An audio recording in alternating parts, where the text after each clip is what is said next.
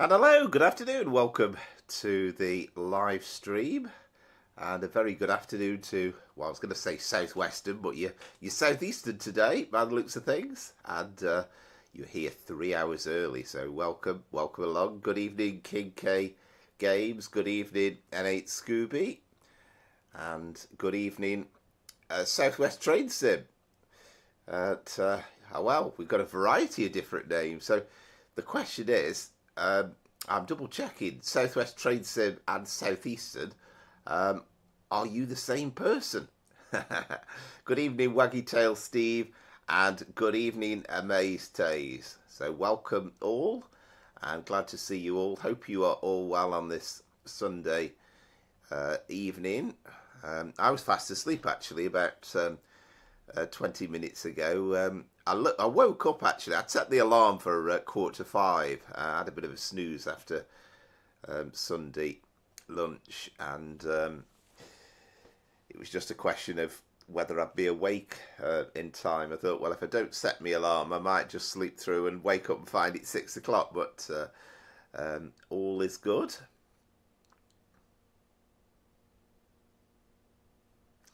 So what have we got today then, just to confirm it? So we're going to start off on a Scotrail service, Edinburgh to Cowdenbeath on the Fife Circle with a 170.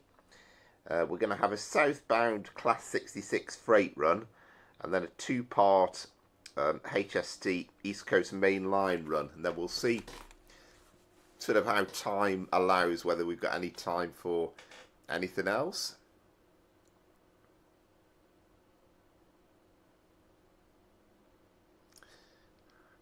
And then we will get going shortly. But I thought I'd give the 170 a go because of all the interest over the 170 pack that's come out this week. The Rivet Games Cross Country and West Midlands Railway pack. I haven't bought it still, and I won't be buying it really. I mean, I like the look of the insides, but I just don't see the point. I've got the unit already. It's nice having a good expanded timetable, but I'm still not convinced about the sounds completely. And at least the one we've got for Fife Circle, we've got track joint sounds, and I almost refuse to buy a DLC where you haven't got track joint sounds. It's almost as simple as that. How are you all this Sunday evening? Everybody doing well? Ah, superb, Amaze Taste. That's fantastic. Wow.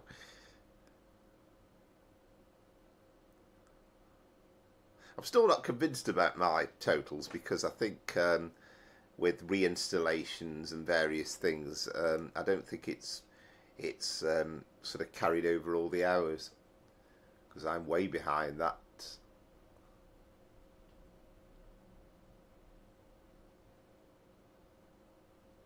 Yeah, I've got the one for the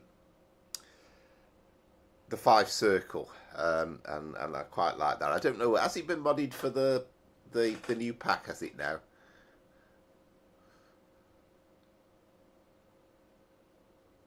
But it's kind of one of those that I'll probably wait for a sale unless something comes along where it kind of is going to look rubbish without that pack being included. I think it's kind of going to be one of those at the moment.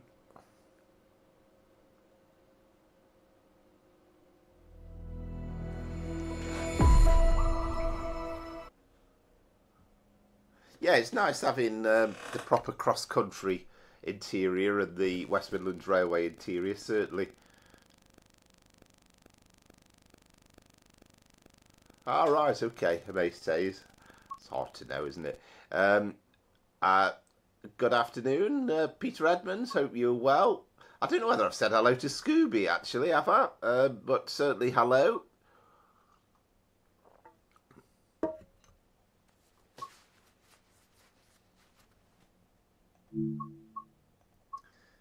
Right, so Fife Circle, so timetable. So we are on this FAWX 2024 timetable. So 170. Make sure we put custom weather on as always, and then what do we say with this? 2 Golf 55, I think. So yeah, here we go. The 0813 Edinburgh to Cowdenbeath.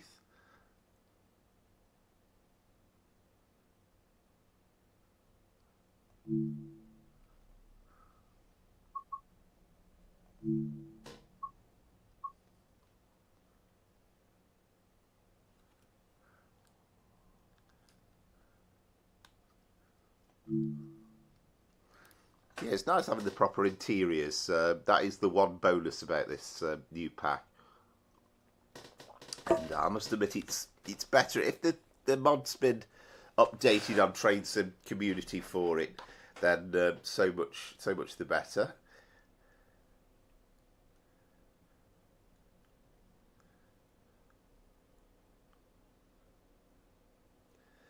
I always forget to get the game loaded up in advance because it ends up being virtually 5:10 before we get started. So I'll be quiet for a sec to let the announcer do his thing, or do her thing, I should say, to tell us where we're going to. Welcome aboard the Scotrail service to Cowdenbeath. This train will call at Haymarket, Edinburgh Gateway, Dalmeny, North Queensferry, Inverkeithing, Rosyth, Dunfermline Town, Dunfermline Queen Margaret, Cowdenbeath. If you see something that does not look right, speak to a member of staff or text the British Transport Police.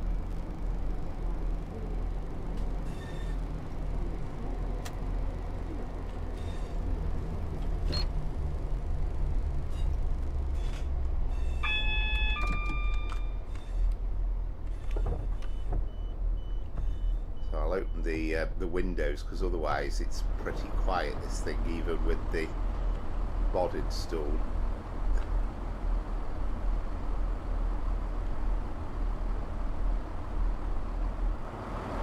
Yeah, definitely Maze Days. And as I said, the problem with a lot of these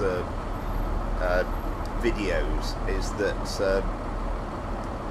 they either waffle on for ages and ages and ages, but that just literally concentrates on the important stuff. So I need to, before I really use it, I need to kind of jot it down so that I kind of know what I'm looking for, and kind of give myself a reminder of roughly where it is on the desk. So I just jot down a few notes, but yeah, it looks dead straightforward. I think once you've done it half a dozen times, then you're not going to have any problems with it at all. But yeah, it helps a great deal. Yeah, it certainly does. This is, as Southwest Train Sim said, yeah, shame that the FAWX timetable hasn't got the leaving services included, but yeah, I mean, you've got to love that Scotrail HST as well, haven't you?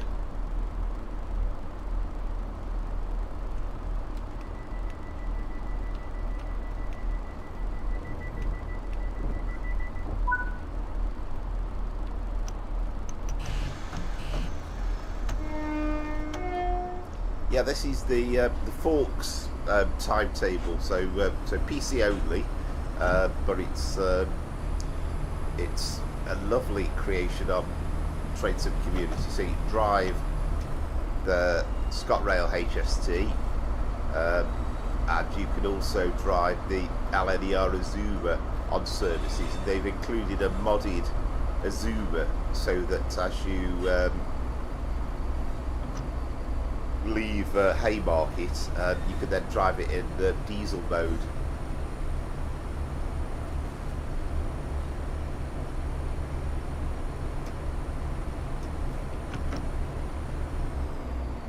Yeah, you could be right, Southwestern.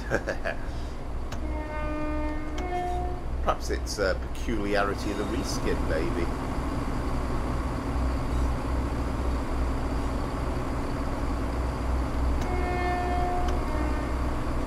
And I have to say, Maze Days, I realised when I loaded up your video, I thought to my embarrassment, I realised I've never subscribed to your channel. So I've rectified that.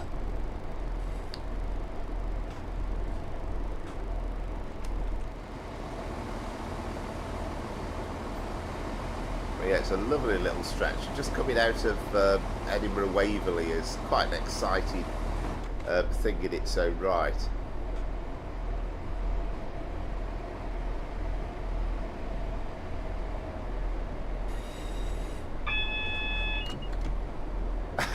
Yeah, I like that bobcart, yeah.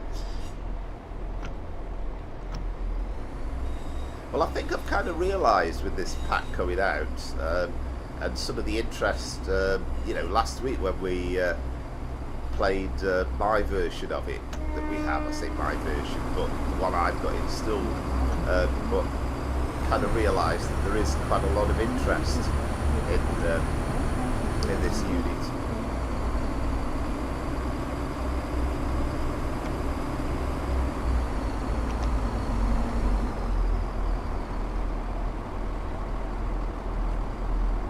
Yeah, definitely. It'd be nice to have a proper upgraded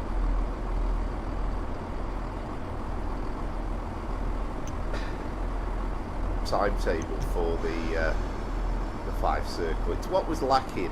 I mean, it's almost, I won't say it's undrivable, but just not the same. And I think we've got to that point now with the Trade Sim World where you've seen these busy timetables, you've seen Manchester Piccadilly, you've seen London Euston, you've seen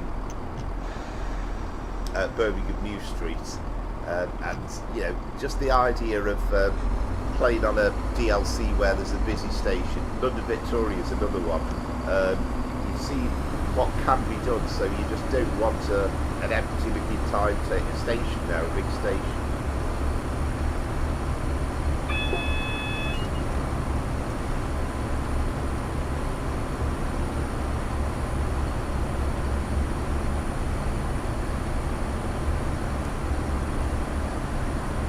And although, I mean, this is a Rugby Games route, this Fife Circle, and again, it's got its defaults, it's got its defects, I should say defaults, but aside from that, there are things about it that are absolutely lovely.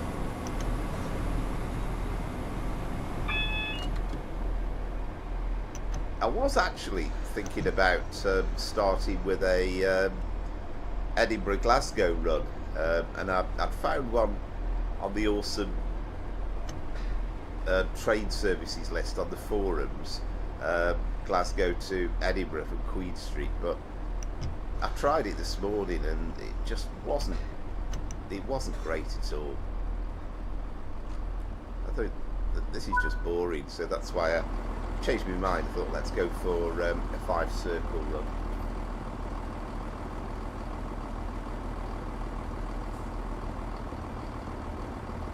Yes, I know. I think it was kind of because I don't know, I'd never really thought about you. I'd forgotten to even check that you had a channel going. So I know there's you know, you've done a few. Well, obviously you weren't keen to grow it massively. Thanks very much as ever for everybody that has liked and subscribed to the channel, and if you're new on here and you haven't done that, would be really grateful if you consider doing it.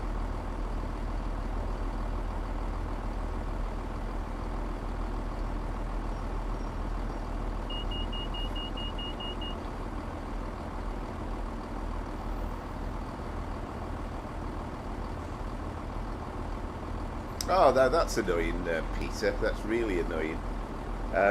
Fingers crossed. I've not definitely decided yet, but after this week, I've got 2 weeks off actually, so I'm hoping to do a bit of train travelling a week on Tuesday. And one of the things I've got in mind is to do the Manchester Piccadilly to Cardiff with the Class 67.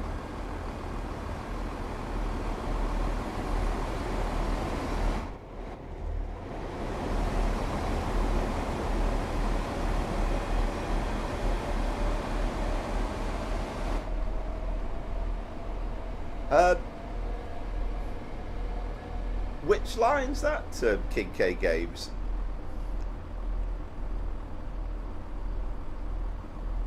I've probably got it, I would imagine. Trying to remember the marshes line. You don't mean the Welsh marshes line, do you? Shrewsbury to Cardiff. Funnily enough, I've got. If you do, that's a run I've got, a route I've got, but I've yet to play it. I must get that done at some point. Ah, right, yeah.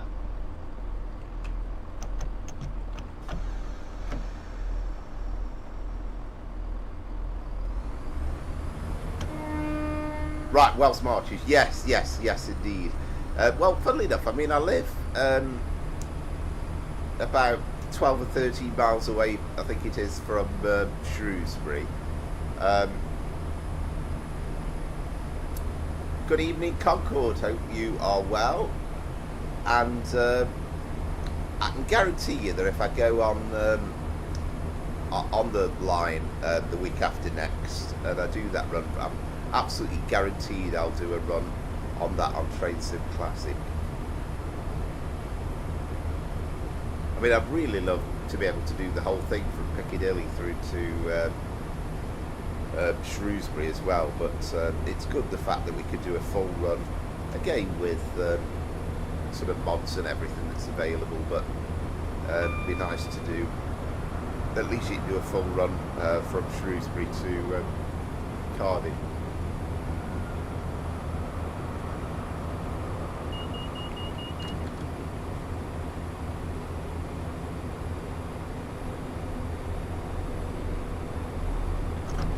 Ah, right, was that at the Greatest, yeah, the Greatest Gathering, yeah.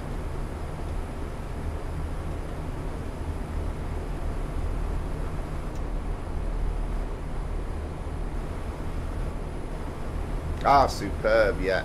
I must admit, I forgot to check the menu, but yeah, I think the idea would be that I'd certainly get...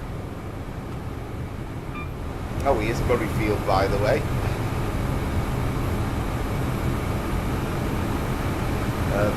Yeah, I'm hoping to do the afternoon run, I think, from Piccadilly, so I must check out what's available menu-wise.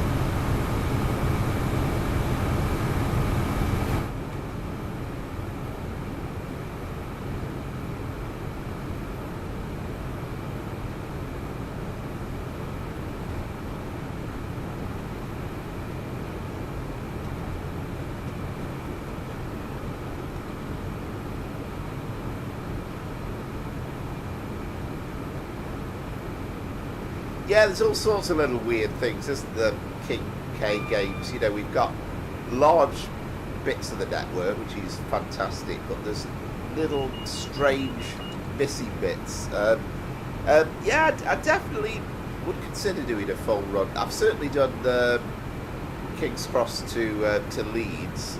I mean, it's slightly ropey, the bit from sort of York to... well, not so much York to Newcastle, but Newcastle to Edinburgh. It's a very old Trade Sim classic route.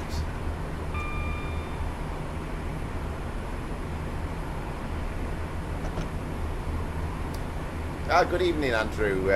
Yeah, hope you're bearing up well. And again, I know hard times for you, but I hope things are okay for you today.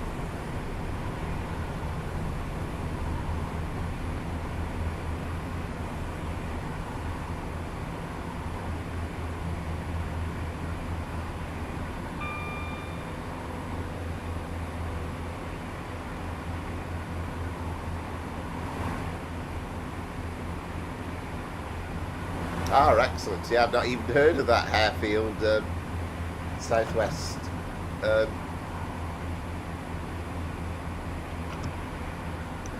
Trade Sim. I still want to call you Southwestern.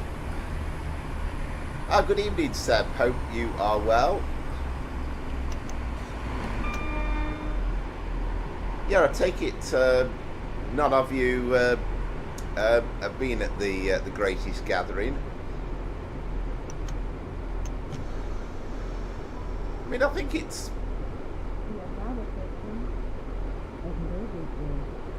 think it's good that we've got you know, sort of interest into trains, and you know, there was a whole sort of regional news programme devoted completely to it on Friday, which was nice. But I mean, a mate I was chatting to yesterday, he said to me, he says, "Oh, I'm really surprised you didn't want to go." And I said, well, it's, for one thing, it's been pretty much sold out for ages, and it looks amazing, but you know, it's essentially, you know, it's static trains, isn't it? So I wasn't that bothered, and you know, the idea of riding trains a little bit up and down, round and about, you know, wasn't that bothered about.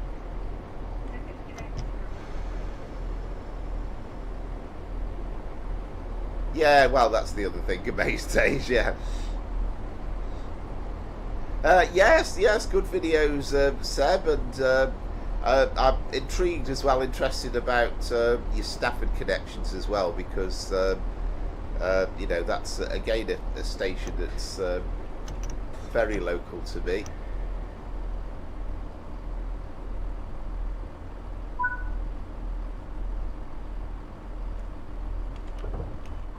Yeah, that's the other thing, isn't it? It's the cost of getting there as well.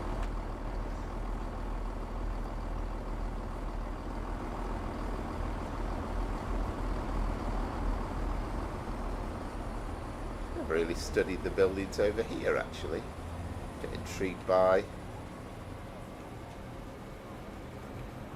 there. That's quite intriguing. You've got all the terminal stuff over there, haven't you, for the airport? And well, actually, that's all the tram stuff, isn't it? You've got the tram depot, which is quite nice. Oh yes, of course, some trams in the yard as well. That's pretty good.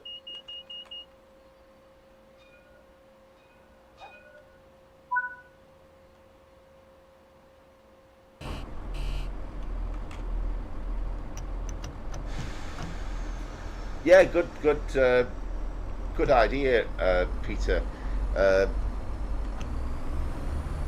mean, I've got references that loco hauled services for 2025, which kind of tells you what the services are loco hauled.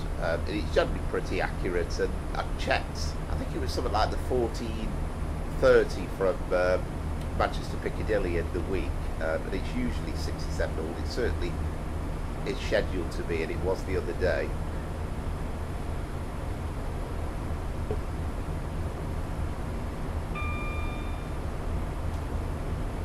Ah, excellent, Seb. Yeah, no, that's great.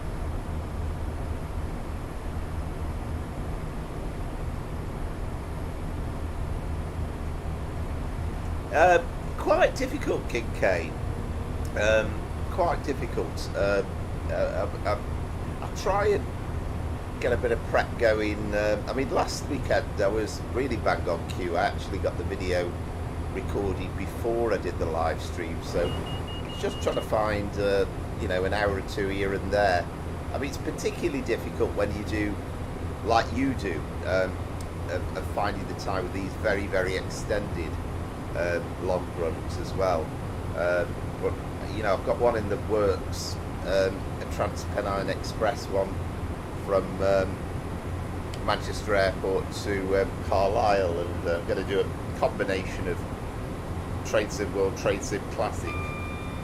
But it's just the biggest thing, and I'm sure you found this because you've obviously used a lot of, I presume you create your own scenarios for Train Sim Classic, but it's just trying to get it look presentable and workable.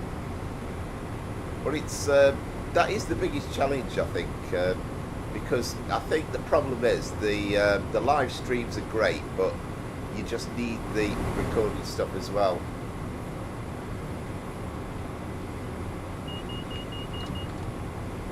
Ah, excellent, Scooby. I might have known that you would have a way.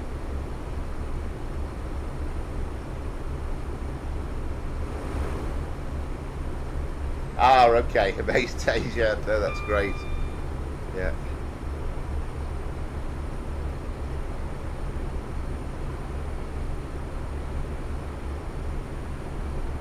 I've kind of steered away from it. I didn't use it last week actually, and I'm back with the keyboard at the moment. I find with this live streaming, it's slightly. I just find it's a slightly extra nuisance in a way.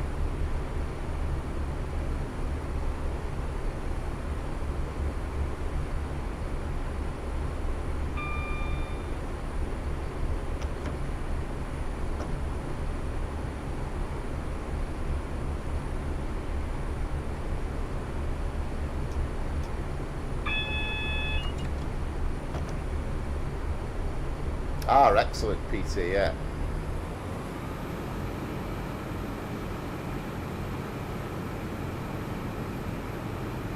Yeah, is there a new PVC then out from somewhere?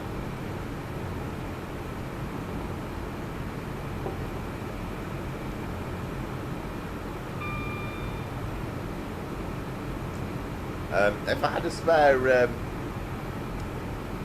sort of 4 or 5 grand going missing or in need of spending, then I'd quite happily get the whole collection. And you know, I'd want one of those where you've got the brake controller separate to the accelerator and stuff like that, but they are expensive old beasts.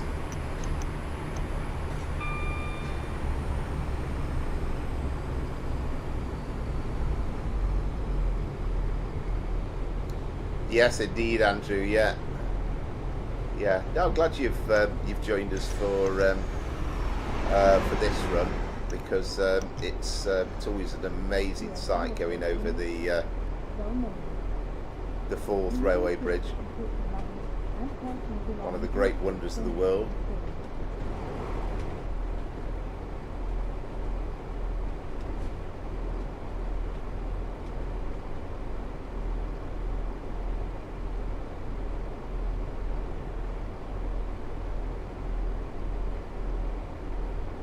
I watched, I might have mentioned it last week, but I was watching an old Blue Peter clip that flashed up on my video last week. Peter Purvis was on it, and he went with the engineer and climbed up right to the top of the Forth Bridge. Absolutely incredible report, actually. Probably wouldn't be allowed nowadays with health and safety and everything.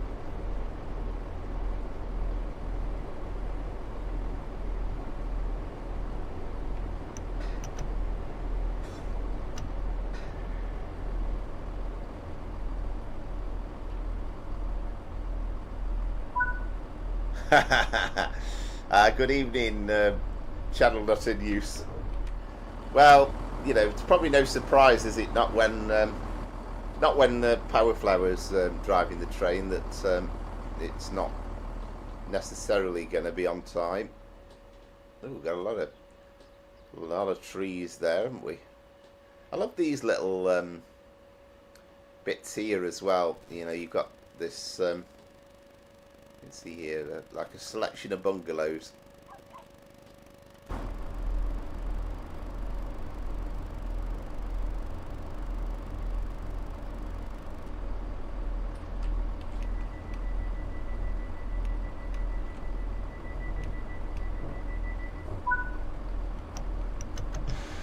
So we are, as Andrew was saying, we're about to go through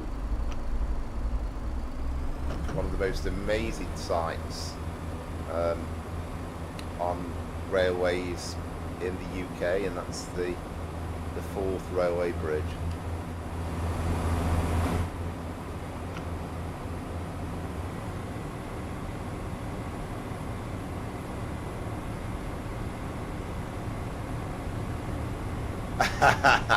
Right, okay. Excellent, Peter, yeah.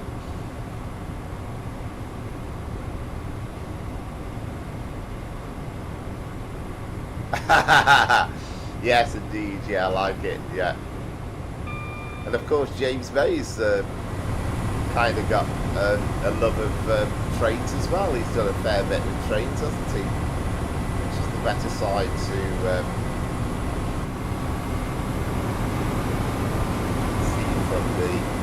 sun, yeah.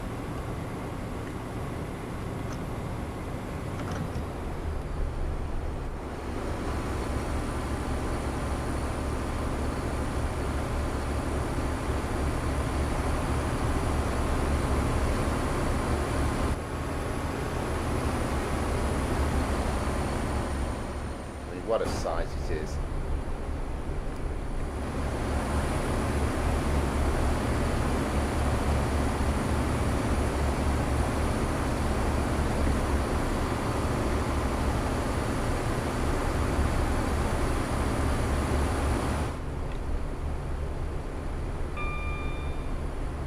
Yeah, I have to say, if they upgraded the pack so that the timetable had automatically included sub runs on middle and main line, I'd be in there straight away, I have to say. Yeah, I think so. Yeah, there was some sort of program, wasn't there? Yeah, they do, don't they? It's so true.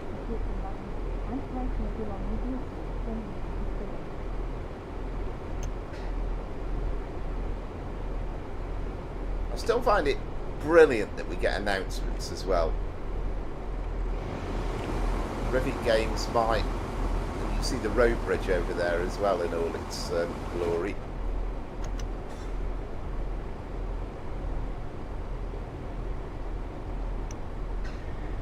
But yeah, and all the criticism of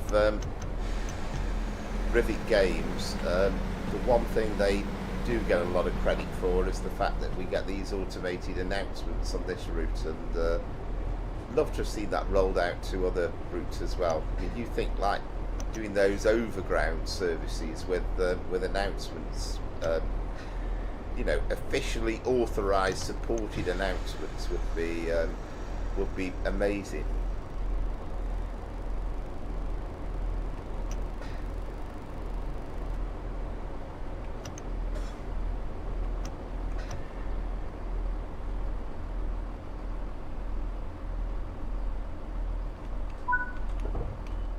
Oh, that's an interesting fact, Andrew.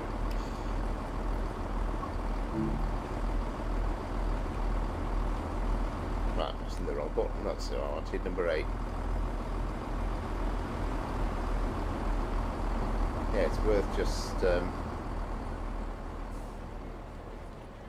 wandering out and just having a dreamy look over there. But yeah, in that Blue Peter video I was on about, basically they walked along this track by the side from North Queensferry, I think it was. Or was it from Dalmeny? I can't remember now. I think it was North Queensferry though. They walked down and then they went up right onto the top.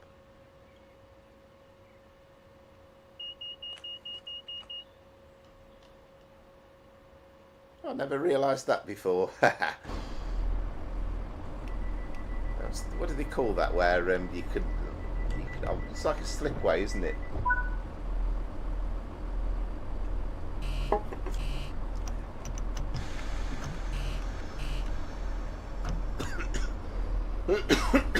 Oh, excuse me.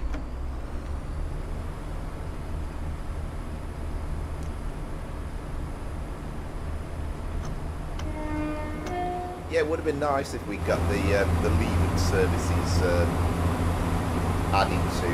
I was considering doing a leaving train from Edinburgh Waverley, but it was sort of the actual variety of the stop that won the day in terms of what we get from Waverley. I couldn't quite bring myself to operate a service where we've got a quiet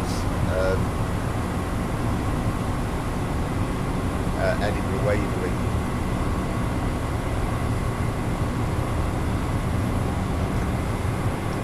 Yeah, he's done some superb stuff, hasn't he, Jeff Marshall has?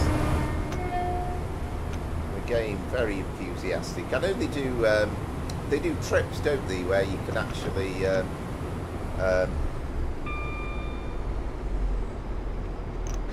a bit of a guided tour. I never noticed Southwest trains, to be honest.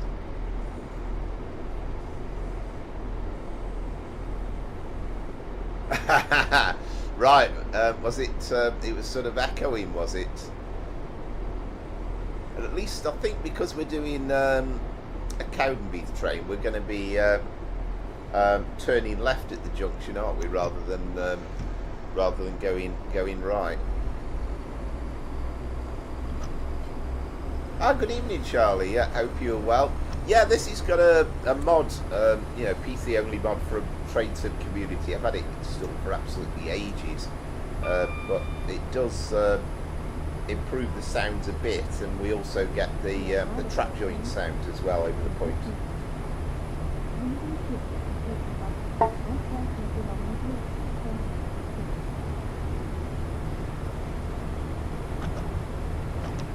Yeah, when was that? When was the road bridge built? Was it 70s? Was it?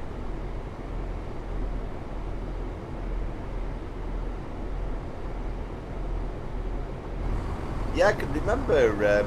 Well, we had two versions for Train Sim Classic, didn't we? We had the, I think they called it the Scottish East Coast Main Line, which goes up to Dundee from Just Trains, but it's a very, very old add-on.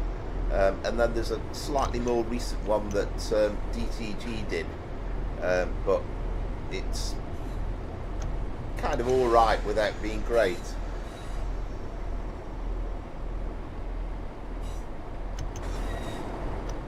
Yeah, we'll do an outside view as we leave the station.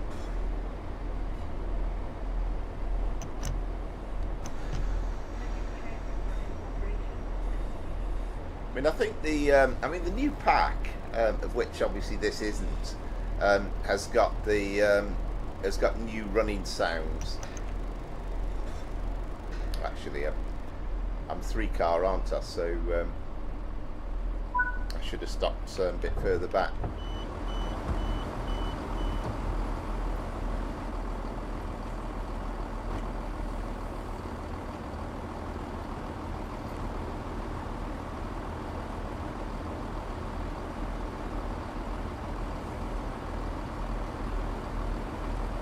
I think at least we've got some passengers on board as well. We are running a little bit late by the looks of it. Yeah, and there is a Train Sim Classic route that goes all the way to Montrose, and the track is actually in place to Aberdeen, I realise, but apart from the bit at Aberdeen itself, there's no scenery between Montrose and Aberdeen, so I think it's something he probably planned on putting in at some point, but he's never bothered.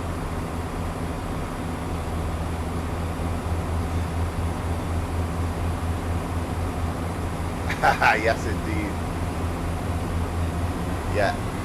No, you can imagine the exasperation.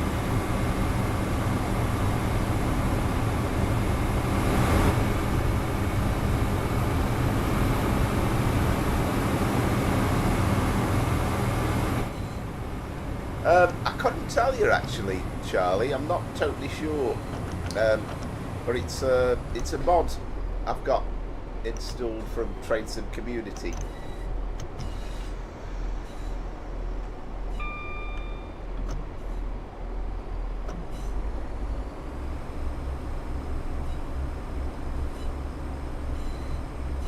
The thing with some of these mods is you have them, you know, there's stuff you've installed from months ago and ages ago, and sometimes you can't even remember for definite what you have installed and what you haven't got installed. And sometimes I only, when it flashes up, something's been updated. It's only then I think, right, let's get the new version of it up. I mean, the 66, I think we've now got a louder horn from inside the cab. But I don't know whether it works on all the 66s.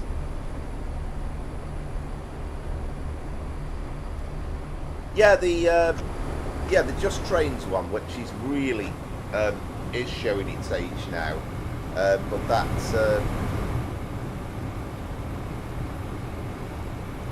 that goes to Dundee.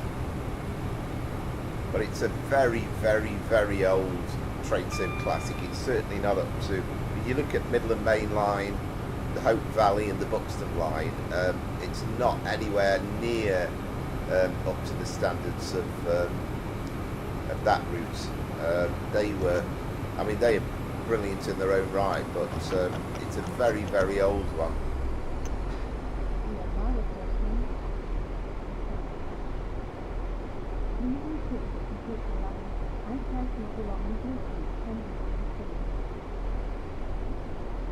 Yeah, that's right, yeah. Scottish East Coast Main Line. It kind of confused me in its own right, really.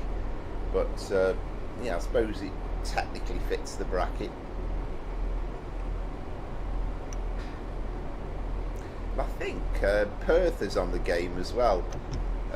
You've got a section of the... You could do sort of Perth to Edinburgh Waverley.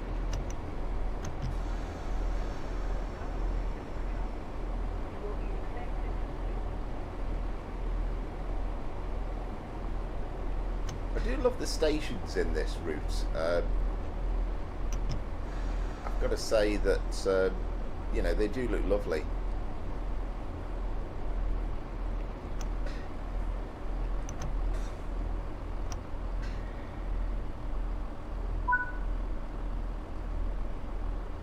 No, it's all right. Sometimes capitals can emphasise a point quite nicely.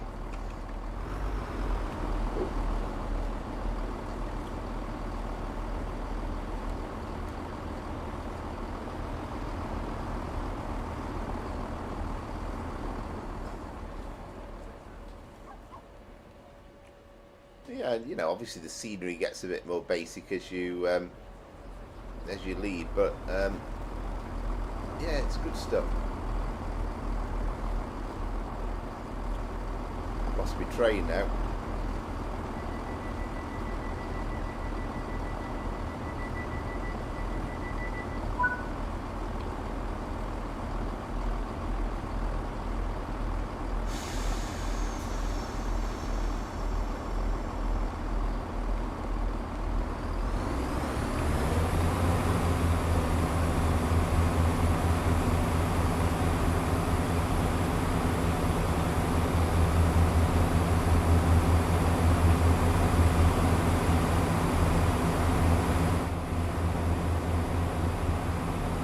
Yeah, absolutely, Southwest trains, yeah.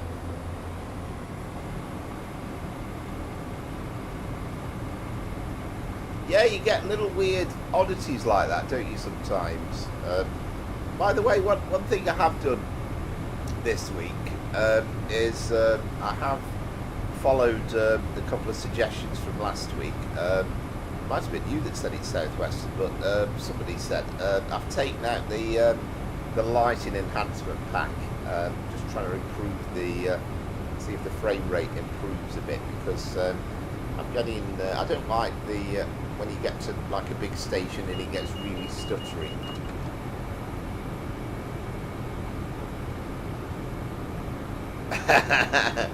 No, it's all been fairly sedate, to be honest, Peter.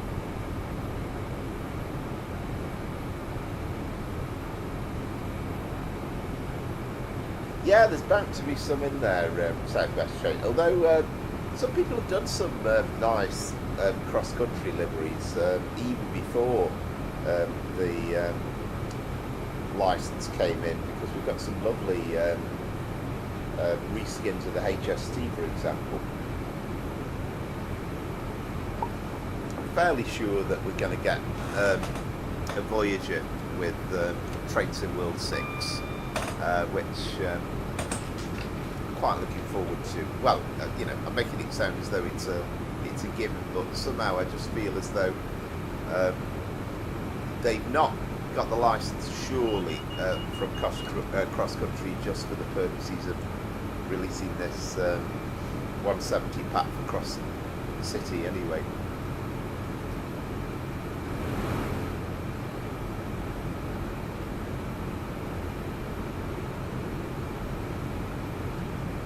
Oh, good evening, Josh. Welcome. The famous West Coast Main Line 2019. Oh, I'm speeding now. The famous West Coast Main Line South OTS timetable creator. Yeah, we'll be doing another run on the 66 shortly. That'll be once we get to Cowdenbeath. Hope you're well.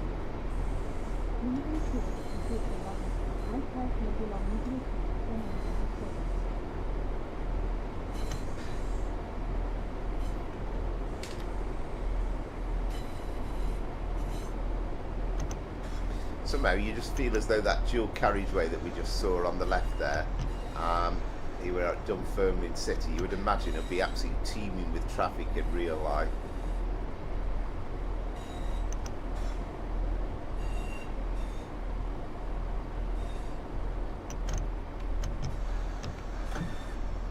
Yeah, you feel as though a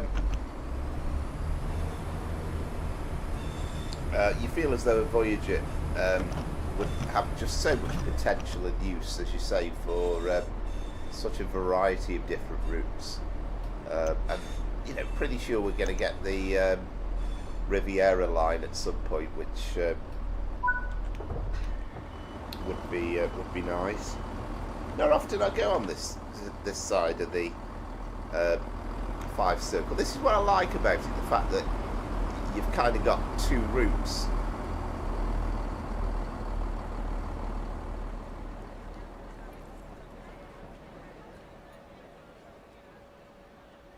Yeah, this bit feels a bit like a ghost town, you would imagine.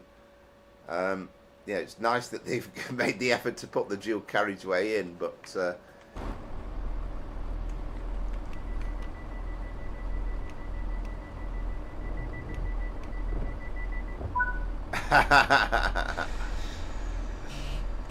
no, you deserve every credit, Josh, because you know, I just imagine the sheer hours, months and effort. I should be learning how to use the hill start thing on this 170. We are on a climb, that's why we were rolling back slightly. Good evening, Benji. Hope you are well. Yeah, it's a good cab to drive from, and I mean, I know Christopher often says that he's not so keen when we do a run where you've got a cab where the view is slightly blocked, but you get a nice, good, clear view ahead on the 170.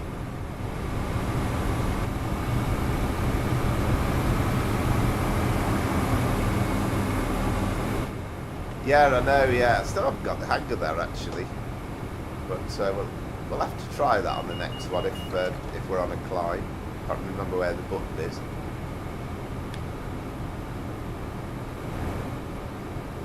They have all these features in the game, and the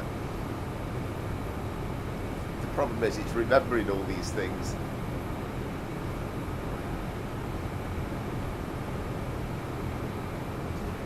Yeah, it's not such a nice view, is it? I mean, it's a nice train to drive, and I do like the 158s, but they this is a much clearer view.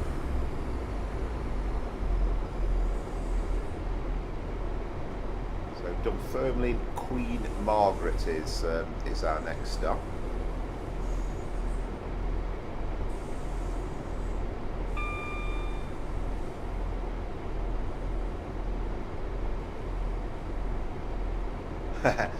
Yes, I know what you mean. It's it is a nice, easy train to drive, and again, I like the sound on the 710. Actually, it's quite good fun.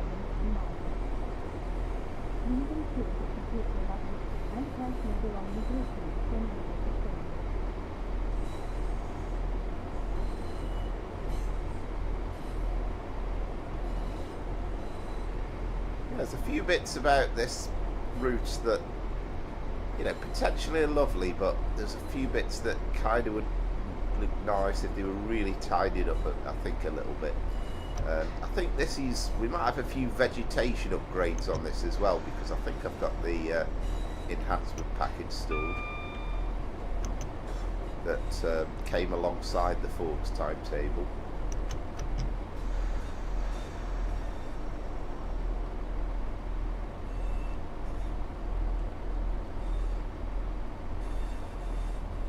Ah, right, okay. I like that. I suppose you can turn snow on at any point. I do believe, I think I'm right in saying I can remember having snow in June once in real life. I can't remember when. I don't think I was very old, but it's probably, if I had to guess, I'd say late 70s. I think we moved house in 77, so it was some time after that, as I recall.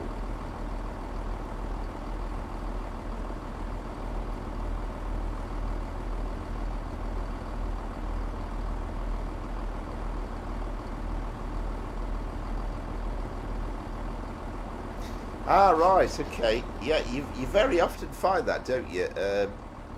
And again, if you know exactly where you're looking, then you'll perhaps see, but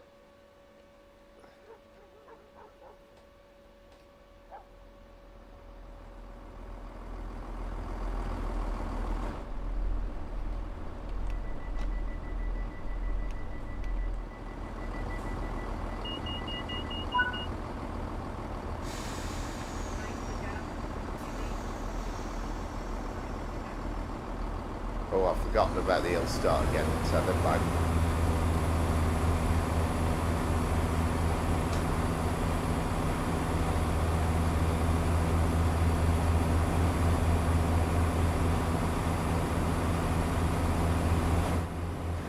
Yes.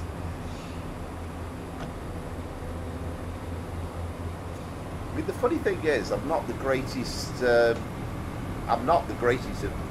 Voyager fans in terms of travelling on them, and when I've got a train from Stokegate to Manchester, I've sometimes sat and thought, right, I'll wait for the Voyager to go through and then get the Pendolino, because usually it's only like a 15-minute extra wait.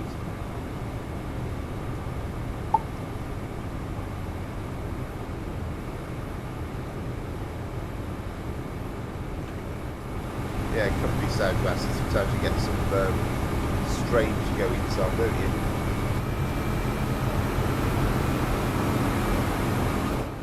I mean, it's probably a more beautiful line going when we turn right after the Fourth Bridge and you head towards Markinch, but a bit of a change, I thought, taking the line out to Cowdenbeath.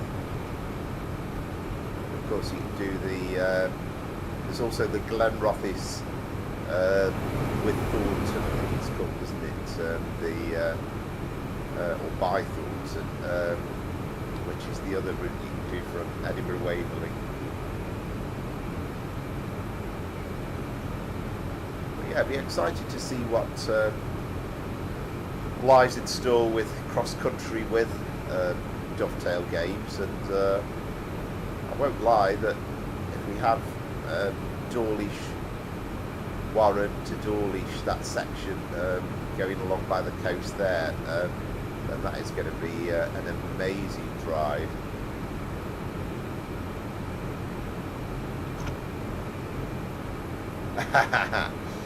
Right, okay. Yeah.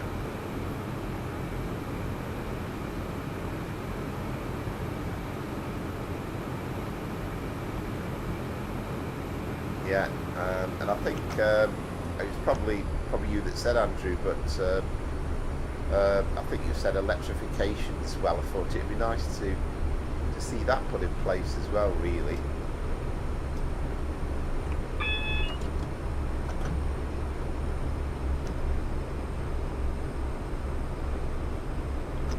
I think that was a single yellow, wasn't it? So does that mean we're going to get held before the station?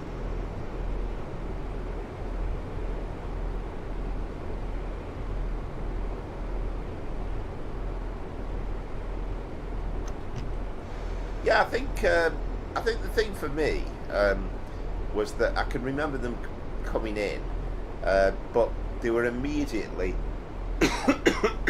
excuse me, in the Voyager days, they were immediately like 4 carriage trains, and they generally all rode in 4 car units. At least now you get them sort of double units getting together, but they were always just packed, so they were like an unpleasant experience. The toilets always smelt awful. I don't know whether that's improved, and you just always had people spilling all over the place, so it's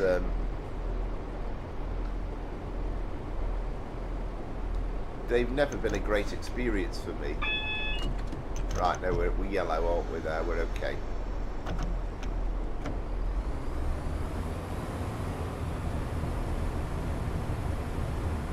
Good evening, Mark Moss. Hope you are well.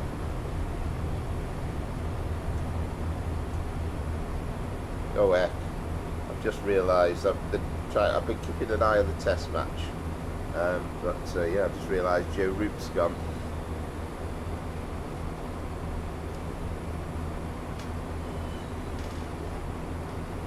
Somehow you think we've got to win this today because the weather's obviously so awful for tomorrow, but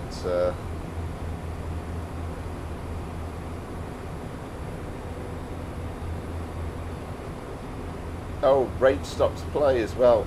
Oh my goodness me, we still need 35 runs to win with 4 wickets remaining, so it's been typical of the series, hasn't it? It just has to go right down to the wire.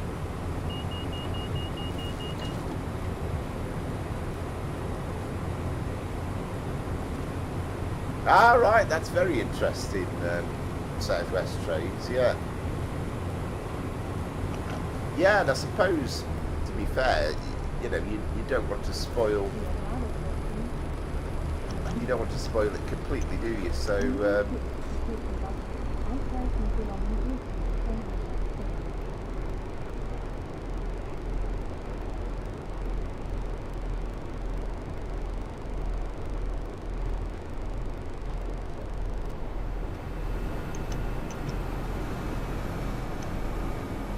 Yeah, absolutely right. Yeah, yeah, definitely. You wouldn't want to mess with the 4th bridge.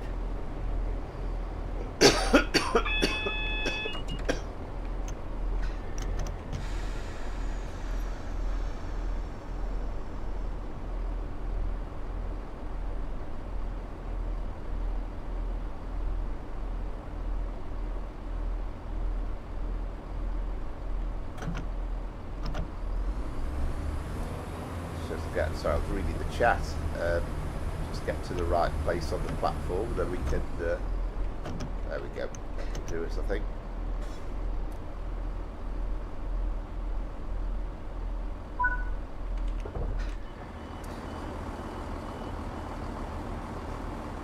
Yeah, I mean we've not got that long to go now, have we? Until all the big announcements. We're in the right month anyway, so. I don't want to think about that too much because, I'll say after next week I've got 2 weeks off, so I don't want to wish time away. But by the time we've got the 2 weeks over with and then the bank holiday, then we're going to be getting all the big announcements.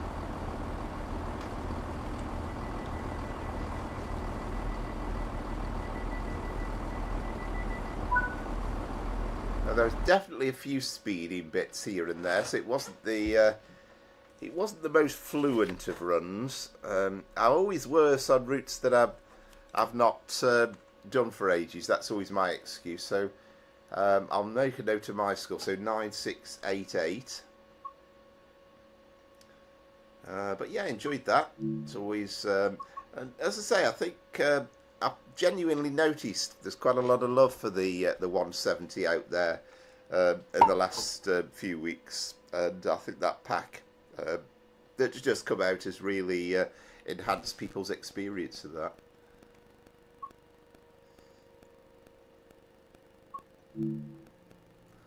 So, of course, the thumbnail for today is that shot inside Edinburgh Waverley with the Scotrail HST on the right hand side.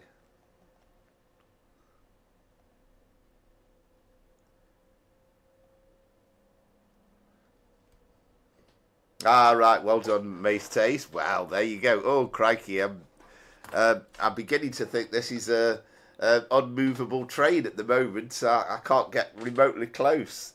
Yeah, oh, well, that's a convincing one, isn't it? Couple of, well, 300 points, isn't it? So, wow, there you go. So 1-0 to you, and well done, well played. But I did enjoy the ride. Yeah, it's nice that we've got that in there, Andrew. It's a lovely reskin with that, and you know, we haven't got the plug doors. It's obviously just a reskin, but it certainly does the job. Yeah, my pleasure.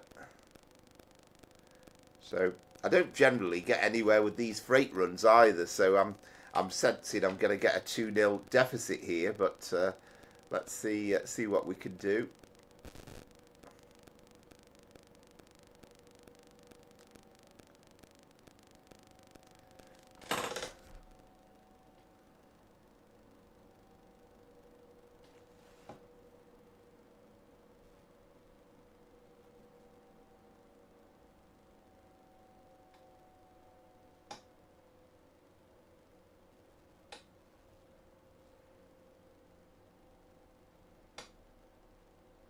Ah, right. So has it been? It's been officially called the close. Yeah, rain brings early end to the day. So 339 for 6, 35 runs needed, 4 wickets remaining.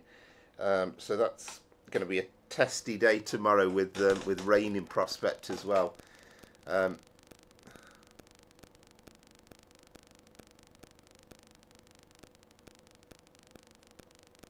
Right. Okay, Andrew. Yeah. Yeah, let's get the 66 going in a second.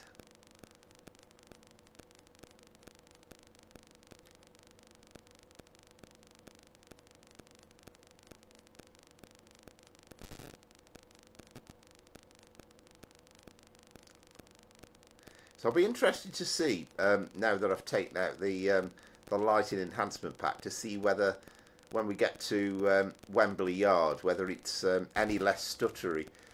We shall see.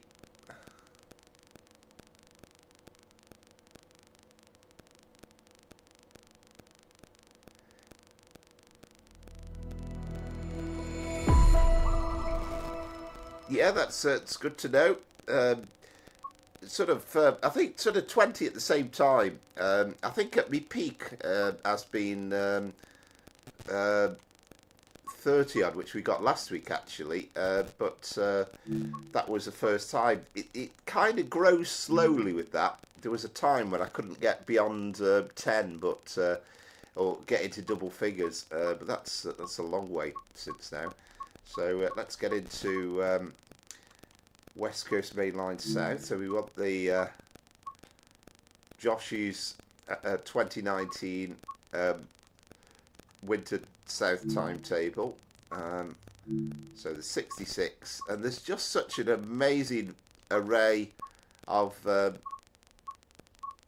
liveries to choose from. So I think I fancy we've done the that British Rail 1948 to 1997 one. We did one of the Colas ones last week, so I quite fancy the Advenza freight one. So let's have a go with that, I think, this week.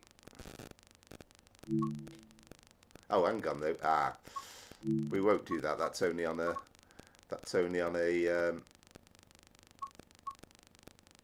Oh, hang on though. Yeah, I think that's only got. Right. Okay, that's just a shunty move. We won't do that one then. I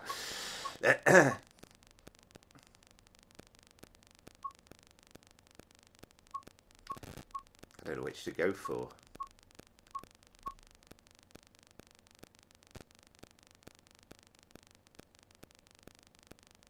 Oh, I know. I love that. Yeah. And one of the ones is. Go on, let's try the this original direct rail. Oh, wait a minute. Some of these we actually haven't got an advanced timetable on, have we? What have we got for the? Yeah, we'll do one of the GBRF ones then. So let's go for a daytime one. See it in the night time. We're going to go south, I think. So yeah, that'll probably do us 1422 Lawley Street Freightliner Terminal, which of course is Birmingham, but we'll be starting from Milton Keynes to Wembley and Willesden Yard Depot Complex. That sounds nice. Yeah, some of the TSW advice is, it's kind of like, oh, if you've got a red signal coming up, then you might have to stop.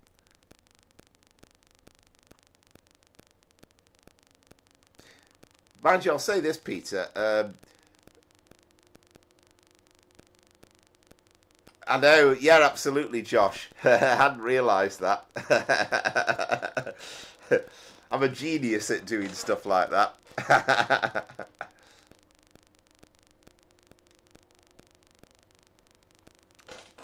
Yeah, well, I do fancy having a run on the Flying Scotsman, Peter, at some point. I was going to do, and it probably won't be in the stream, but at some point I need to do a West Somerset Steam Railway run. So that's something I fancy do. But I have to say, these freight runs are absolutely beautiful because they're like relaxing, chilled out.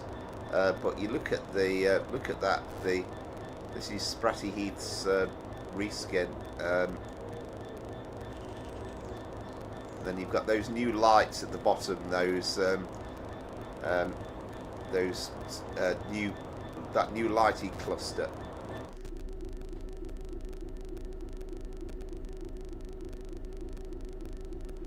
Yeah, sorry, Andrew, I didn't pick up on that. What's happening about Lumo?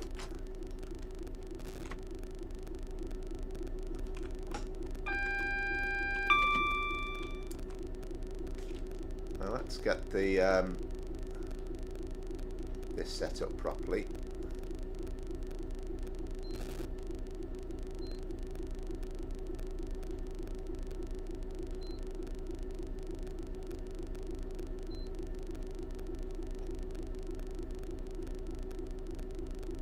There we are. Good. Oh, excuse me. I never ever get this done either. I can never remember how you do this.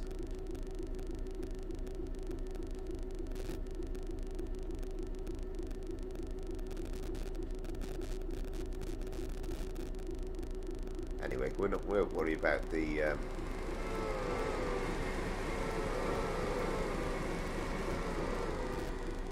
Ah, right. Yes, I did hear about that. I think Lou. Okay, call you Lumo then. Yeah, I think I did hear about that, Andrew.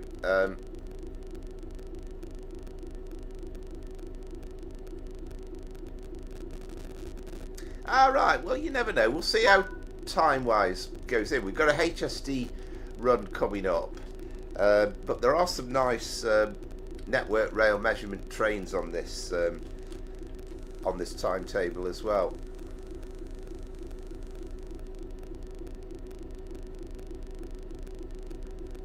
And as ever, we wait for 2 years before the brakes come off.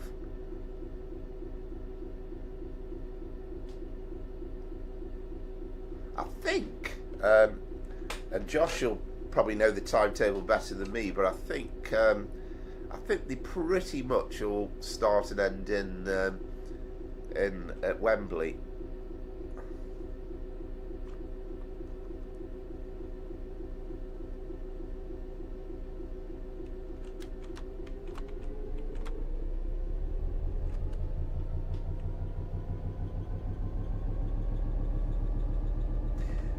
Good evening, Christopher. Yeah, Yes, I was. I've been keeping an eye on it. I mean, I was asleep after lunch for a bit, and then I switched on and I thought, oh, this is looking easy. We only need less than 50. We've got loads of wickets in hand, and we've got this in the bag. And then, of course, it's all gone a little bit pear-shaped since then. Yeah, it's a good idea, Josh. I think you mentioned that last week, because they take so long, don't they? And by the time you've got everything else set up, then you're ready to go then, aren't you?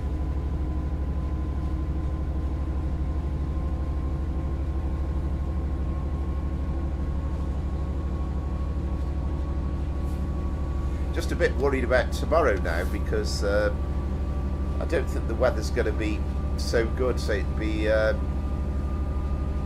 suppose one way of looking at it is that if not a ball's played, then we've won the series, but it'd be quite nice to get the match finished though.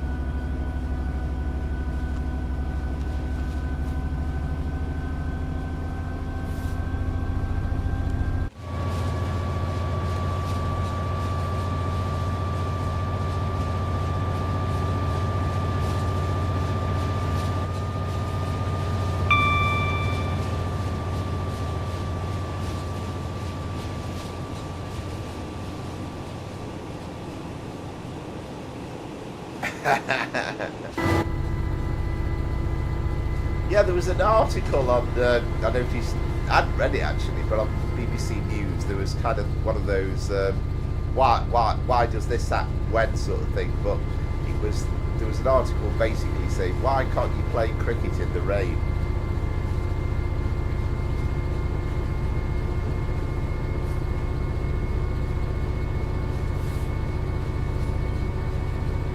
I had a base days. You doubted me now, perhaps I haven't, but I thought I had actually the mod installed.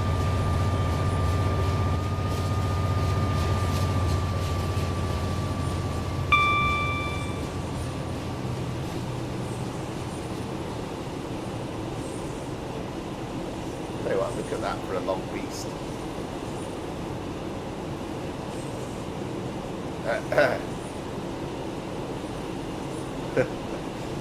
Well spotted, Andrew, thanks for that.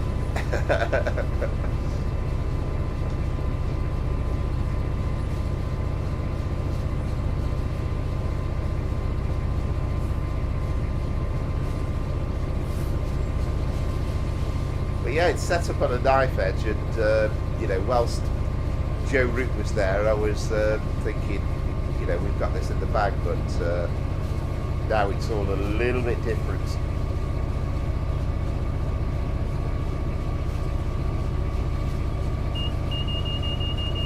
Yeah, absolutely.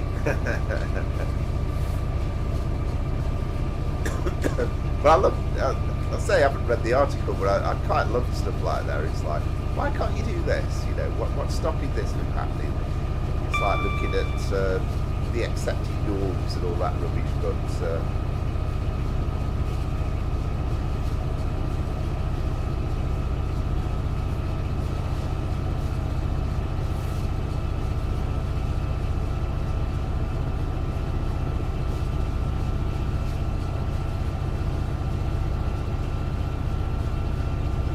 got a bit. I'm hoping it's not like this on the street, but I'm looking at the OBS studio picture of the line. It's suddenly gone looking very, very fuzzy. So I hope it's only a momentary thing.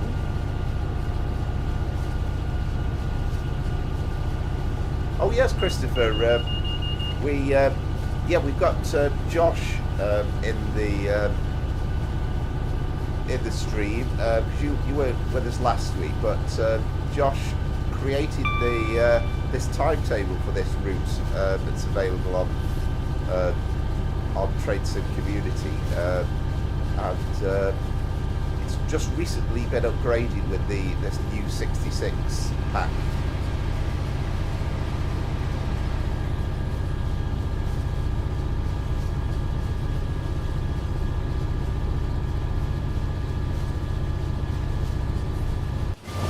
Yeah, I mean, the thing is, I know in May's Stage you've been calling for proper length intermodals, well, for 12 months, right from the moment we've been watching the streams.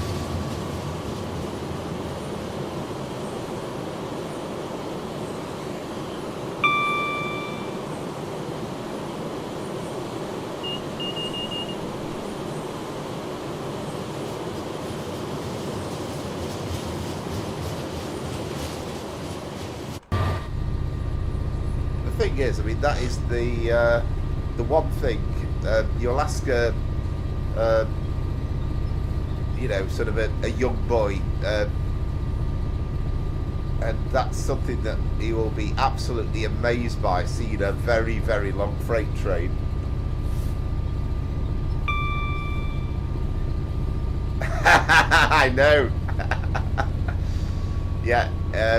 It suddenly occurred to me because you know, I've been talking to him all the evening, and then Amazed Tay said to me, "You do know who he is, don't you?" And I was skirting around in my mind then, I'm thinking Josh, and then it came to me that there was a Josh connected with OTS simulation.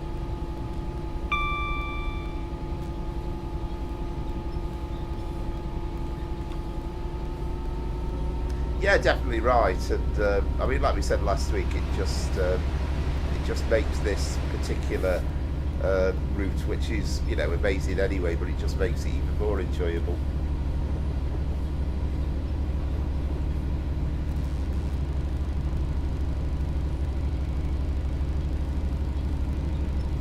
Yeah, you with your dad, weren't you, Christopher? That is lovely.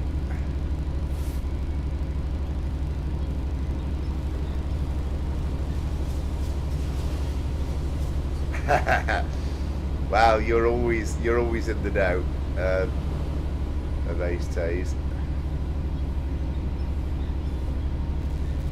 I mean, I have logged on to Discord, but it's only now and again, and I just can't really pick up very much from it, to be honest.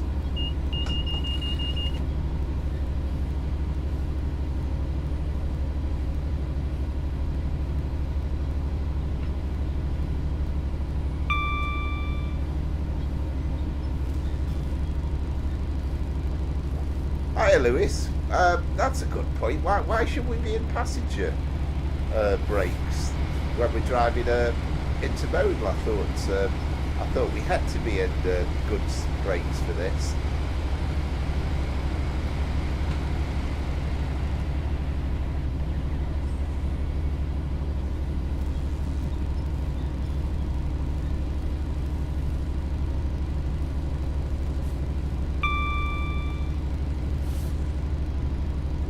He is amazing, Josh, Amazed Tays, that, you know, he picks out on all these little nuances. Yes, he won the first one quite convincingly. I'm getting hammered. We had a couple of weeks ago, we were having some very close runs, and then last week it was a completely clean sweep, so I was way off the pace last week.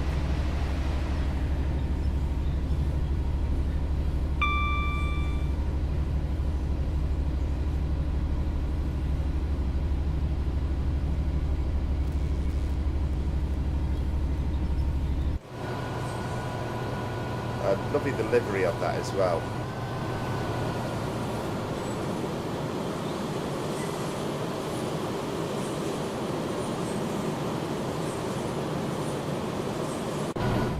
Ah, right, okay. Well, you learn something new every day, Louis. Right, so I should actually have passenger brakes on, should I?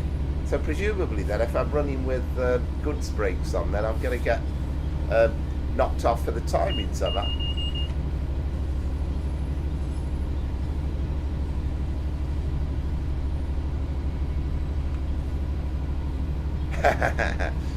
Yes, was that was Roy Chubby Brow, wasn't it?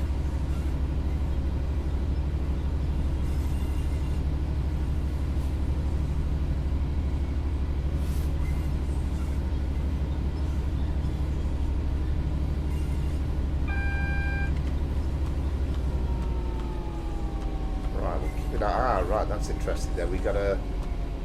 It was a double yellow, but it cleared to green, so we'll have to kind of not. We don't want to get too carried away with the speed. Let's put a tad of brakes on.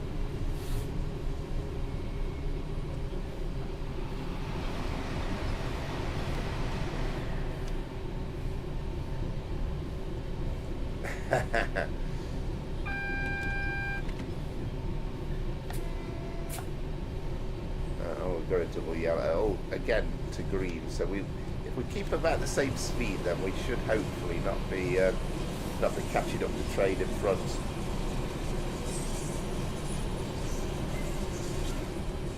Yeah, it would have done, Lewis. I didn't make a note actually at the start.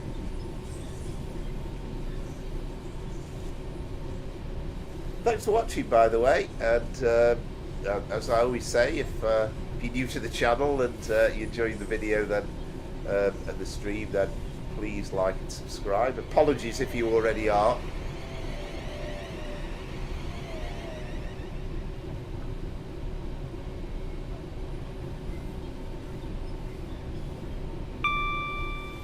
So just tell me your base Taze, just out of interest then, are you operating on goods brakes mode or on passenger goods mode on this this service? Oh, thank you very much, Lewis, and welcome back, Seb. Ah, right, fantastic, Lewis. Yeah, the name rung a bell. Apologies, apologies. I'm sure we've chatted before, but yeah, much appreciated.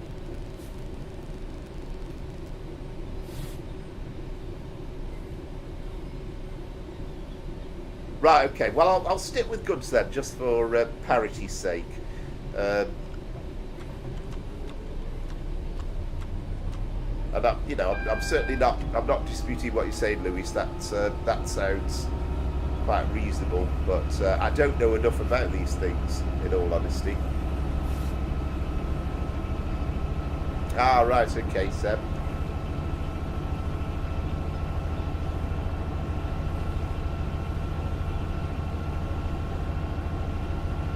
Yeah, or at least, I mean, I've been doing the recording since the Christmas before, but when we come up to September, it's going to be the 1 year anniversary of the live streams.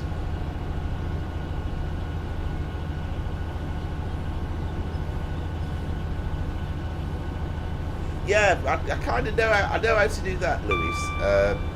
It's I've kind of got the hang of that. The thing I never remember is setting the length of the train and all that stuff.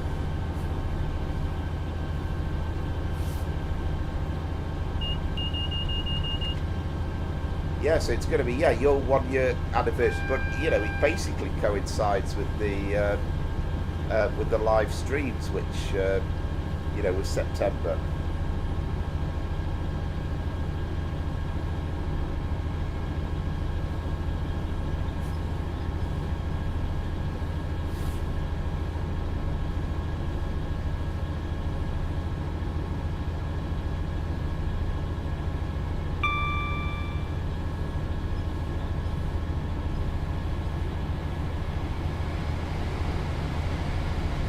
There's a nice white liveried, say white or grey? White, wasn't it really? Pendolino racing through. Ah, brilliant, Andrew. Yeah, 4 years, excellent. Yeah, I mean, for me, it started off just before Christmas, not last year, but the year before, and then I did the first ever live stream in September when we had the pre-release of Train Sim World 5, and you know, yet to pay a bit more for get the slightly early release version. And I thought, oh, I'll try and do a live stream, see what that's like. Never done it in my life. Hope it works.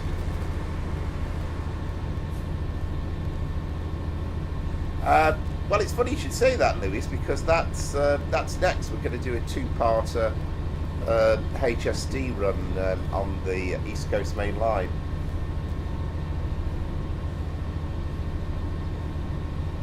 Yeah, absolutely. Yeah, there was indeed. But having said that, you know, in terms of the actual numbers who were watching it over the course of the night, you know, you were still getting a few hundred people, but people were very much on and off.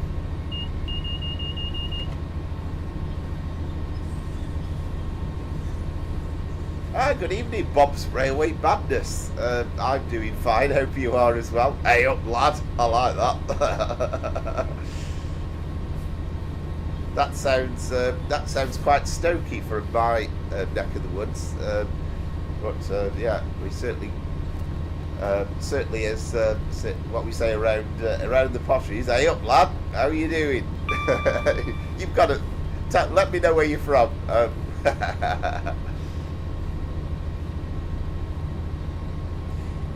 It's good fun, Lewis. I quite like the Azuma. The only thing missing for me personally is the cruise control on it. That would be lovely to have.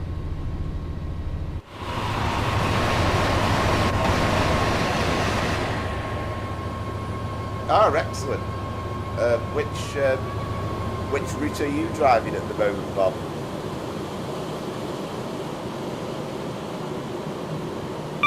Good view there on this straight section, just how long this train is.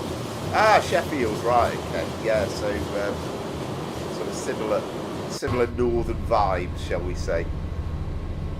But yeah, we certainly say that around in our neck of the woods and the potteries, but I can't quite do it with the Yorkshire twang to the accent.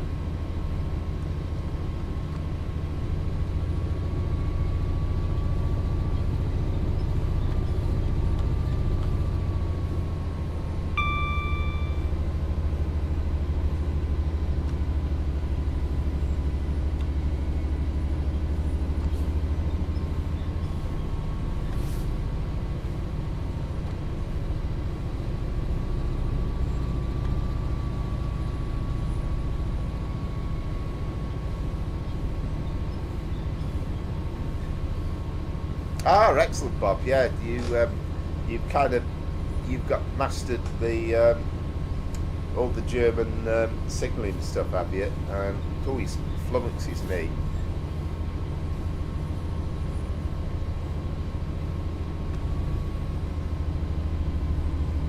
And there's nothing yet. Complete silence on the TSW6. You look on the forums, people are speculating like mad on what every route will be and what every possibility and combination will be, but until we get to is it 21st of August, I think it is, then the news is silent. Yeah, absolutely. It's very much a northern expression, isn't it? So yeah, certainly around here in the potteries and yeah, Lancashire, Yorkshire.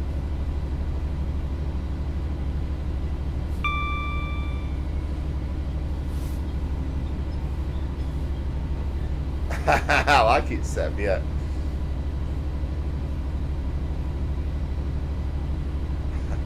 Okay. Yeah.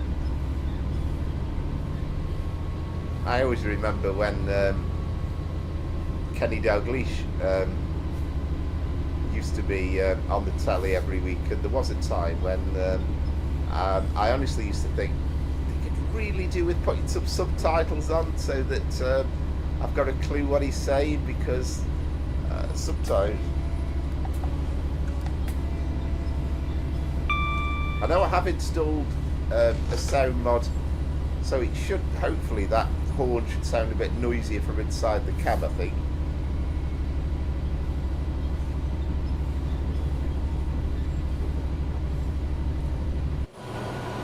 Yeah, very much so, Andrew. Yeah, Scotland's a beautiful area. I was going to do Glasgow, Edinburgh as the first run, but it's kind of, it's lacking something. It really is with the timetable. Ah, excellent, Seb. Where you going to be going off to? Is it going to be Stafford again? Is it? I have to say, I used to love the time when it was school holidays, and I know when if it coincided with my dad being off work, we'd try and get as much train spotted in as possible. And I remember, I was thinking about this earlier on actually, but I remember it was about the mid-80s, but there was a time when Stafford became the centre of the universe because Crewe Station was closed for a couple of months whilst they were doing a major rebuild, and there was just basically one shuttle train that they operated to Crewe. Everything else went via the avoiding lines.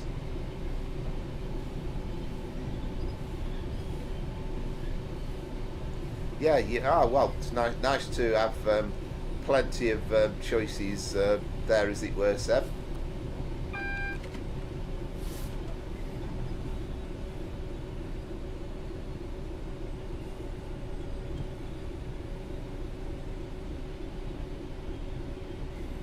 Right, we'll try to take this slightly easier than on the braking, as the next signal could be red.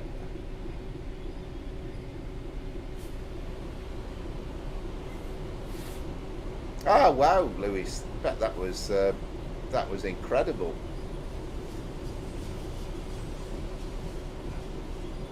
Yes, right, okay, yeah, 85, yeah. But I remember that period well. So we went to Stafford loads of times because suddenly everything was stopping at Stafford. The Crewe to Derby trains went to Stafford as well, bizarrely. But yeah, suddenly Stafford was really was the centre of the universe, and it was so bizarre. I saw some of the pictures of Crewe and stuff in the magazines and bits and pieces, but it was a funny old time. Yeah, well, that's okay, Seb. You know, just bits and pieces are quite nice sometimes. So where was the test track, Lewis? It's not that, what's he called? That old Dalby test track, was it?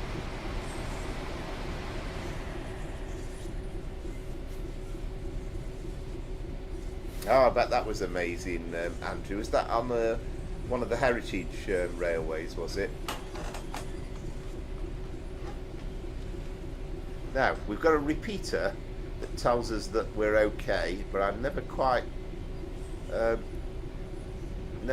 convinced about them. Oh, perhaps they work on the West Coast Main Line. I know they're a bit balked on the North London line when you really need them.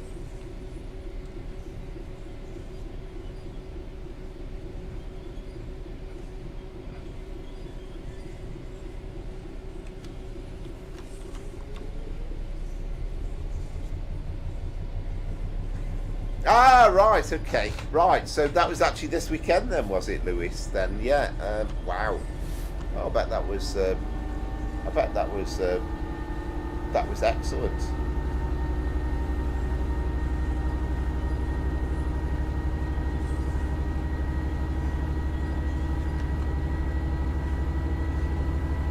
Yeah. So I was asking earlier on actually if anybody had been to the Greatest Gathering. Of course, nobody had at the time, but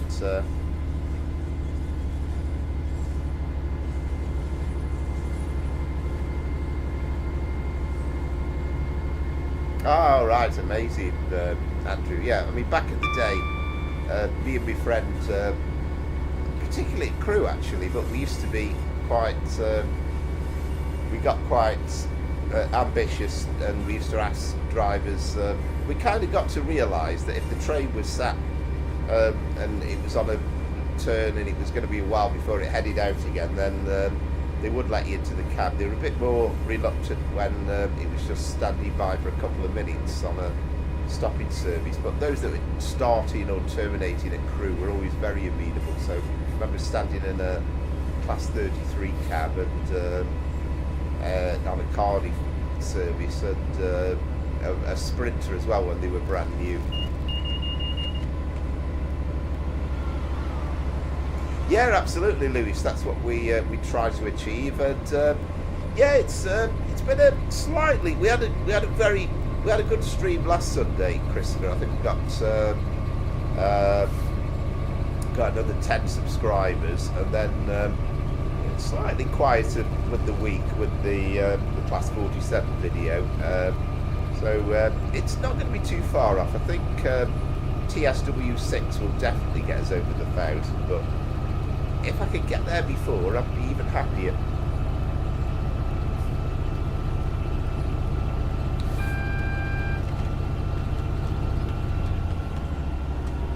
Yes, indeed, Seb. Yeah, West Coast Main Line South. So we're heading towards Wembley, Willesden.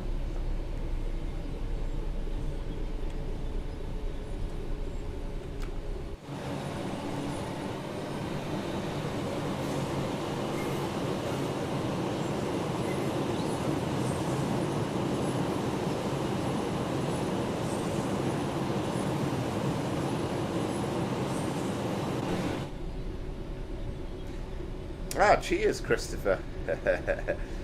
Not too far off, actually. Birthday, yeah. Not too far off at all. Next week. Wednesday, in fact. Yeah, thank you very much.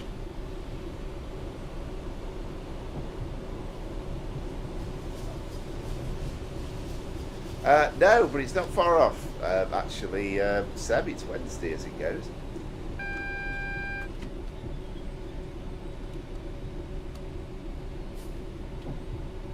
Yeah, that's brilliant, Andrew. Yeah, and you know, it's stuff like that, and you know, I know sad times for you at the moment, but that's just such happy memories, and things like that you could never ever repeat, can you? It's these chances that come along. Yes, I had that problem, Bob, actually, with the 47. I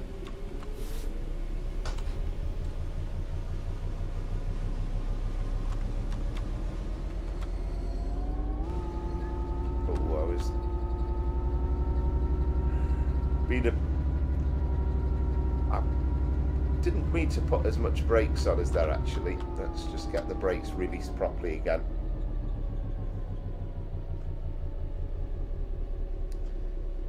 Yeah, we had a problem with the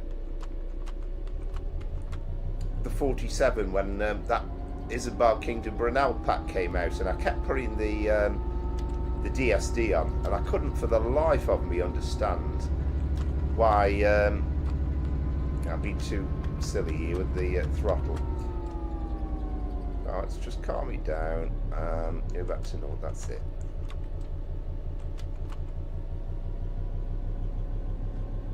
Easy does it always with this loco.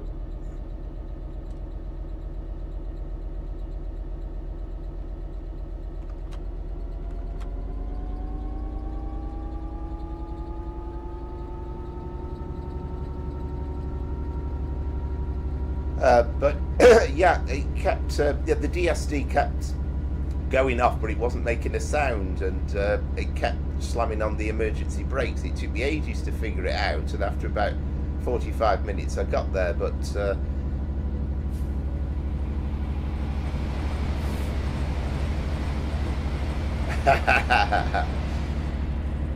I see, Seb. Yeah. Oh, okay.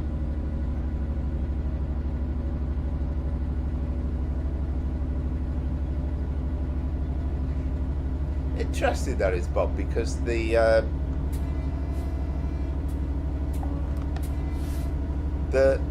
obviously the first excuse me, the first 47 that came out was actually for the West Somerset Steam Railway, so That's kind of typical Dovetail Games, isn't it? That the one they came out with first was fine and works, and then the one after is broke. Oh yes, 21 again, Andrew. Yeah, you can tell I'm very much in my youth.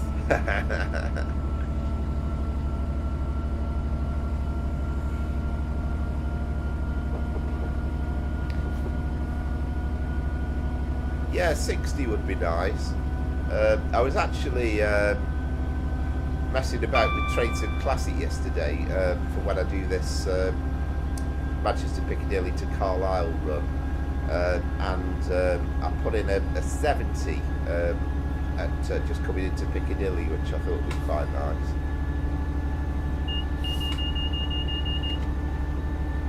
Yeah, it's good when you've got stuff like that going on, Christopher, and it's nice when you get the one of the trackside people actually waving at you. That happens sometimes as well. Yeah, I think out of a 60 or a 68, I would go for a 68 because that would be nice for passenger runs as well, and then we could do one of those on Fife Circle, couldn't we?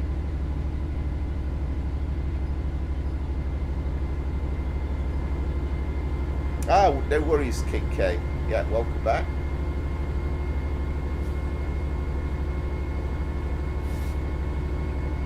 Yeah, it was a bit of a bodged release, I think, Isabel Kingdom Brunel, which is a shame, really, because it looked quite nice. It was nice to have the blue and grey Mark 1 carriages, but it wasn't quite up to scratch. And you get quite a lot of orange jacketed people around with this OTS timetable, actually, and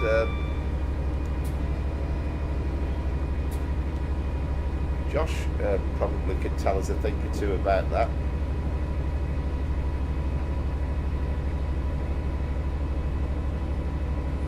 So although we had a bit of an enforced stop, it might just give us a bit of distance from the train in front, so hopefully we might get some more clearer signals.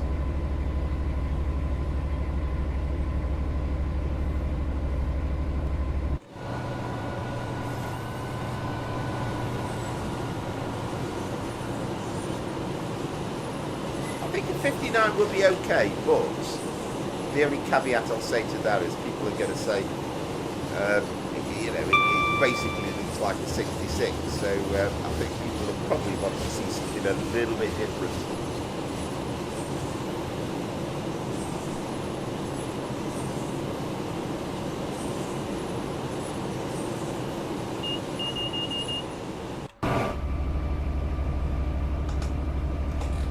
Oh, right, yes, Josh, yeah, it's, yeah, I can't remember. Yeah, that's the point, yeah, because that was needed to make this timetable work, wasn't it? So, yeah, they're literally all over the place, aren't they?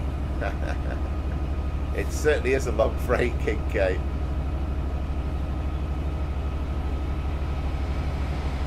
Yeah, they're absolutely all over the place. You see them on top of some of the signal gantries in places.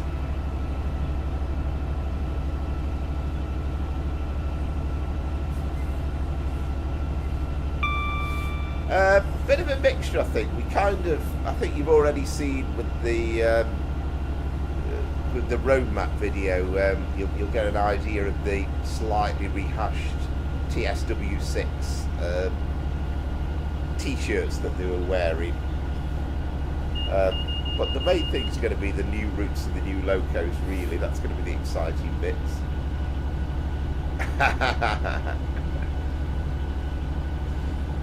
Well, there's an interesting point, Bob, because King K is slightly knows a thing or two about American trades. Yeah, absolutely amazed, Tay. That doesn't surprise me.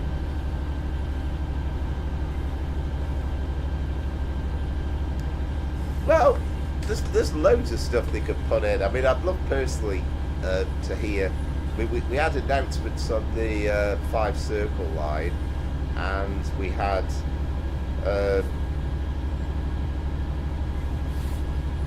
But I'd love to see that rolled out, you know, across the board, and it would be nice to have announcements at stations. But more than anything, I'd love to see just some of the bits and bobs that are completely broke fixed. Like, it would be great to have. Excuse me. It'd be great to see the passenger stuff fixed as well, where you had passengers that got on and off trains at stations and behaved kind of normally. Yeah, lighting would be a big thing. I mean, they made a big thing about it improving, was it last year or the year before, but it's still got a long way to go. It's not, Christopher, no, it's in Train Sim Classic, but it's not in Train Sim World. And I think the issue with Settle Carlisle is that it's a lovely line, but it's not particularly busy, so it would be relatively boring in a way. I mean, I'll buy it if it comes out, but I think that's the downside to it. And in Train Sim Classic, I hardly ever played on it. It was slightly on the boring side because it's not particularly fast, and somehow the beauty of it doesn't just quite come over on Train Sim Classic.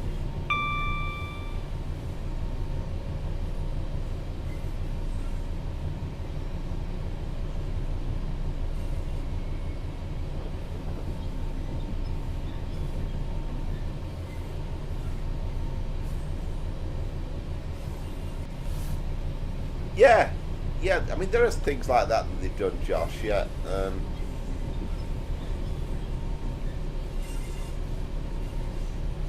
I have actually, Scooby, yeah, just seen you think about the, the 99. Not in real life, I hasten to add, but I did see it on a video.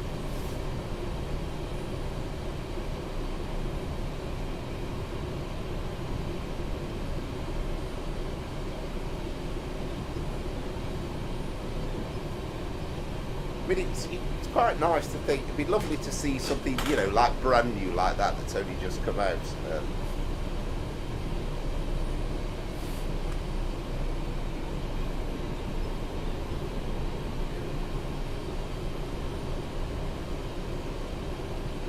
Well, I think the only thing is Concorde. There's absolutely no chance of them doing Glasgow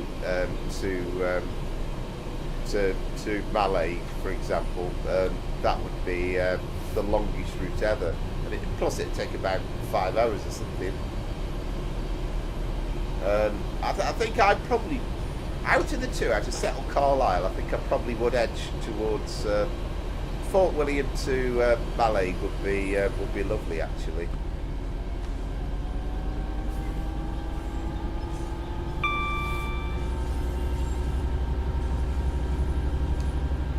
I take it you had a great time then, Lewis, at the Great East Gathering then. I bet it was absolutely packed, wasn't it, with people?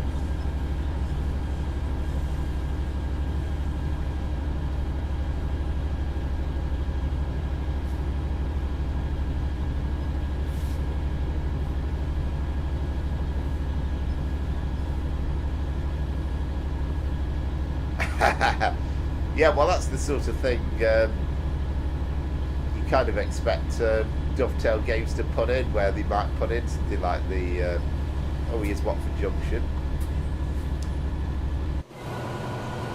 the Loch Ness Monster.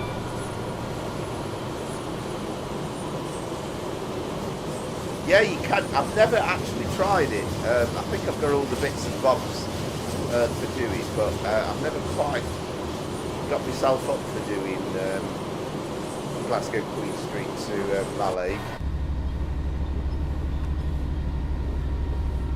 I've got to, I mean, I could be entirely wrong, because I often am with these things, but we know that Crew is coming to the game, so there's a possibility that could be the all aboard, or whatever they call themselves, route. You know, who knows, it could be Crew to, say, Llandudno on North Wales coast. I think a lot of people begging for the North Wales coastline to come out.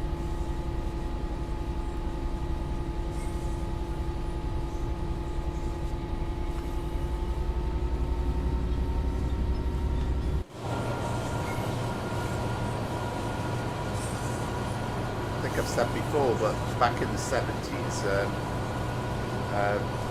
there was a train that ended up down in the embankment down there.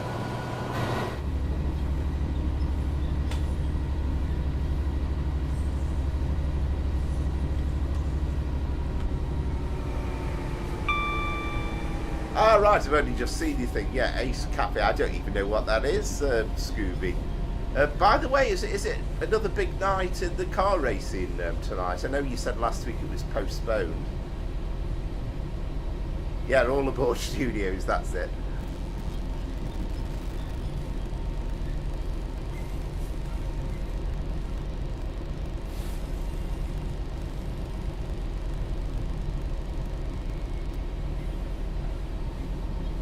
Yeah, I think North Wales Coast would be popular. Crew to Derby would be right up my street actually, because being a Stoke lad, then that's obviously right on cue for there. But I don't know. I could be wrong, but I've just got a feeling I can't think that it would be considered interested enough Crew to Derby. Whereas North Wales Coast, I think. Everybody seems to love the North Wales coast. Alright, very, very best of luck then, Scooby. So, literally, an hour and 6 minutes away. Wow.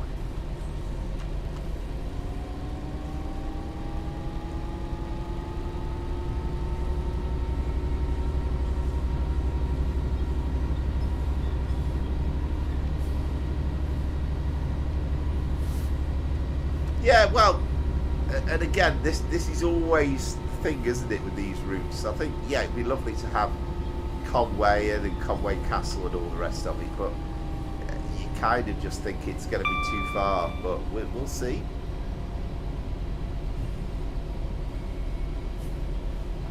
Yeah, that's my thinking, Concord. It is fairly, relatively flat and uninteresting. As I said, it'd be up my street because it's, well, it kind of is up my street, but I don't see it. I don't see it myself.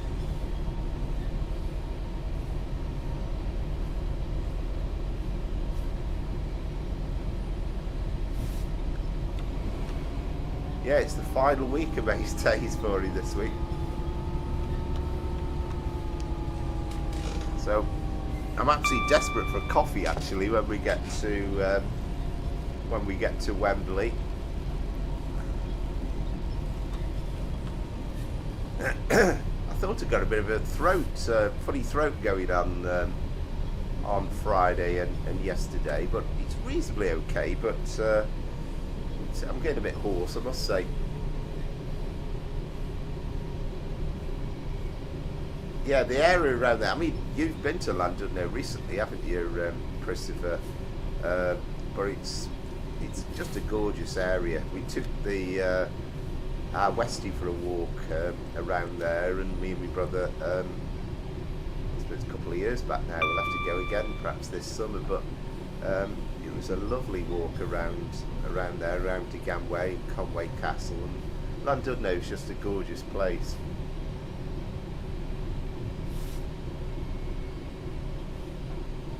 Yeah, not too far, hopefully, for the prize giving time, Scooby. So what happens then after this week then? Is that the end of the season for the year, or will you be starting again in 2 weeks' time or something?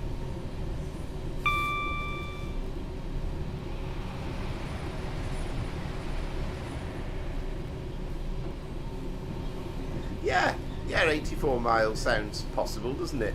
But I mean, we've had 90 miles.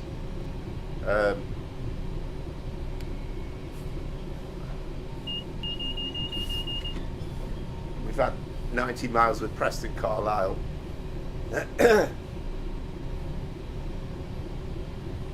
Yeah, I mean that is true of most days. Yeah, even King's Cross to Peterborough is a bit on the flat side. I mean, it's kind of, I think it's made up for it though with the variety of traffic that you get really, and you know, particularly if they put Moorgate in, because you could have the Moorgate to Welwyn Garden City services. I think it's a bit too much to expect the Hertford Loop to go in, but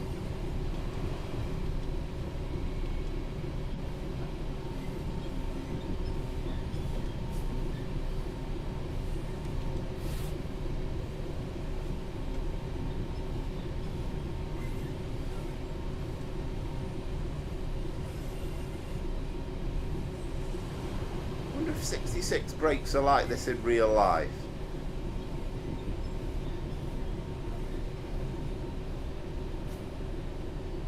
Ah, okay. And then that'll start again dead soon, I'm guessing.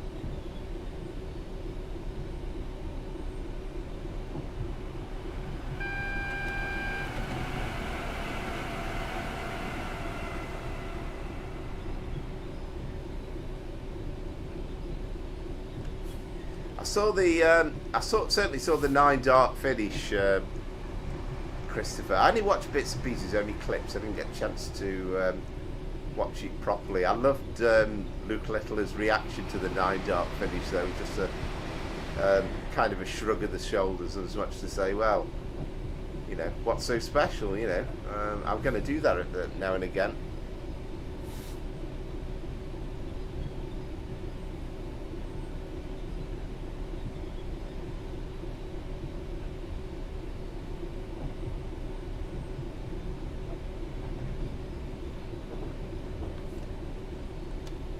Making sure on this signal, yeah. Yeah, we're definitely yellow, aren't we? We're all right, yeah.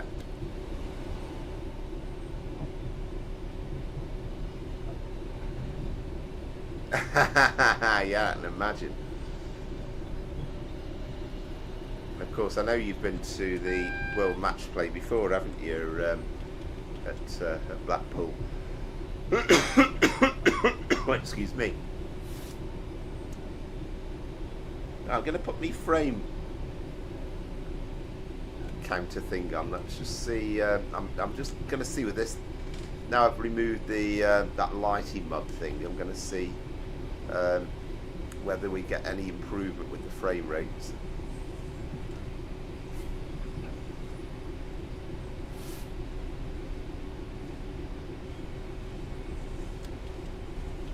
Yeah, it feels a bit like the football season, Scooby. One season ends and then another one comes in.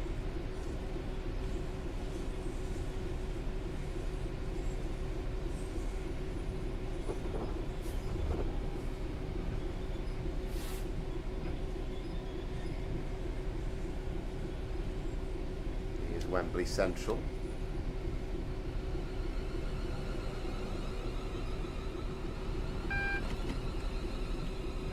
Oh, how? Yikes. That's red, isn't it? Oh my goodness me. I think we got away with that with this. I'm sure the signal before was double yellow, wasn't it?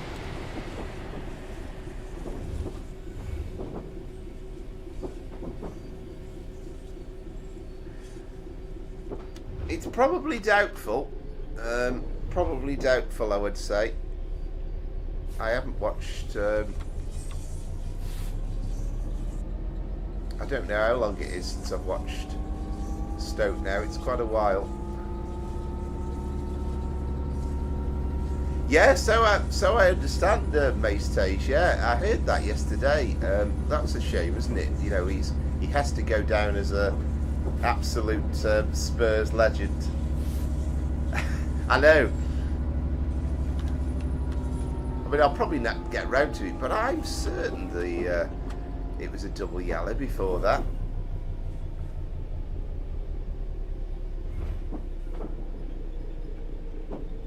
Ah, well, there you go then. So there was no need to panic.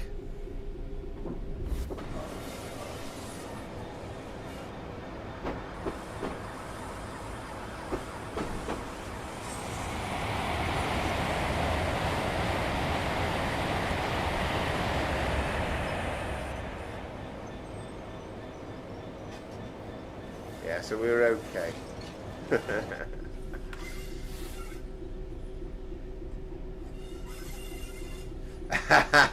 Yes, indeed. But yeah, probably you know, in terms of stature and what he's done for the club as well.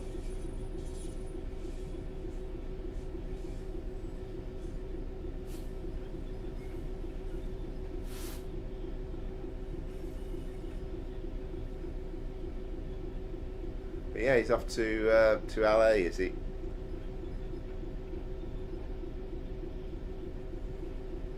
I've probably said before, but I've never ever been to America.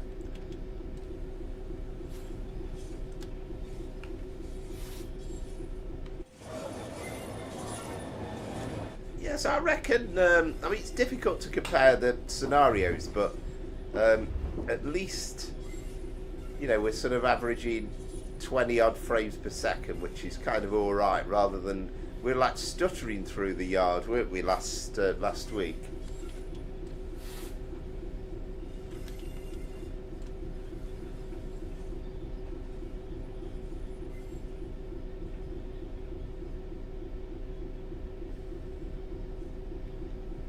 Oh, crikey, King K.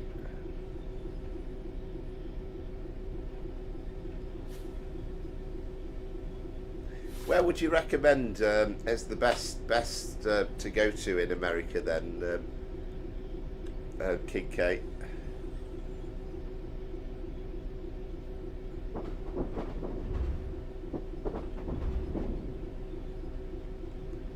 I think was it San Francisco with the with a view to a kill and the scene looking down on the bridge where he was battling with I can't remember who the villain was now, but I always thought that looked amazing. But then when you kind of looked down at the bridge, you saw all the traffic was going through as though nothing was going on, which seemed a little bit weird.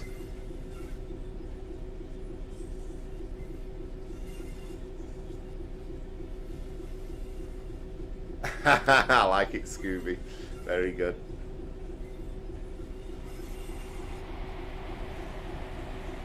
Ah, right, interesting.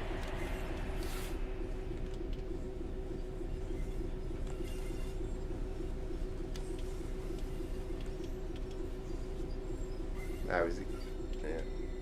Is that gonna? Yeah, it's happy with the finish. And again, look at the yard, absolutely ram-packed. Wembley in the background. And yeah, definitely, it's definitely made a difference. I think taking out the that lighting enhancement thing. I think it still looks okay. So I'd sooner have the better frame rates.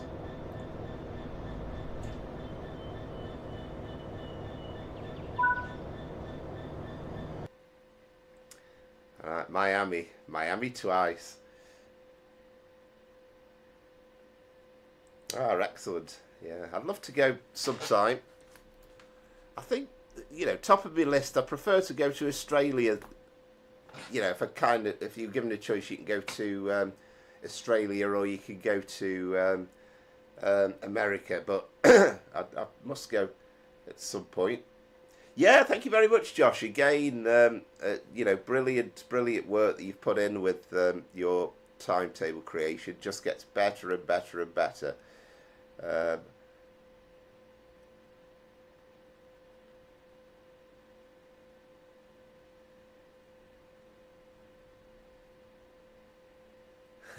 Yeah, I reckon you want to go. Yeah, I bet Hawaii you loved. I bet. Did you spend the whole time wearing a nice Hawaiian shirt then when you were there, Christopher? Yeah, well, I've made a note. It's 11:06:20, but I've got a strong suspicion because I can't ever remember beating you on a freight run yet. So I wouldn't be surprised if that's it's taking you into a 2-0 lead, but we will find out shortly. So I'm going to load the game up again, and then I'm going to grab myself a coffee, and then we can continue.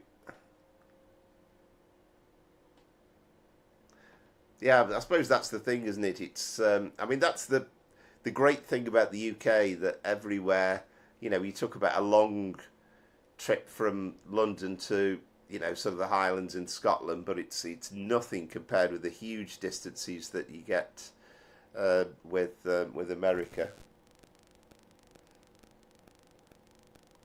Good evening, Ducker. Thank you very much. That's sorry, I've got your name wrong to start off. Good evening, Duckington. Yeah, thank you very much. That's really appreciated. And yeah, that's good to know. We do enjoy the live streams. We can all have a chat together. And thank you very much for joining us. I absolutely love the Mildmay line, Duckington. To be honest, it's tremendous fun. And the traffic, I mean, I'll tell you what, keeps you on your toes. If you're driving a 378, then the stopping takes some getting used to. I don't think I've ever been remotely close to the timetable. The freight runs are fun, but you're in danger of a SPAD alert every couple of minutes.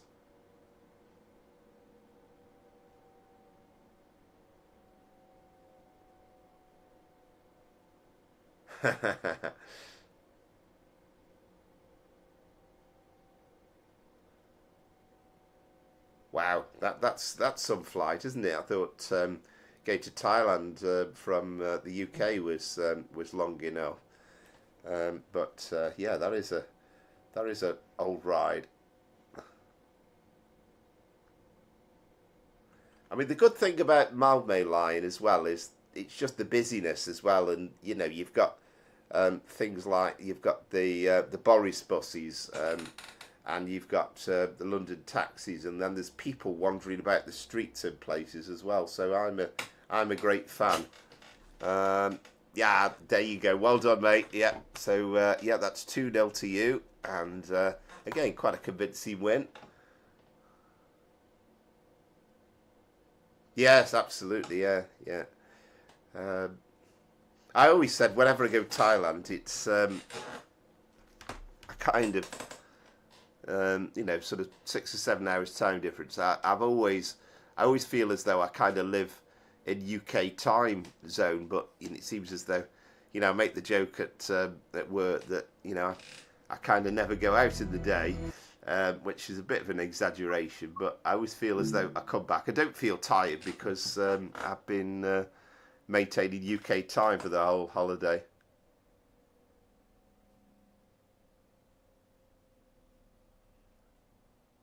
Yeah, absolutely, Duckington. I mean, Fife Circle's nice, but with just the 170 and what's available by default, then I'm not a massive fan. Oh yeah, yeah, agree. Absolutely loved Tokyo and went for the 2002 World Cup.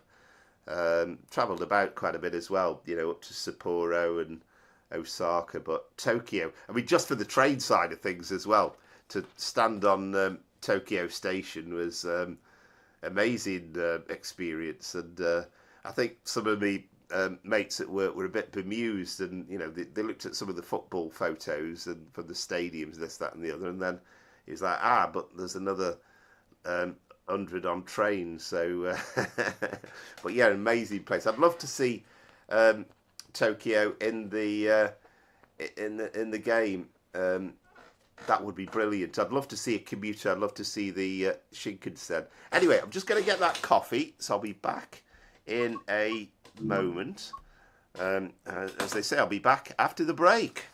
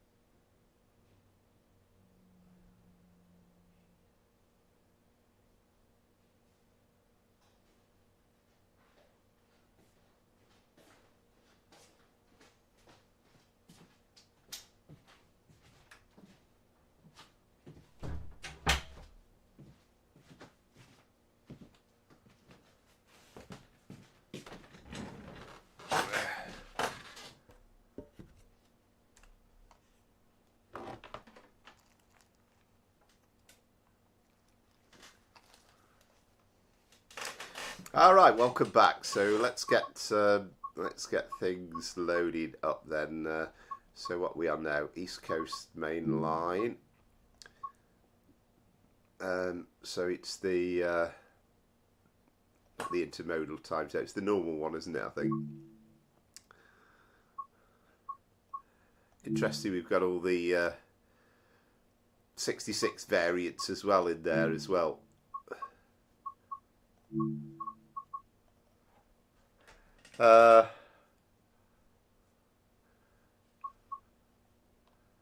Right, I'm miles behind, aren't I?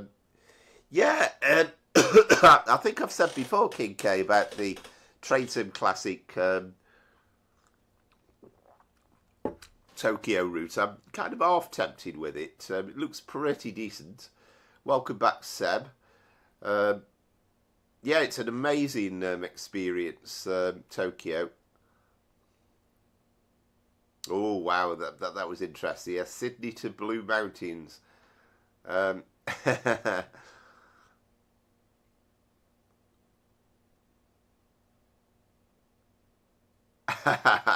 like it, King K. Yeah. All right, Lake Corno. Wow, I don't even know where that is, Peter. But it sounds lovely.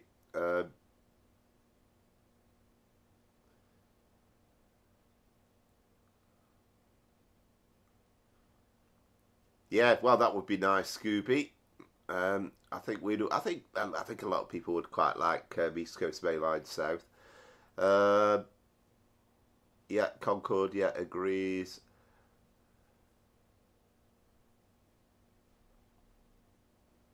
Yeah, King's Cross and Moorgate. I think having Moorgate in would be great. I like that. Right, so yeah, well, I think you'd have to have add in St Pancras as well. Although, in all honesty, they probably wouldn't get it moving, would they? It'd just be in the background.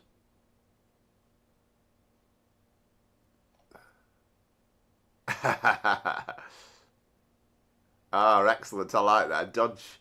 I don't even know what a Dodge Durango is, but I've seen some of those Dodge vehicles.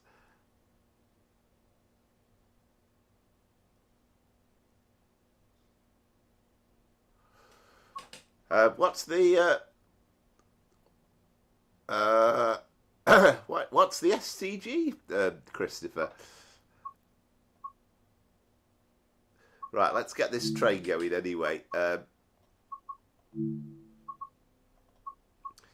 So it's, yeah, part one, part two. I think this is the one you suggested last week, wasn't it, Amaze Tay? So we're Newcastle to King's Cross, but obviously we're only going Doncaster to Peterborough. So first part is to Claypole up Passenger Loop.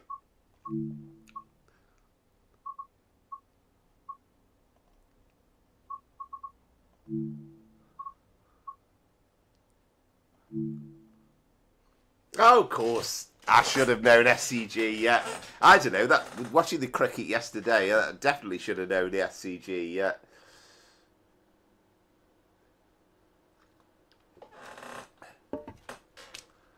Yes, of course. Of course, SCG. I was kind of thinking, I don't know, I've got football in my mind, but yeah, the SCG, yeah. Yeah, pleasure. I mean, you mentioned it last week, so you gave me the. I thought, yeah, that sounds good, because I don't think I've done a run on an HST on East Coast Main Line since it's been out.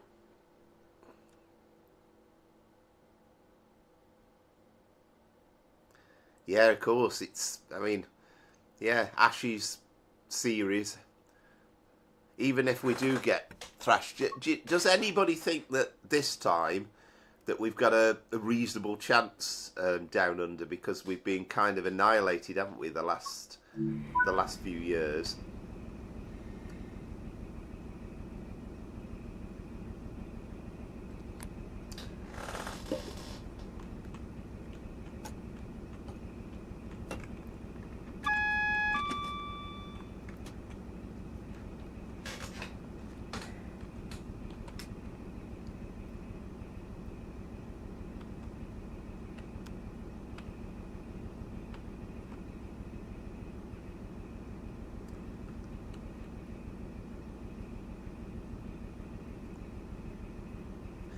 And I only fairly recently realised with Melbourne, and because my brother's a bit of a tennis aficionado, oh crack, we've got a lot of stuff going on here, this is good. A Zuma coming in, a 66 going out. And I only fairly recently realised that you pronounce it sort of Melbourne and not Melbourne.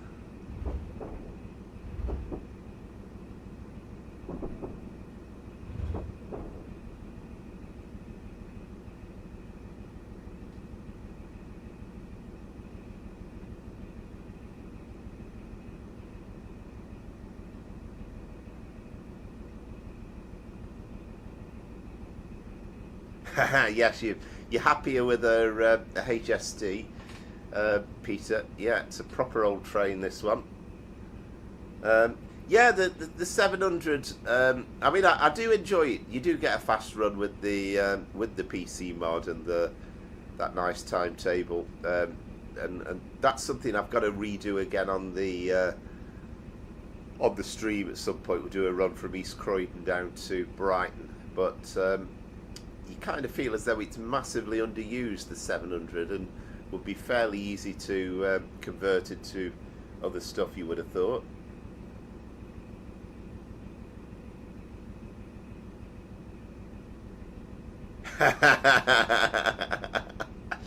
Yeah, well, once I'm up to when we've got the 50,000 subscribers in, and then yeah, I'll be well up there, hopefully. Well, again, Concord, I agree with you. The sounds that came with it are not great, but the mod, is that the same 66 then running up and down here? The mod that came out on Train Sim Community, I think we've got a Lumo service coming through as well. We're on about that, weren't we? Straight up.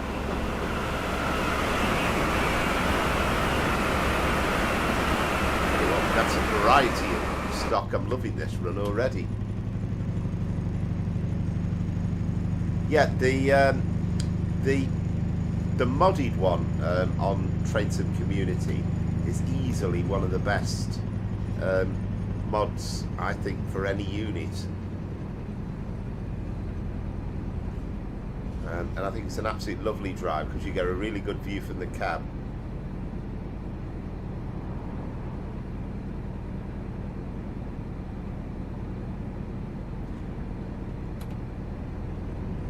Yeah, it's going to be such a shame, isn't it, when they've gone, because surely the end is pretty much nigh in many respects. I've got the headlights on this time for a start, so we've got a whole array of 66s there. Excuse me. It's going to be such a shame to see the end of the HSTs, and it's just going to be the end of an era, isn't it? You know, we've seen them going from mainline use on the Great Western, the East Coast Main Line, the Midland Main Line, and I mean, it seems sad in a way that they're operating on short services in Devon and Cornwall and in Scotland, but even that's going to be a thing of the past quite soon.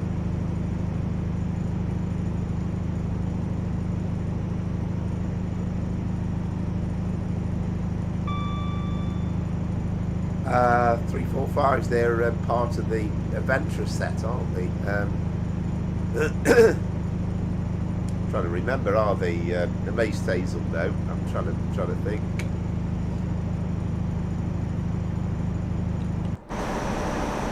Remember pictures across here? You've got this big yard in the background, and again, back in the day, there used to be a whole array of coal trains and stuff. Bombardier, right, okay, yeah.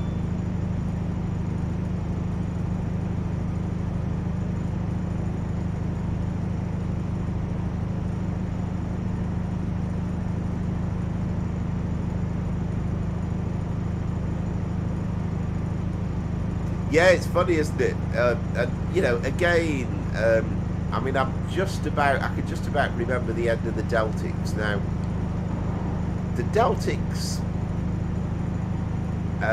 you know, obviously absolutely lovely train, but I've not ever had massive experience of them. I'm just about old enough to remember going to York in 1981, and we didn't know it then, but it was the last summer that they were in regular service, so we saw a few around York Station. They were gone by the Christmas, and you could watch the old news reports. I think News at 10 was there with a report. It's on YouTube now, with the final Deltic coming into King's Cross. But again, it was like, oh, the big nasty HSTs are taking over, and you know, it's the end of an era and all stuff like that. And now, of course, you've been through another cycle, and the HSTs are now a thing of the past.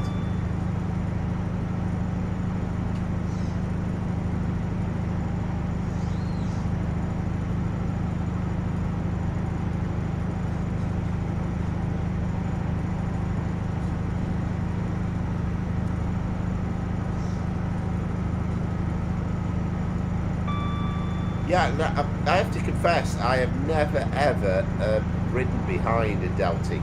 I know, you know, they've been used on, you know, at heritage lines and stuff. I mean, the Dean Valley Railway used to be a good place to catch the Deltic, but I've never done it. Let's just have a look at the what's happening there with this then. So right, so we've got 3 passenger loops then, Ranskill, Carlton and Claypole. I think what we kind of have to remember with doing this service is that this is not this is not a passenger service, because obviously East Midlands trains didn't operate on the East Coast Main Line, so this is some sort of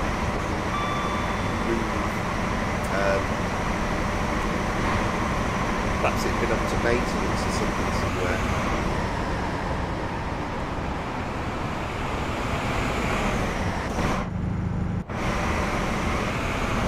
That's better into the train now.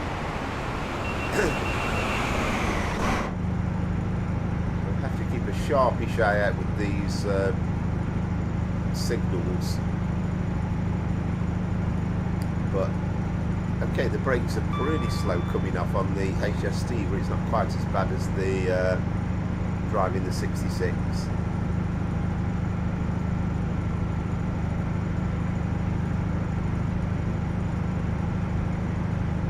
was a bit of a stutter, wasn't it? Another Lumo.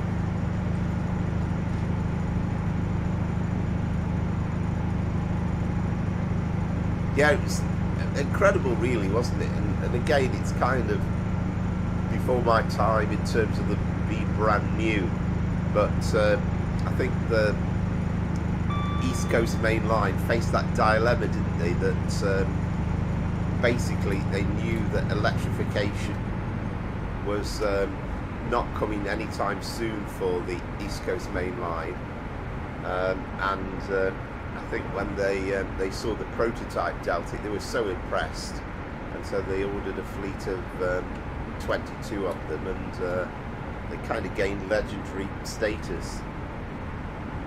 I mean, that's the one thing, if you go on one behind on a preserved line, and you know you kind of go in 25 mile an hour, you're not going to quite see the sight and sound. But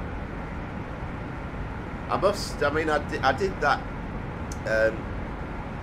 video a couple of months back when the 86 came through on the Cumbrian Mountain Express near here, but you do sometimes see rail tour runs with the Deltic, so I'd love to try and get that coming through on the main line, because that would be, I presume, on the main line are they allowed to go above 75 mile an hour? Some trains are, aren't they? And I remember that amazing period as well when Virgin Trains decided to bring back Royal Scots Grey as well for a while. That was quite a fascinating period.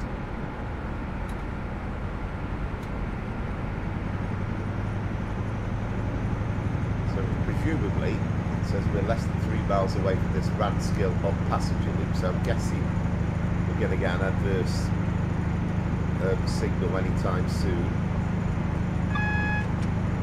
There we go.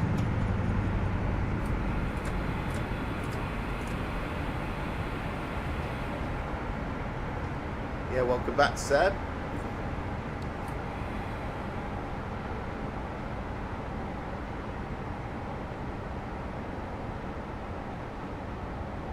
Ah, no worries, yeah. We've got something nice in store for tea.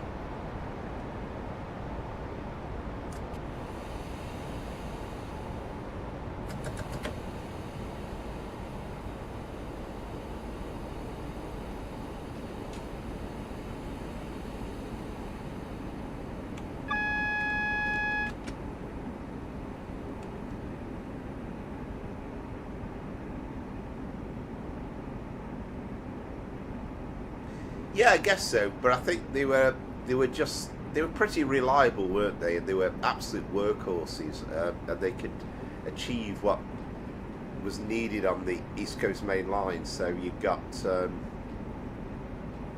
100-mile-an-hour running. I think the problem with the things like the Westerns and those hydraulics, they were just so unreliable, weren't they? They were breaking down all the time, and they were just ultimately. It was just kind of unproven technology that wasn't much use to anybody, really.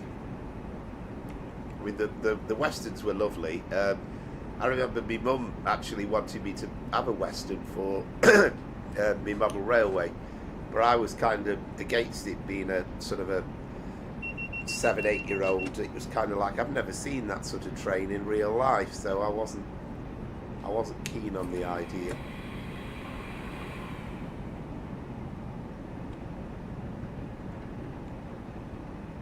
Is going to be one of these? Yeah, I was thinking that. It's approach control, isn't it?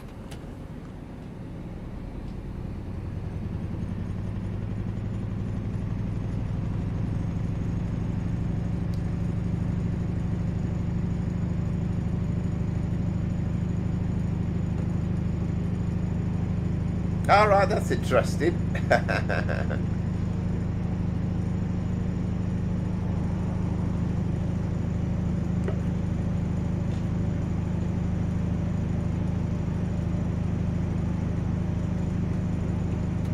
Trying to think as well whether I've actually been behind a Western on the Severn Valley. I've certainly been behind, well, I don't know if it was Severn Valley or the East Lancs, but I've ridden behind a Heimlich and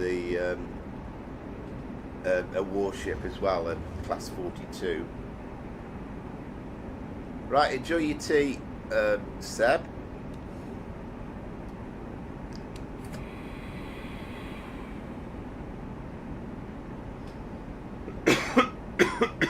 Oh, excuse me.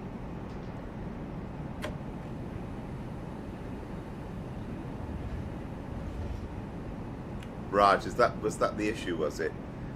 That's interesting.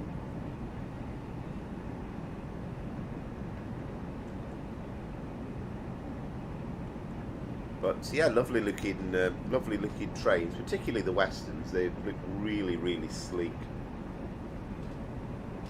And you know, they're kind of a bit before my time, but I've never seen one operated on the main line in real life. I've seen the pictures of occasionally when they came up to Birmingham New Street in the 70s, but by the time I was going to Birmingham New Street with my dad in the early 80s, we certainly never saw one then.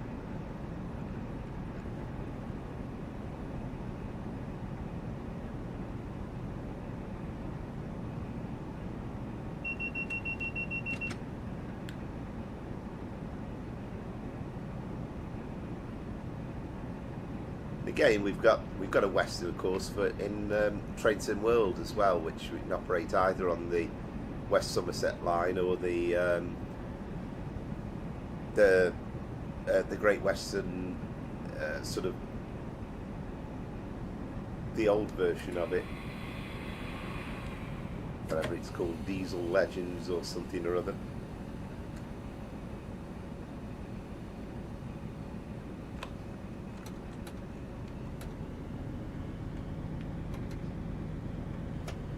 I hope after all this, because I think it's great to get you in a passing loop, but I hope we do actually have a purpose behind this. I hope that we do actually get a train that's that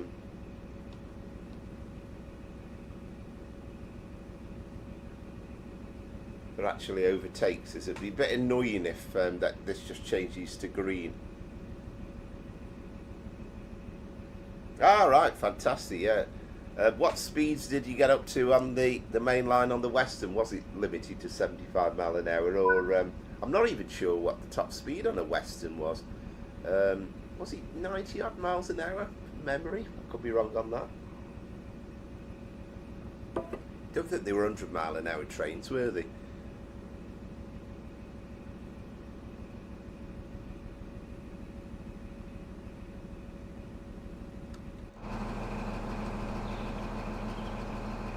So if we kind of get like now here, where we wait in the loop and then we get a green signal at 1540, or we get clear, it'll seem a bit of a waste of time, because what's the point of being held in the loop?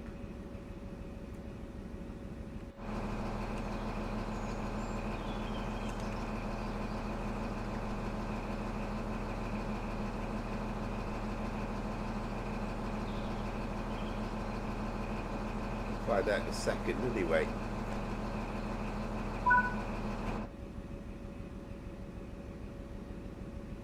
Yeah, there we go.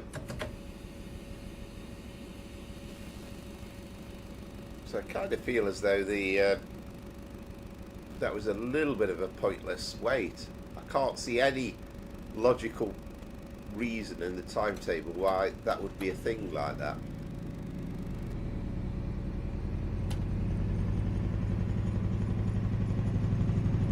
What I've really loved, I think we did an East Coast Main Line freight thing where I think we got held in a loop, or was it West Coast Main Line over Shap? But we got one where we were held in a loop, and then a couple of passenger trains overtook us. Yeah, I guess it's one of those unofficial things, isn't it?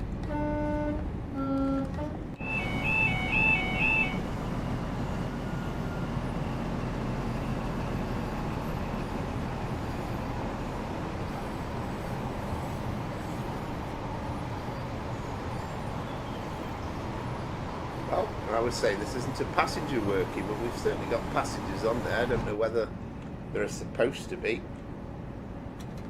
Mind you, it did say it was a Newcastle to King's Cross service, didn't it? So maybe it is supposed to be a regular service.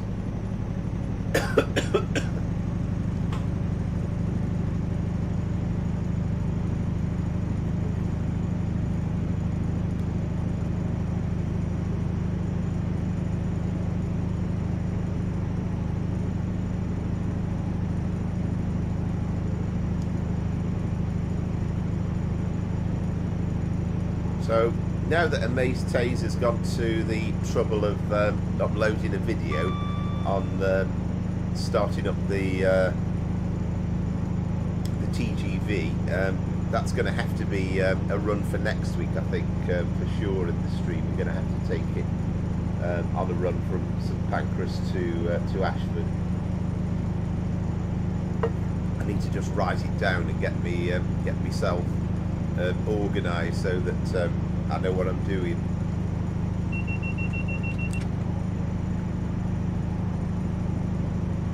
I think there's all sorts of stuff about trains that, you know, went to a certain speed. Yeah, definitely the base days. There's a couple of timetable mods that I've got downloaded. I've got one with the GNER liveries on, actually. Yeah, that'll be interesting, won't it? It would actually go a bit faster than we could do normally on a a javelin working.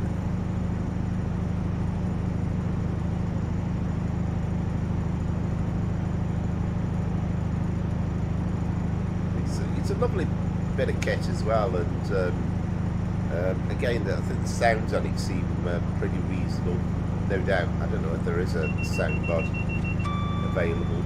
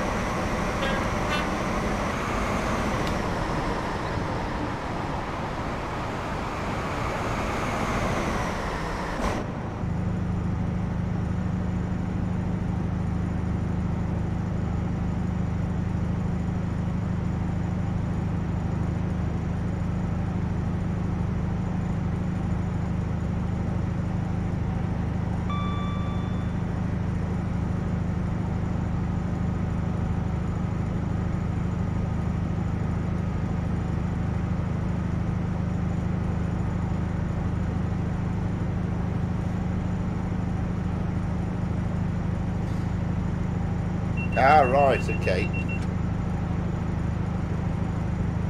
Yeah. Yeah, that's interesting. I mean, I think I've got the... I mean, I've got Eurostar reskins, I'm sure, mods already installed, but I can't remember if they for the 395 or actually the TGV.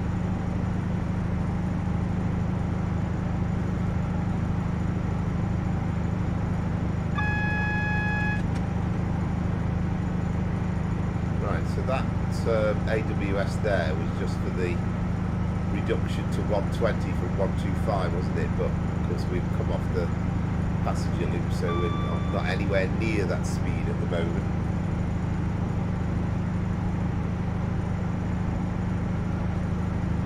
Oh yes, of course, and that was a thing, wasn't it? I've seen pictures of the ice train on videos and photos at St Pancras. I think they did do a few testing runs.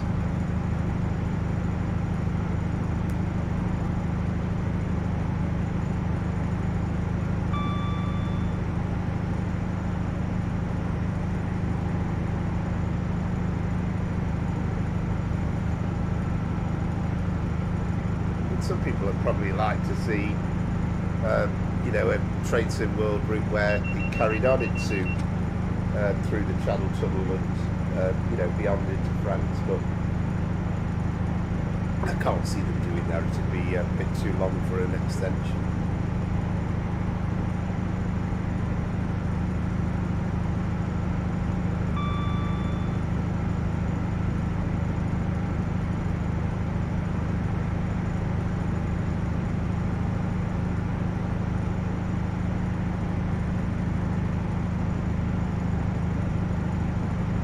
Yeah, when this route came out, they went to the trouble of doing the 700s at Peterborough. You know, for a few services come in and out of the station, really. A few depot moves as well. Yeah, it would be lovely. Yeah. Well, it would, but it's... I mean, I can't remember how long it takes going through the tunnel, but it's surprising. I mean, to be honest with you, I mean, you do the run from St Pancras to Ashford, and obviously, to begin with, you're going under London, you know, pretty much as far as Dagenham, and you are in a tunnel, and it's actually quite entertaining because you have the different signalling, and it's kind of still not boring with that kind of lighting, the look of the tunnel as you're going through. It's interesting in its own right. Yeah, well, this is the thing, isn't it? It's you talk about, I can't even do the maths, but you know, you talk about 120 mile an hour is 2 miles a minute. Then 186 isn't going to take long. So it just add something that little bit different, wouldn't it? Sort of, you know, going from the UK into Europe.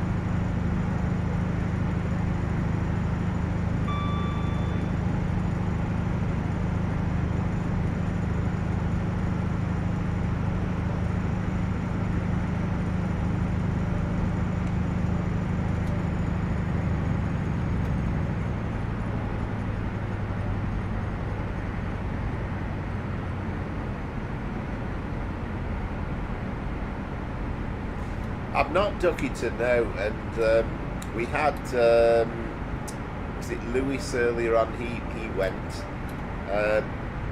but no, I couldn't get tickets. It was sold out pretty quickly. I know there was different ballots and all that sort of stuff, but I take it you didn't go.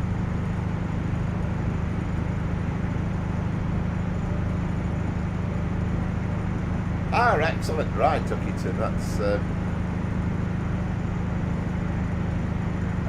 not sure yet, to be honest, Christopher. Once we get to Peterborough, we're going to have we should have a little bit of time, I think, at the end for the final run, so we might be able to do a run at night time.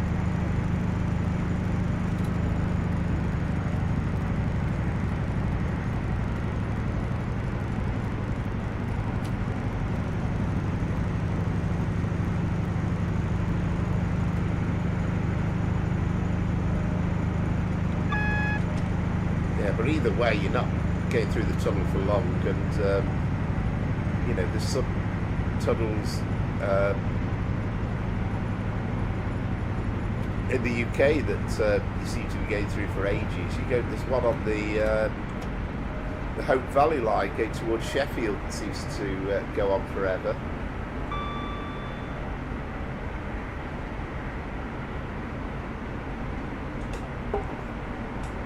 Yeah, that sounds like a good plan, Christopher, yeah.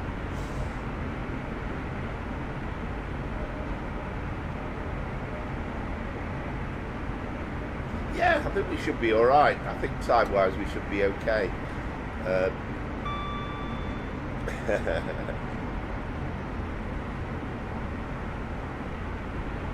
Yeah, wouldn't it just, Scooby? I would be absolutely thrilled to have the 91 in the game, and you know, I've probably said it before, but I absolutely love the fact that LNER kind of came up with an idea of painting them in you know, sort of pseudo intercity livery.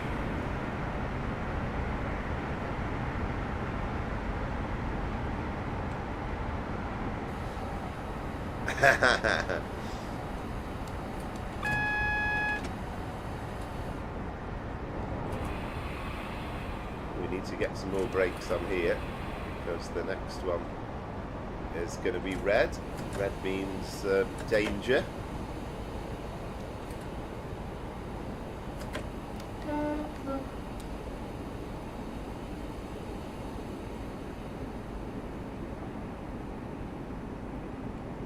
Yeah, to try one of these runs, there's some depot runs, I think, on Great Western, the 70s version of it, where you drive a Class 08 shunter and take the stock into the platforms at Paddington, and you're like crawling along at a very, very ridiculously low speed. Yeah, I was a bit disappointed. I've done Leeds to King's Cross 4 or 5 times in the last few years, and the last time I made every effort to make sure it was a 91, but unfortunately it was one of those days where it was substituted for an Azuma, so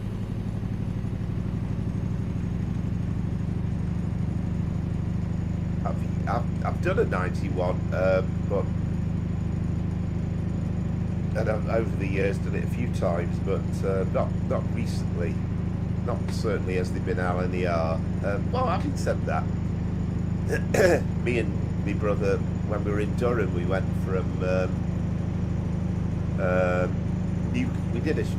we were in Northumberland, but we did a journey from Newcastle to Durham with the dog. So the dog's been on the 91 as well.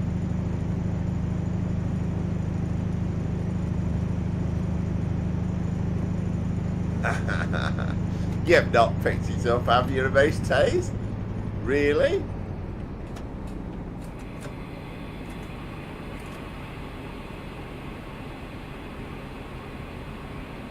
You've got me so intrigued that what was I saying about the stuttering being better tonight?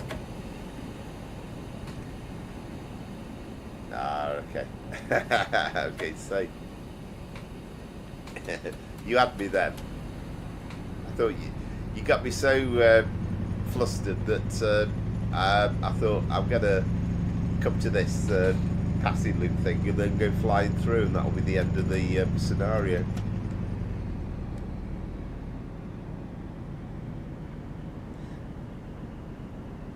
Yeah, I'm still kind of the opinion that you know, if it gets to the point it's $2.99 in the sale, I'm not sure I'm going to bother picking it up.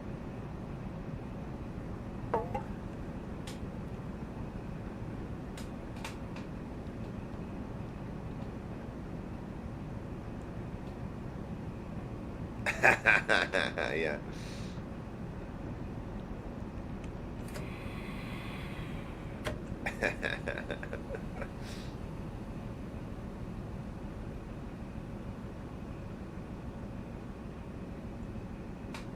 So again, I presume we're going to have the same palaver. I think the signalman's having a bit of an off day today, because he's going to stick us in this passing loop, and then he's going to make us wait a minute or so, and then he's going to give us the road back onto the main line.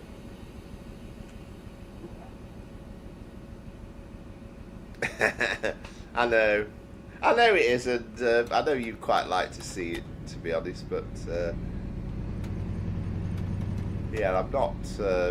I'm very grateful for the offer, but I can't upset a base taste for one thing.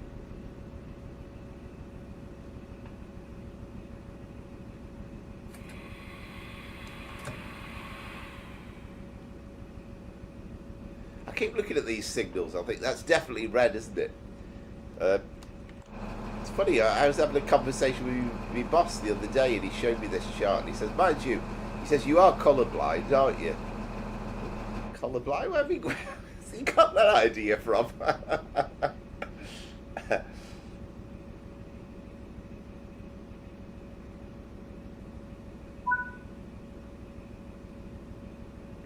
Right, so oh, L's Bells. Wait until 16:05. Oh well, there's got to be something coming through in the next 9 minutes, surely.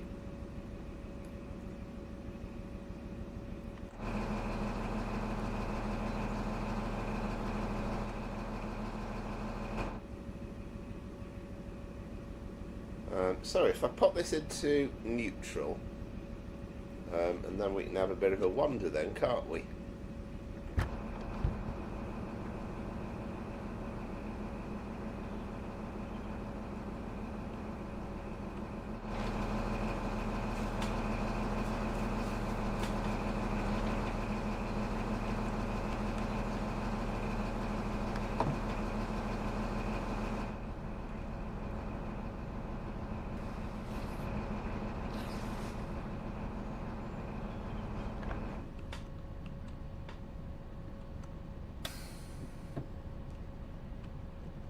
Yeah, we're quite full actually.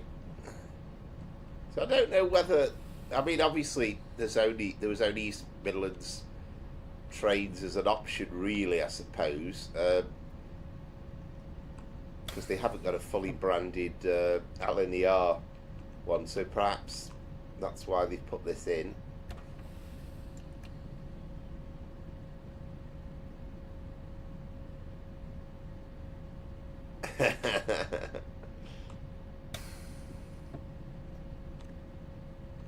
Yeah, we're still first class.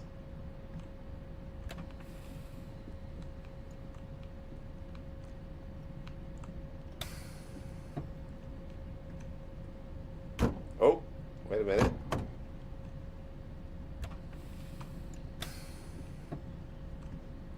Yep, still first class. But this is the buffet car. But sadly, on the Mark 3s, we can't open the counter. It's only that Mark 1 that we saw on West Coast Main Line over Shap that we could do that on.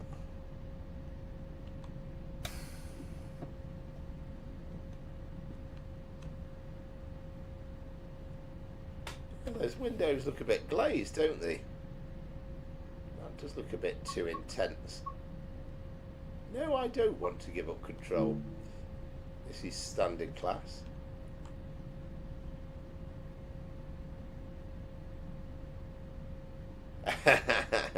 Yeah, well, that's true actually, isn't it? It's the cheapest. It's the cheapest train travel ever, isn't it? On this stream. Oh, done it again.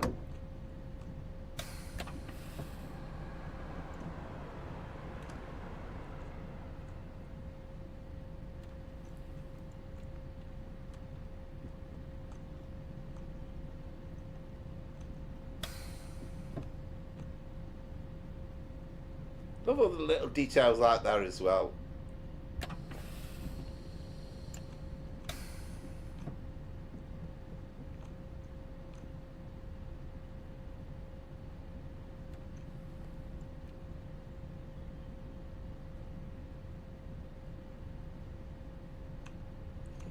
Ah, right, Adam Haig. Yeah, he's. I see. Am I right in saying he's done a load of train sim classic scenarios, hasn't he?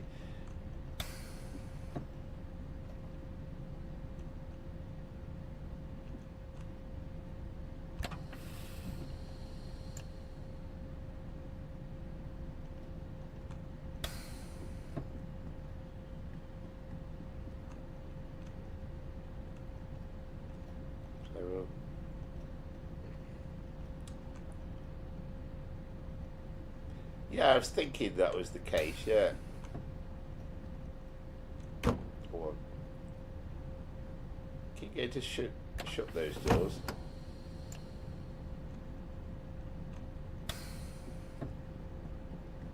Right, that's the end of the train. Okay. So if we have a walk back... No.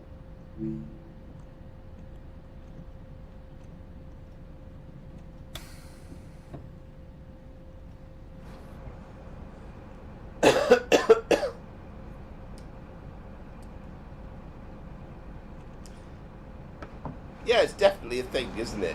And which is, you know, which is good, really. It's worth as well. I mean, we often don't get to see all this stuff at the platforms, but you know, you kind of you see just the intricacy with the connections, and there's a hell of a lot of work gone into stuff like that. And I know if you watch a stream involving Tom Train Sim TV, you'll look at a lot of the detail on all that stuff. We'll have a walk back to the train.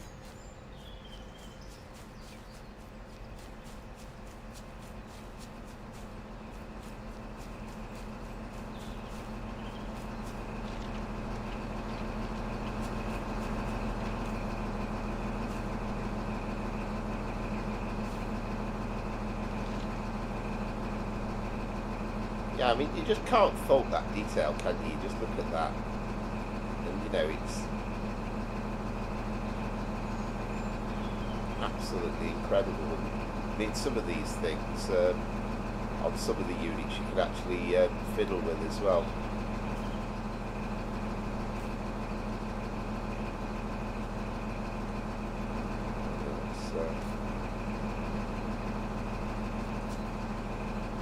Find our way back up.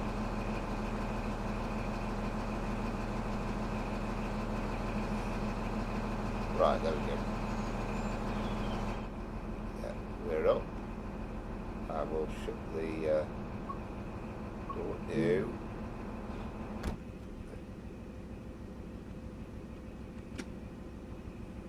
So there we are. So that's wasted most of the time anyway. So we've got a couple of minutes before our departure time, and then Then we'll be stopping at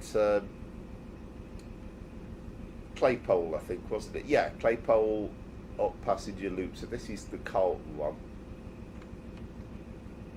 But again, it's been a completely, as far as I can gather, I couldn't hear any trains as we were wandering through the train. So it's kind of like being a completely pointless wait. I mean, that's yellow, isn't it? So we might actually get one that passes through. But in reality, if this was the signaller, he would not have held us up here. We'd have let us go straight through, surely.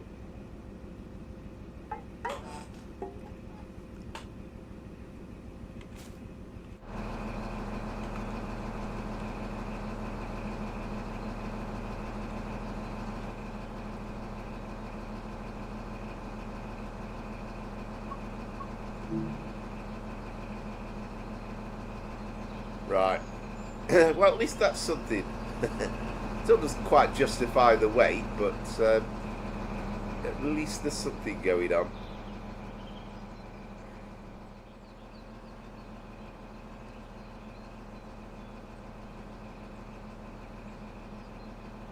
I love all this detail as well. The oh, here we go.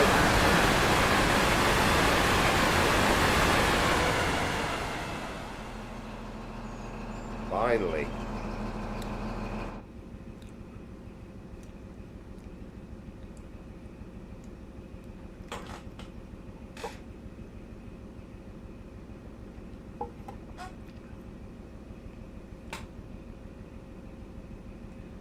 So 16:05 should be our departure time, so any moment now.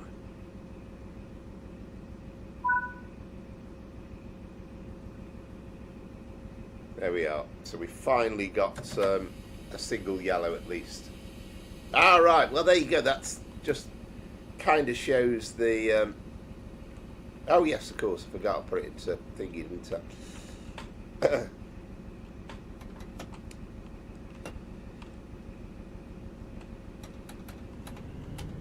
Just shows the random nature with the these timetable reskins.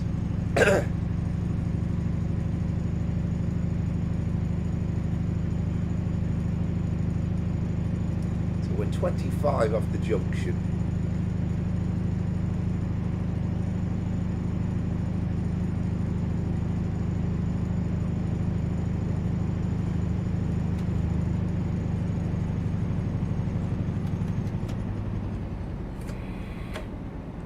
But yeah, I agree with you on standard class, Peter. I must admit, unless it, particularly on a longer distance journey, and you know, sort of affording it's not always the easiest thing, because sometimes first class can be expensive, but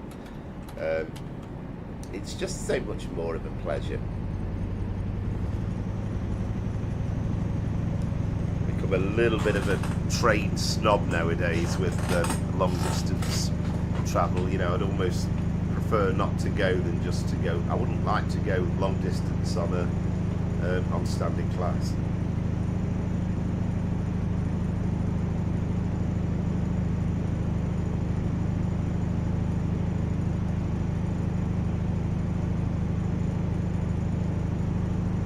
Oh, right, just seeing you say Southwestern. Yeah, yes, I think I've heard Mr. Thompson mention Adam Haig, yeah, loads of times thinking about it.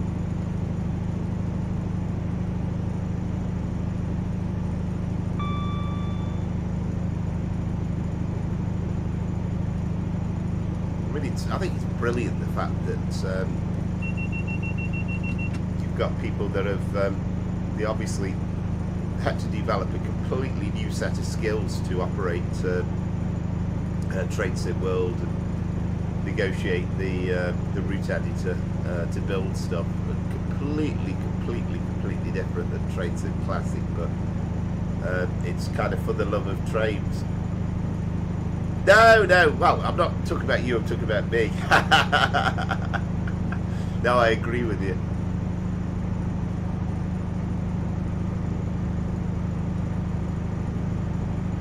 I remember it was a couple of years. I mean, I didn't say anything, obviously, but I remember going to down to Euston on a Saturday. That was actually first class, and there was a family with a baby that was kind of like crying a lot of the journey down, and I was thinking, should this be allowed in first class? You know, that's shouldn't be allowed.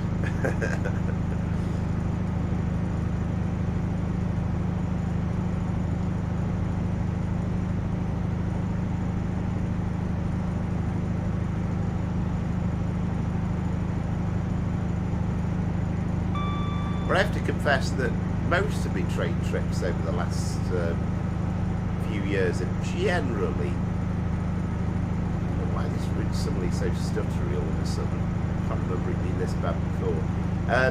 But most of my trips over the last few years, here's a Lumo one for me, have tended to be in the week, and there's something delightful about travelling in the week. On the train,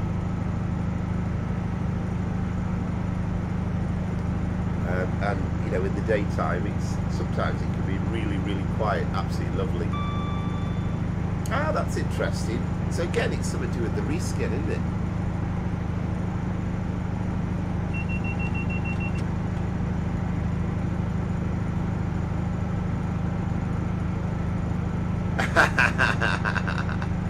There you go. Yeah.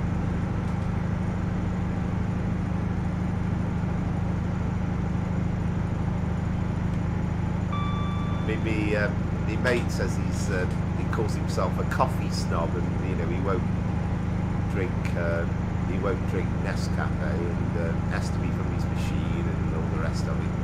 Personally, that doesn't bother me as long as there's caffeine in there, and I can have my usual 5 or 6 cups a day, then I'm happy as Larry. In fact, I've always said I'd go as far as to say as I'd drink over the flat crossing at Newark.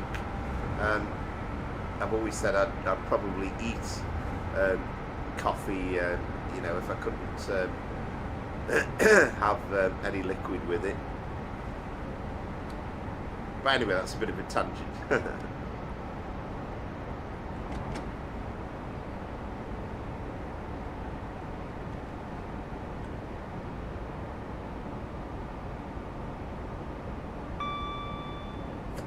Right, so we're back to green again.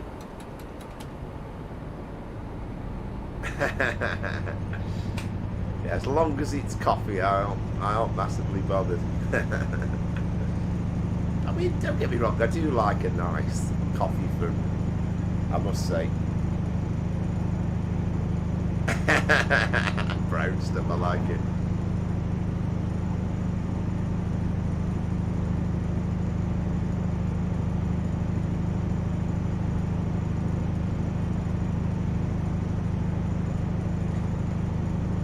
In fact, I think it's about 3 or 4 years ago now, but I had a day where I think I drunk that many cups of coffee that literally I started to go a bit odd, and I'm sure it was down to having too much coffee.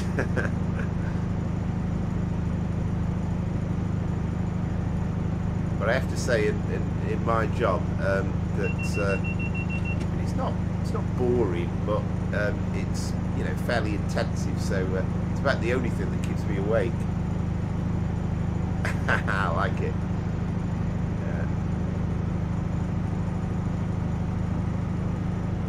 Oh, you're taking me back now to Scooby's chocolates biscuits when we went past the Vitty's factory on the West Coast Main Line the other week, and I still haven't got any in.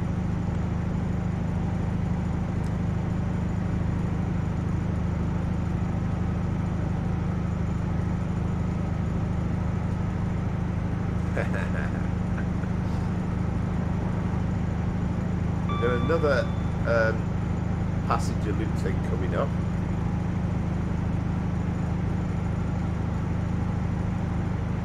Oh, fantastic.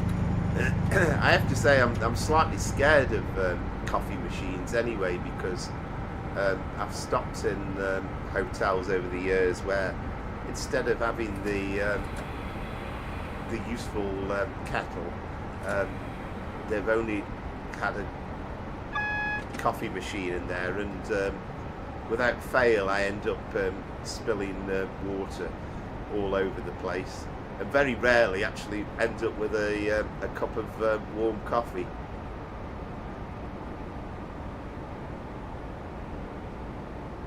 Oh, there you go, right as ever, Base says. Here's a Lumo.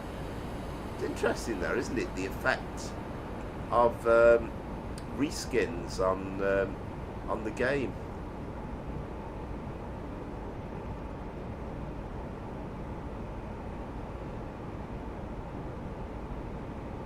Perhaps it's certain trains that are worse than others, maybe, I don't know.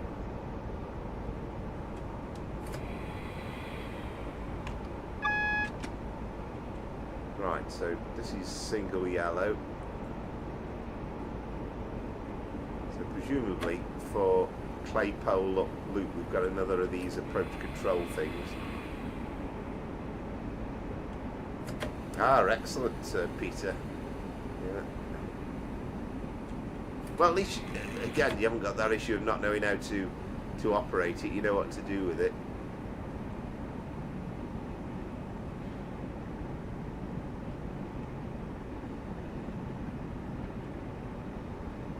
Yeah, it's an interesting one, that.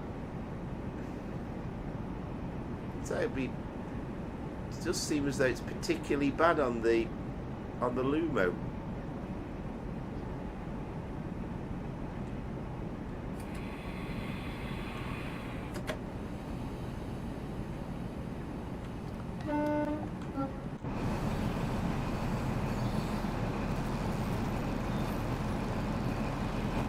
So at least this time, when we come to the passenger loop, then it's basically the end of this part one, as it were, end of part one.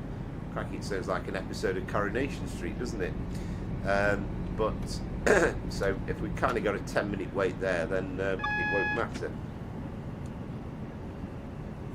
I mean, having said that, of course, it'll take 10 minutes to reload the game again.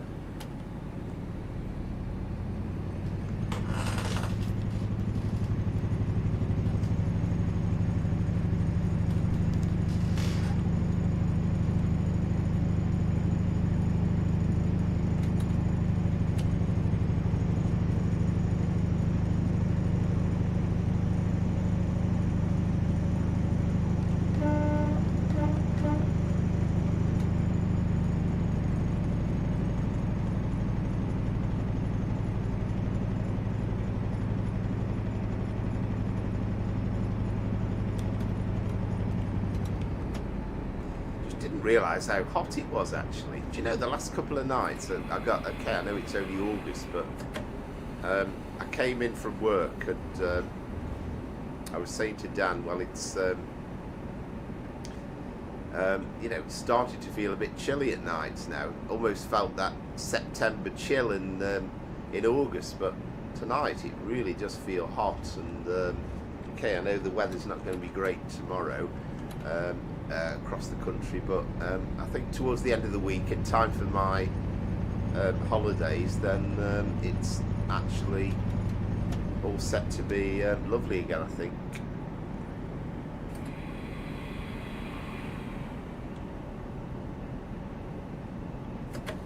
Never considered myself the luckiest person in life, but I generally have tended to book nice weather over the years. Yeah, it's been going that way, hasn't it? I don't know about, I can't remember actually Friday with the I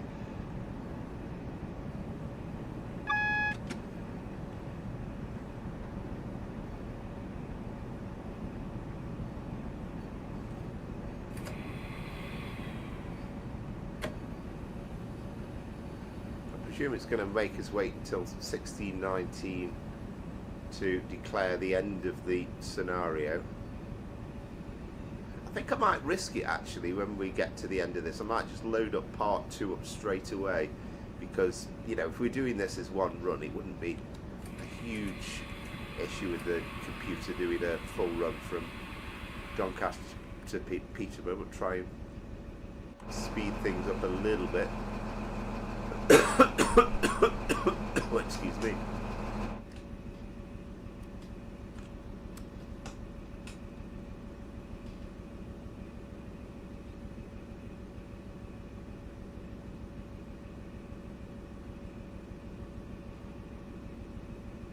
Welcome back, Seb. How was tea? Was it nice?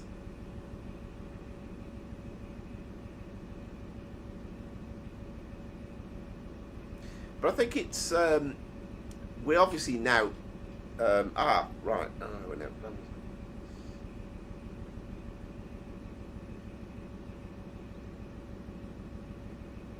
Yeah, it's been very strange, hasn't it? I doubt it, Amaze. I mean, I'm hoping. I can't see as I've done a lot wrong with that run, so it's got to be a close score. There can't be much in it, surely, with this one, but it'd be quite nice to pull it back. I don't want to get annihilated again, but we'll see. Dun, dun, dun, dun, dun, dun. Right, so 11,495. Well done, mate. Well done. There you are. Oh, crikey. I mean, I've got 32.5 points knocked off for speeding. But you've still got, where are we? 5. You've got a 62-point advantage. Correct cab setup's not regarded. Safety systems is okay. On time bonus, accuracy bonus. I'm guessing yours was slightly better accuracy wise, but yeah, pretty close. But yeah, you're 3-0 up again. Absolutely thrashing me at the moment. There you go. So that's helped, hasn't it? That's definitely helped. I mean, I didn't even know.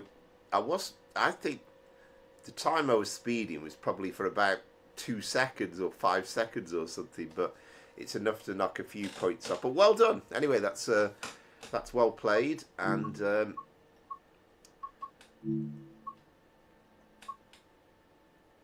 okay, Seb. Yeah, excellent. Yeah, there you go.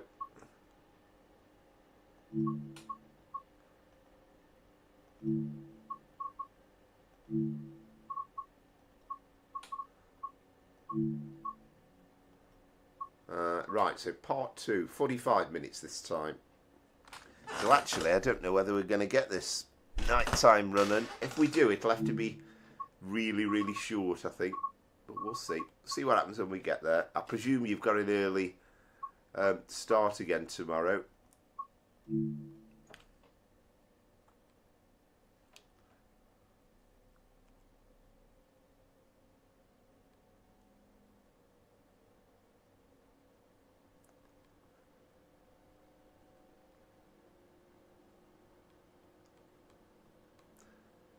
I'm going to be working from home actually the next couple of days.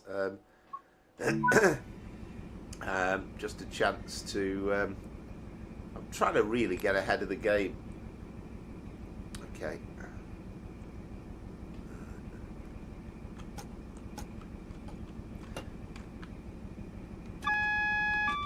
We'll have a look at Goblin Line when we get there. See if there's anything that's you know, reasonably quick.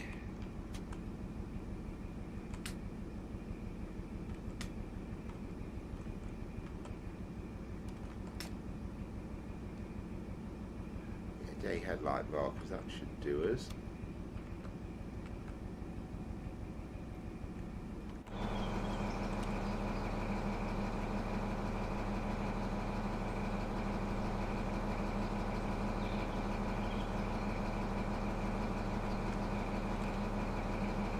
Tell you what, if this kind of was supposed to be replicating a real service, then it feels like it's the slowest service that's ever been run.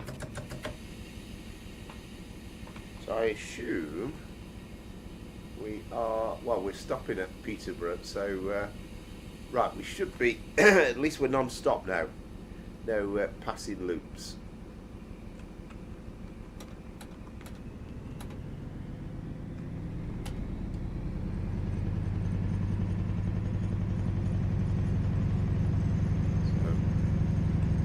So, I'll say it now, and then I'll probably not achieve it, but I'll try and I've got to try and make sure we obey these speed limits and try and stop accurately in Peterborough. That's kind of the only thing that I've got to worry about, really.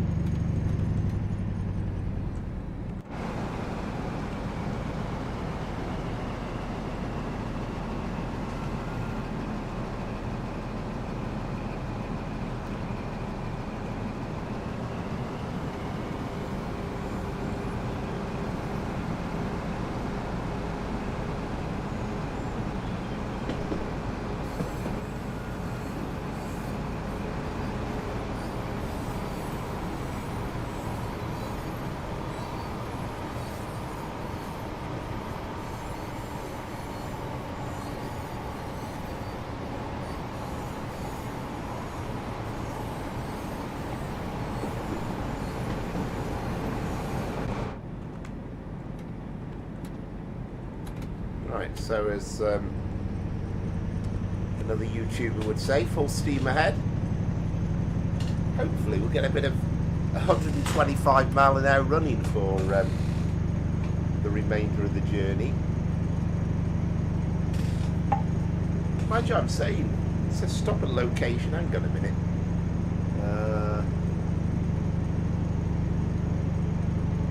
Right, so there is a passing loop and then it's non-stop to Peterborough. Okay, fair enough.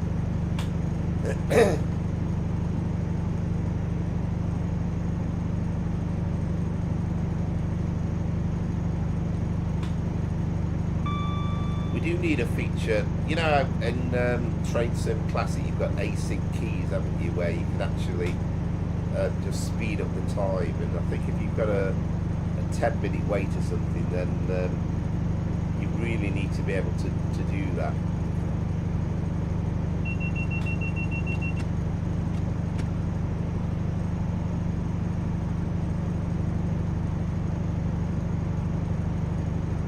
Oh no, that's good to know. Really lovely to hear that, and I'm kind of glad really, because I mean here we are, you know, we're into August, and you know, as you say, not too far off from being 12 months of these live streams. So yeah, it's great that you're still enjoying them.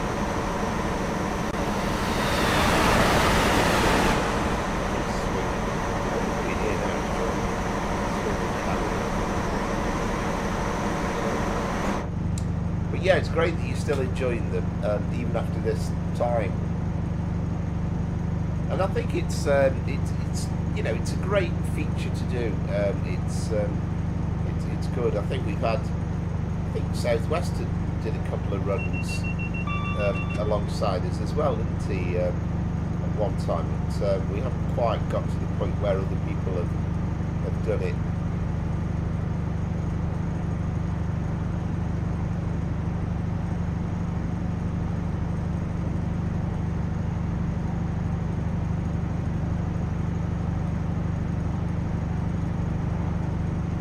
I can't remember when you started doing it, but it's been months and months and months now, hasn't it? That you've been doing these runs. Earlier in the year, I would say.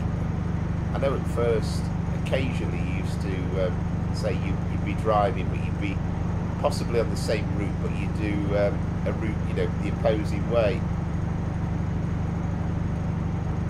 Yeah, that would be marvellous, and I suppose the honour of being the host of the channel is at least I can't get relegated even if I finish bottom.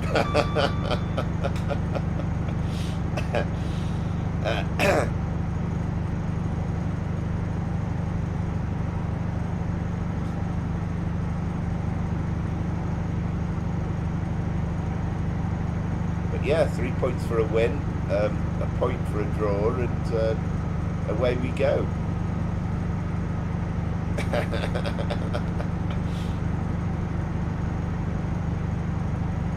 Yeah, you see, I don't want to be relegated down to the non-league. That's the problem. You know, you start off Premier League, and away you go down the reckoning.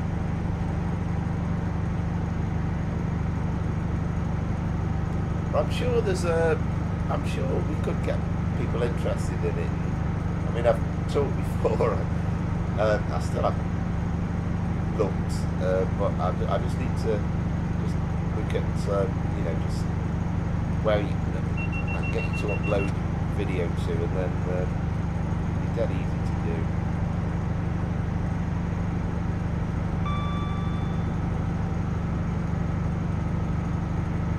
Got a couple of recorded videos in mind, and I say I'm hoping to do I don't know whether I'll get it up in time for next week, but I'm hoping to do a Manchester Airport to Carlisle with a combination of Train Sim World, Train Sim Classic with the 802.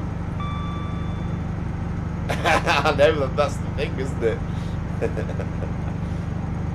I know, it's like, my word, that power flower is really bottom of the pile.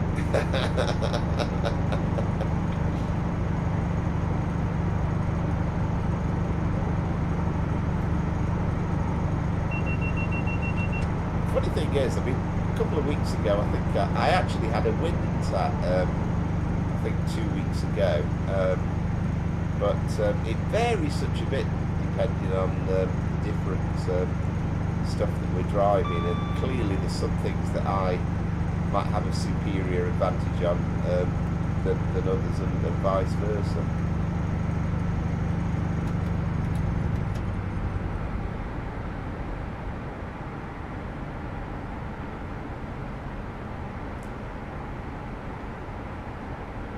So we've got, according to that thing up in the corner, we've got a 25-mile-an-hour speed limit. So we've got it's coming up already. I think it's 4.6 miles away. Yeah, getting there, I suppose. Yeah.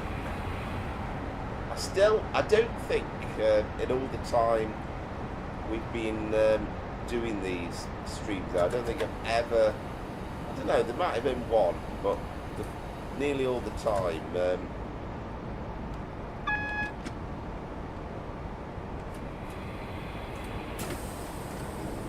emergency. Oh, that was nice. Central Trains 15.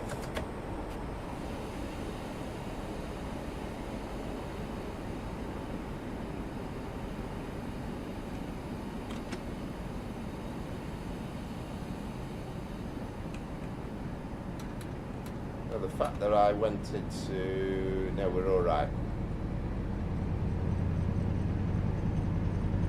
Oh, a nice bit here where we...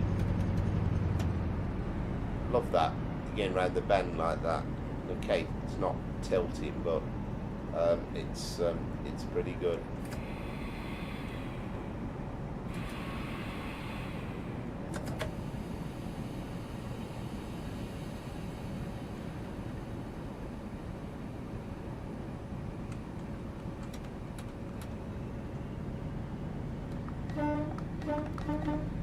Here's Grantham.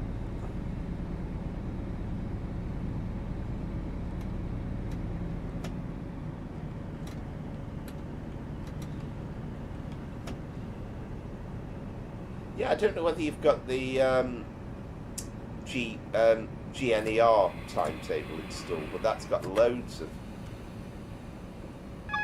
HSDs on passenger runs, and I think the livery of GNER looks quite cool as well.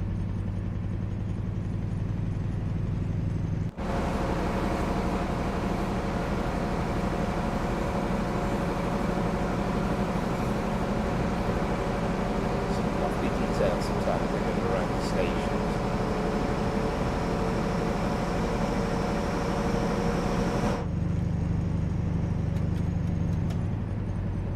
actually. We've got this 25 coming up. Yeah, it's worth having a look at. That's on Trade Sim Community.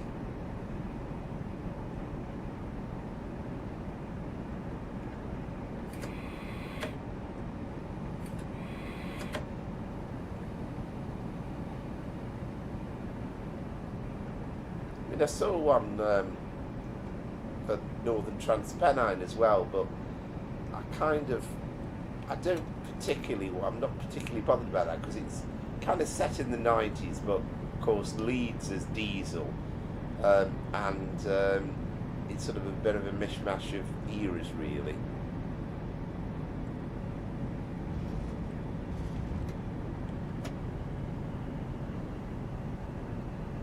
This is quite nice though, I quite like this.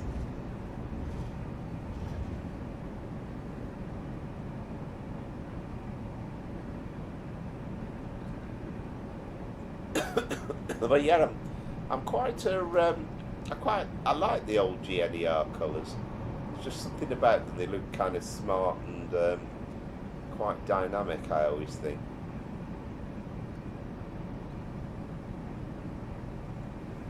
So, if memory serves me, yeah, it's great. Yeah, it is good.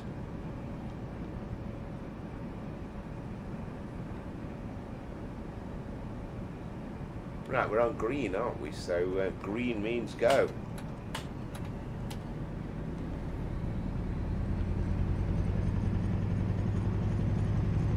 And I think one thing I always say, it's you almost forget that I think we're always looking for the new things coming out, the bright and shiny, and again, absolutely lovely the stuff that's done on Trade Sim Community, and that's transformed the game. But you kind of forget sometimes there's some lovely stuff that's actually available already in the game that often I've never played.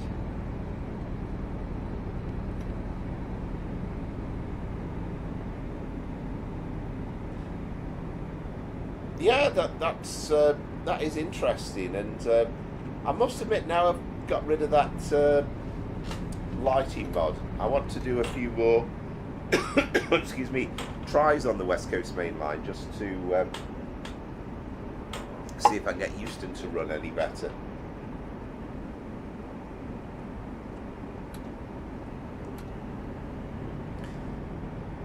Yeah, no worries, Christopher. Yeah, I like that, the brief hiatus. I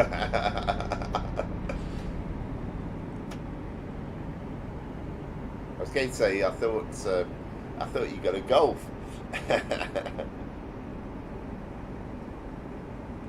Yeah, you're dead right, and I don't think it's possible to get anywhere close. I mean, literally, often from one week to the next, sometimes I don't even, apart from the recording videos that I've done, I often won't actually load the game up in the week other than that.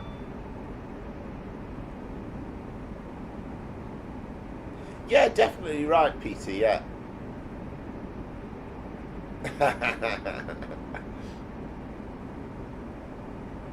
Oh, sounds interesting. Sounds messy, that does, Christopher.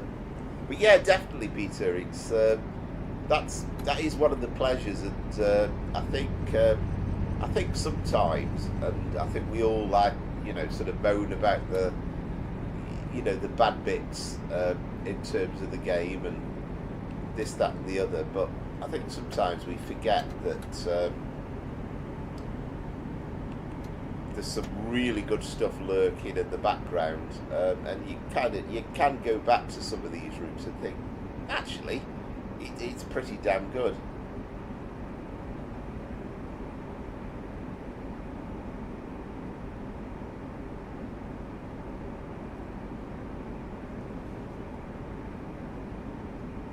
There we go. So that's stuttering, as the Mace Tay said, is because of the Lumo.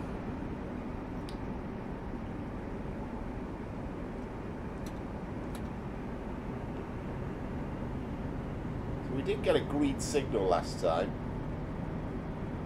Yeah, 100% agree, yeah. And I think, again, you know, you kind of look back over, you know, 20, 25 years from the being delighted to have something that looks like a real train game with Microsoft Train Simulator. If we could have imagined then, yeah, I was going to say that can't be a red because we definitely had a green last time. But you know, you're transported into something that feels like the real world sometime. Yes, indeed. Yeah. Fair for firelighters.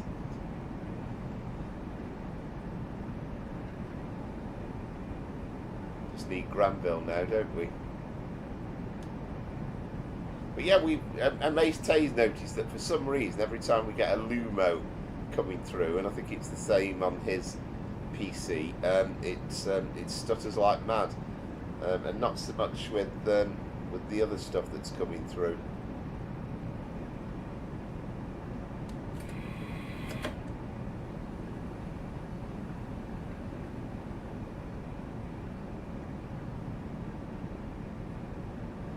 Back Chicloff, Granville. Yeah.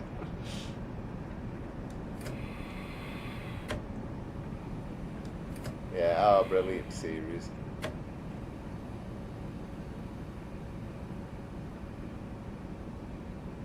I mean, he was a slightly, what was his name? Roy Clark, wasn't it? He was a slightly one-trick pony because sometimes you felt as though every episode of Open All Hours was now then is that what have we got here? Yeah, we are red, aren't we? You felt as though every episode of Open All Hours was exactly the same as the last one, you know, kind of the same jokes, the same ideas, but it was still brilliant though. I think it was just because Ronnie Barker and David Jason as well, and some of the other cast, what was her name? The Black Widow, whatever it played her part. There's just some brilliant actors in it.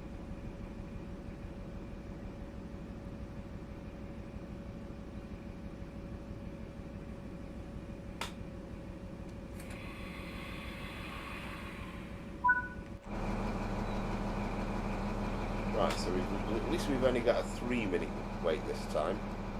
There's a chance to look what's going on in the yard. We've got a skip going on. I love the terrain there as well, and they've got the coming through. A couple of tracked excavators. I think these are the sort they call rubber ducks, believe it or not, because they're kind of, it's bobbing along as it's going along the arm. Oh yes, Mrs. Fair Featherston.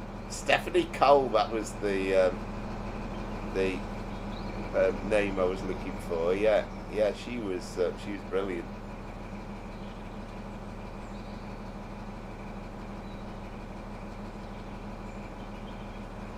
That's a Jago Hazard one I've not seen. I mean, his videos are worth just playing just to hear his voice, to be honest. So yeah, I must catch up with that one. That sounds brilliant. But it's funny, isn't it? I've seen some of the videos with other simulators, but obviously they're concentrated on getting the you know, the physics, the realism, and everything else absolutely bang on cue, and things like the graphics around are not so good. I mean, I know when that LNER, that Geordie lady who drove the this East Coast Main Line routes with the Azuma, I think she was kind of blown away with how good the scenery was, because she kind of said, you know, she could work out all the locations just from the screen.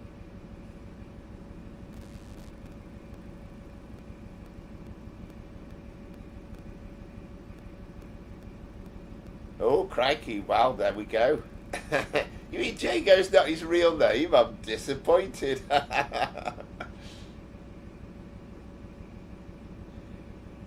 Yeah, I love those old classic stations, Christopher. Oh, right. Wow. There we go. That's a shame. I think Jago is a brilliant name. I'd love him to. I think he should change his name to Jago in real life. Wow, there you go. Because yeah, you never see his face, do you? But he's got a voice. He could be on TV adverts. He's so good. But yeah, I love the the idea of the old country station, and the old country branch line with the goods train that comes in with the milk float and a few cattle, and then one solitary steam train just shunting around wagons all day. Yeah, it's always the way, isn't it? It's always the way that people never ever look like what you imagine. I mean, I've kind of got a little bit of an idea with you two, because you've kind of given me some decent descriptions.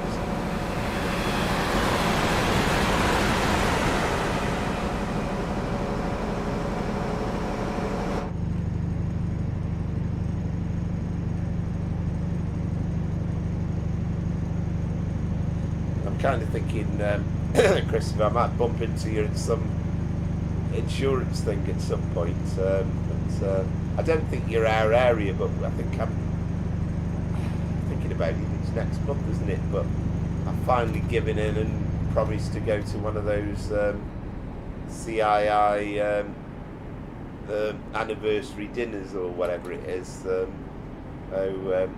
think that's next month. I've been trying to get out of it for years, but I've finally given in this year in a moment of weakness.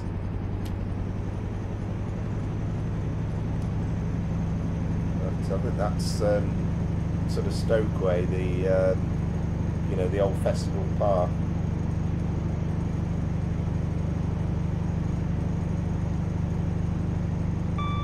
But I'm assured that it'll be a good night.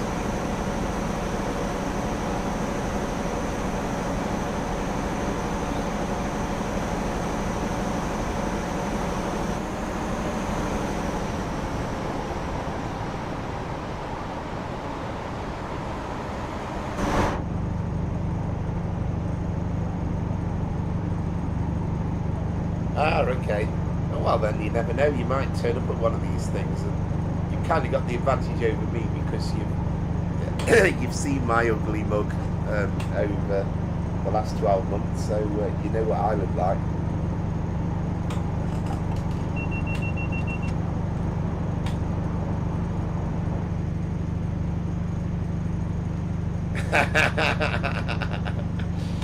Stripy shirt, fast. I like it.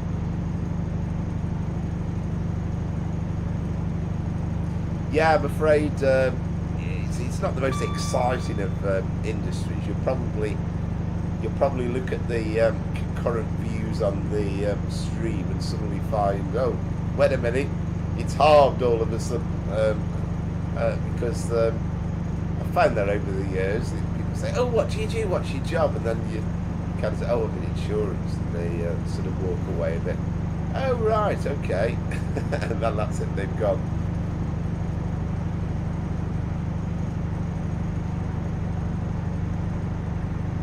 Yeah, absolutely. Well, as I say, I've been trying to get out of it for years, and I don't know why I finally said yes. I usually kind of say, well,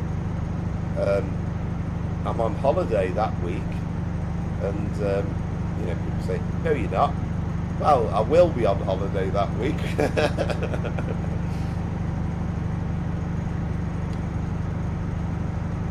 So have we finally now got a full run to Peterborough? Yeah, I think we have, haven't we? So we've got 22 miles.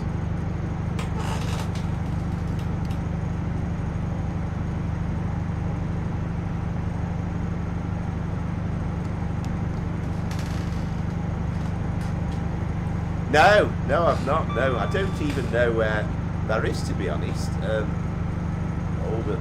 Aldermanbury. Whereabouts is that? In London.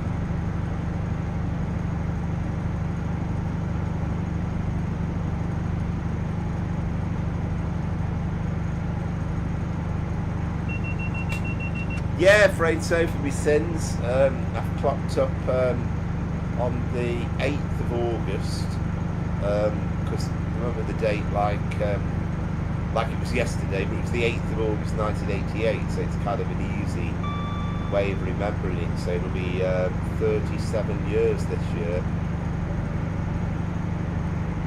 Ah, okay, right. Moorgate, yeah. You're absolutely spot on, Peter, and I'm sure Christopher will concur on this, but I have yet to work with anybody in the industry that decided I'm going to go into insurance. It's pretty much something that you do absolutely drift into. I mean, I suppose it's kept me out of trouble over the years, and it's not always as boring as it's made out to be, but it's certainly kept me busy.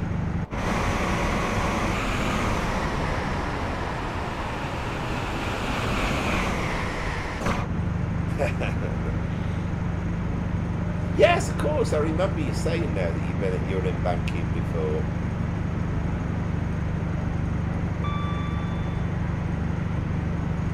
And the rest, as they say, was history. But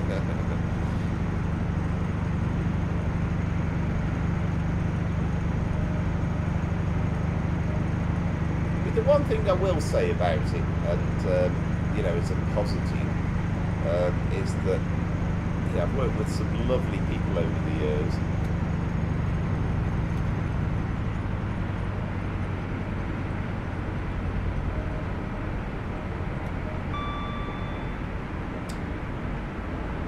Yeah, oh wow, that sounds incredible. Yeah.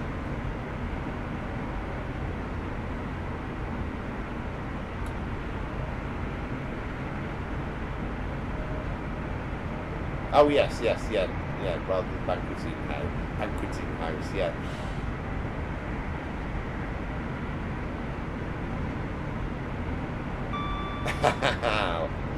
Wow. Well, that's the old caps lock on, off. That's the old thing about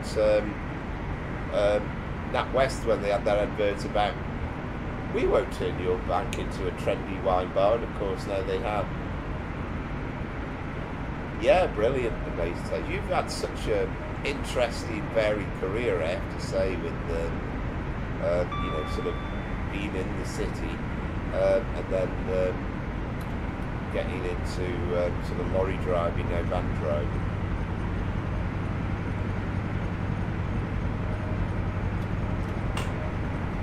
The only posh meal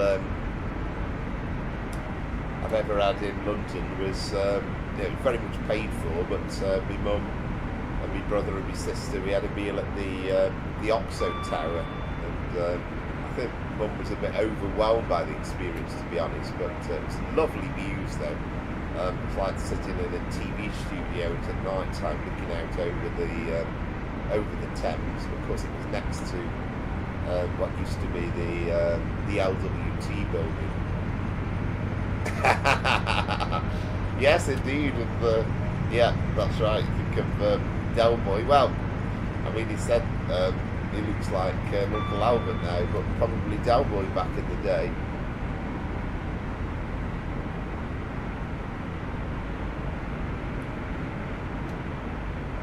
But absolutely fair dues to you, really. And something completely different, but wow, excellent.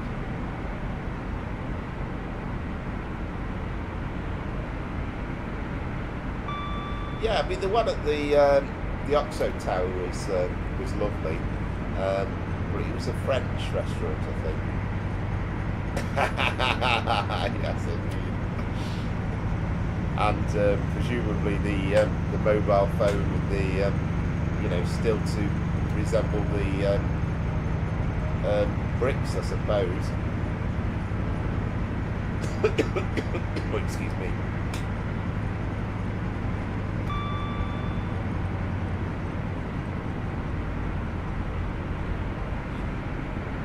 Well, it was enough. That's the crucial thing, isn't it?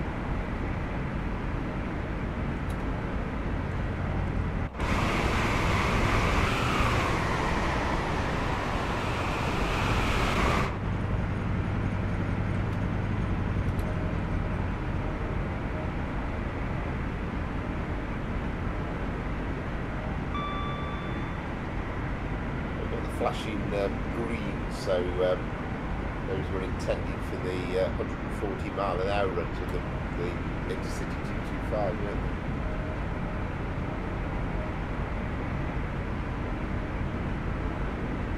they? Yeah, you done well. It's all of your own making, as it were.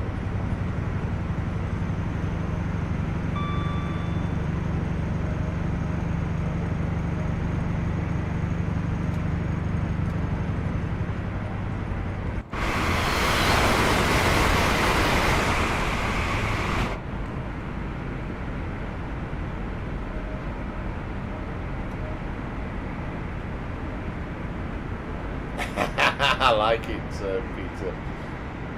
Yeah, no, that's brilliant. That's a bit like Peter, the old BT adverts with Maureen Lipman from the I don't know if it was 80s or 90s now,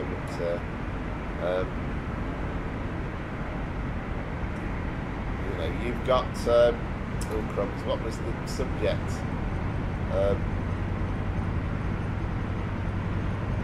Something ology anyway, and she said, well, you've got something with ology in, you're a scientist.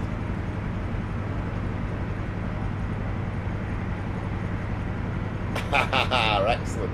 Oh well, that feels appropriate for this area, Christopher. Excuse me.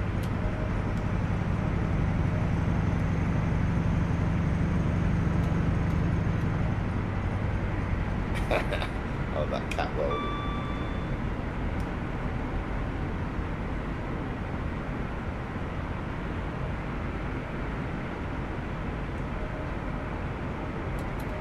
So I've got to make sure we're less than 7 miles away from Peterborough, so I've got to make sure that I don't completely butcher this stop getting into Peterborough. We should be alright time-wise. We've got 12 minutes to go, 6 miles, so timekeeping shouldn't be an issue.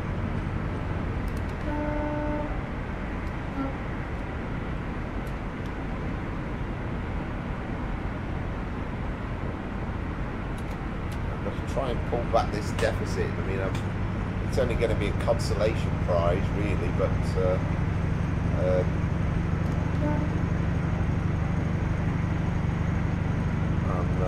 not doing so well tonight on the old driving.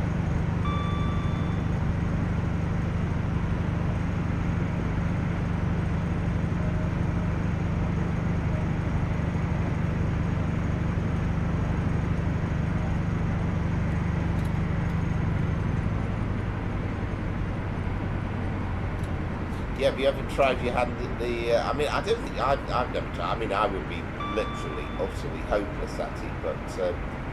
yeah, you had to go on a potter's wheel, and, which kind of takes me back to the generation game, Bruce Forsyth, well, Larry Grayson as well, I suppose, but it was always the staple of the generation game, but it was always laughable what they were trying to create.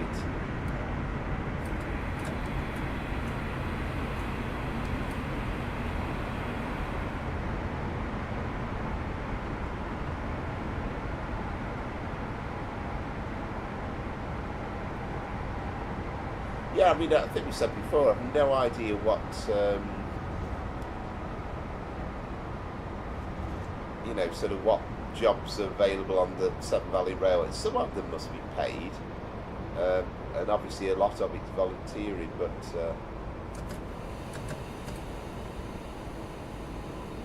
oh right, there you go, you've answered my question. Yeah. I mean, again, it's not going to be you know, you're not going to be a millionaire out of doing it, but that would be incredible.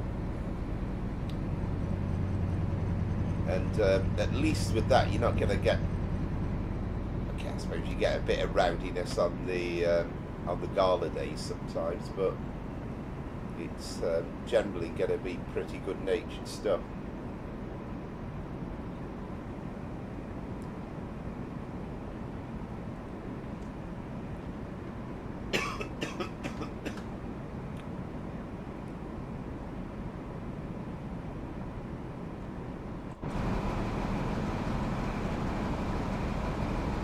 That looks lovely in the sunlight, doesn't it?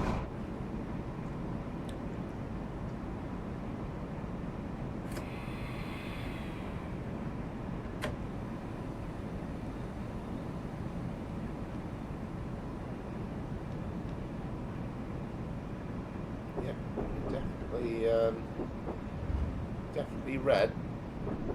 So that's partly why we've got this 9-minute wait to get to the station, because we're being held.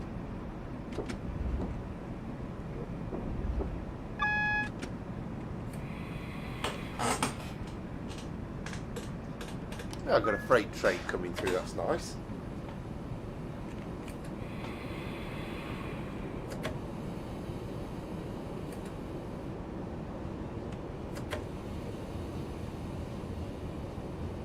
Yeah, I can imagine it must have been absolutely all go.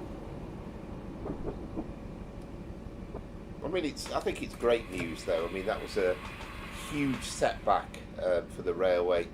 You know what happened to them with the weather. So I think it's great that it's all up and running properly again. Right. Okay, we've got double yellow.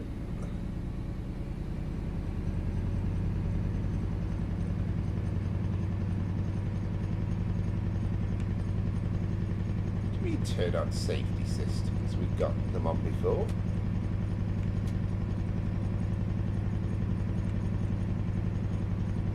Confuses me.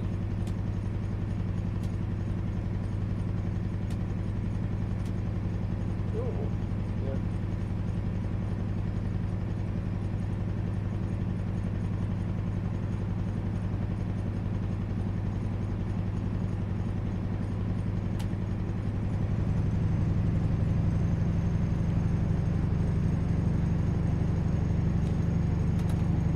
Yeah, no, it's great, and I mean, you know, as a going concern, the Severn Valley is an absolute treasure, and I think you don't have to be a rail enthusiast to enjoy it. You know, it's an absolute delight to go on, and you know, all the stations beautifully restored. It's an absolute pleasure. So long may it continue. Welcome back, Seb. We're on the home straight for the run into Peterborough. And then how we do for time. So we're just about 9 o'clock. We'll see if we do a quick run on the Goblin to finish with.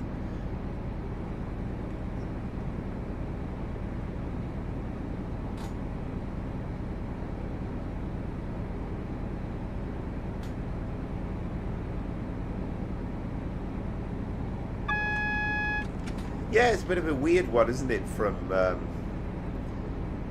Shrewsbury. You could probably just about. There will be trains directly from Manchester, so you could probably get a train from Shrewsbury to Manchester Piccadilly and then get a direct train to Blackpool. I would have thought. Certainly used to be anyway. But even then, it's quite expensive actually, and probably take a lot longer than going in the car. It's a bit of a kind of a circuitous route.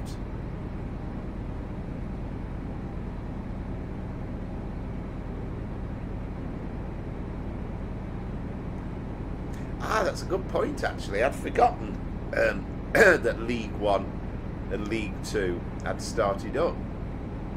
How did Shrewsbury get on then yesterday?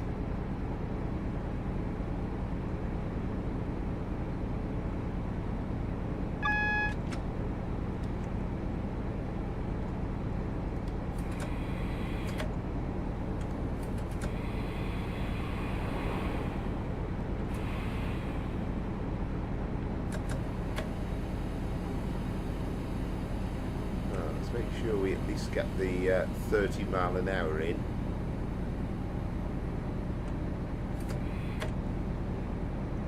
Going downhill slightly, so let's get slightly below 30 and then I'm not in danger of creeping back up again.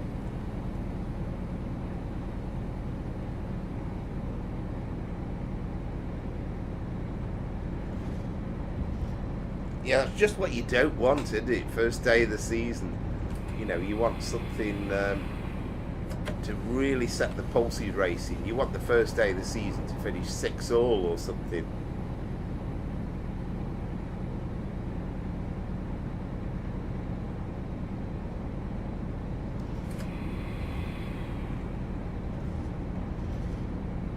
Right, we're coaxing our way into platform 2, Peterborough.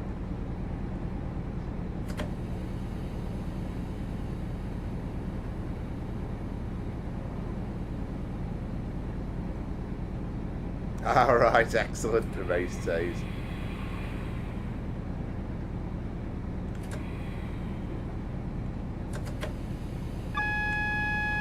Always used to seem as though Tranmere games always used to be played on on a Friday night. Speaking of kind of Scousers, a bit of a loose connection, but I listened to half of it anyway, but I was listening to an interview with Alton Wellesby earlier on. Crikey, he looks a lot older, but it's quite a decent interview. He talked about his love of his Everton.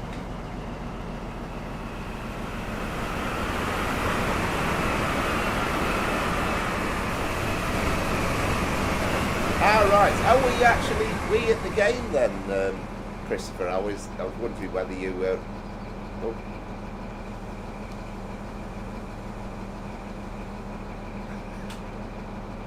Because you've had the brakes on. Yeah, I was assuming you were watching it on some dodgy stick somewhere. Right then, so that's my score. Is it any good, the maize taste? 10-8-2-7.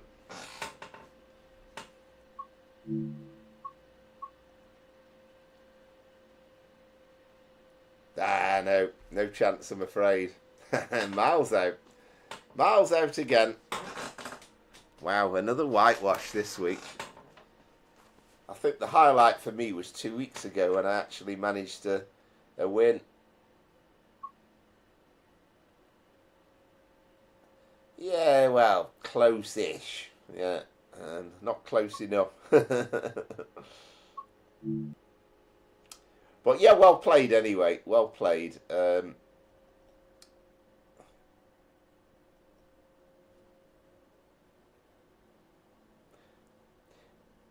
Yeah, I must admit, down the years, you know, when we were season ticket holders at Stoke for a good number of years, me and Dad, we started off when we were still in League One, and then we carried on for quite a few years through the Premier League, and used to absolutely love the start of the season, the end of the season, when the weather was nice, and you know, you kind of got to November, December, January, and you'd be arriving with 6 pairs of socks on, you know, 3 jumpers on, and just to try and keep warm.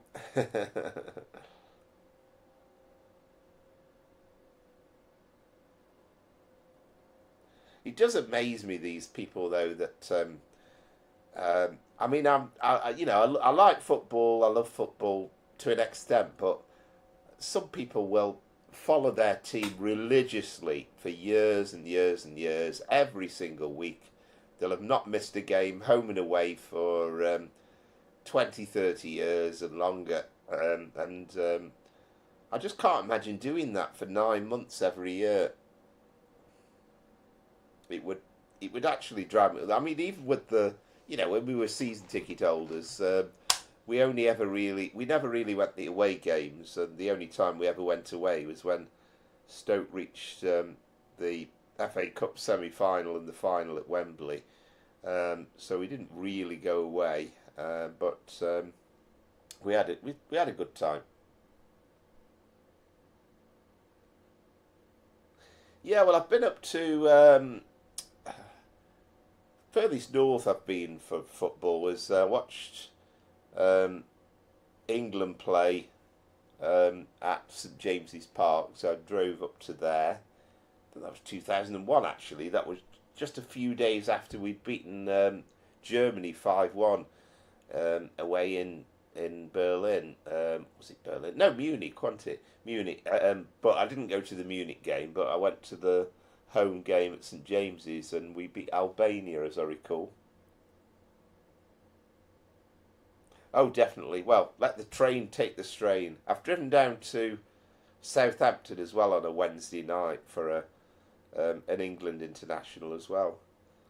And umpteen Wembley games as well. Been with friends where we went to England midweek games, and used to find it quite exhilarating travelling back and arriving back at 3 o'clock in the morning. Usually had the day off after though to recover. Ah, right, excellent. I've driven past Inverness Caledonian Thistle's ground, and I've also been on the Caledonian Sleeper to Inverness as well with the train connection. Yeah, never managed to go to Upton Park. I've been to Highbury, been to White Hart Lane. That was an England match actually. I think Highbury was a Vale game, as I recall, Arsenal Vale in the FA Cup. And never been to Stamford Bridge.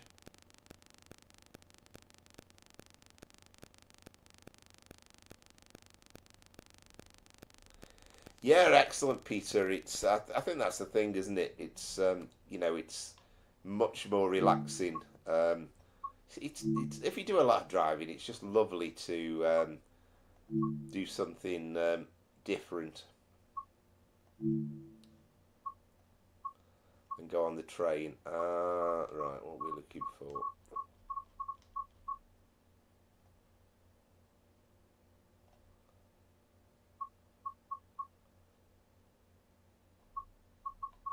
Have we got any like depot moves or something at the start? Ah, here we go. Okay, we have done both of these before, I think, but it's the same unit, same service actually. Tell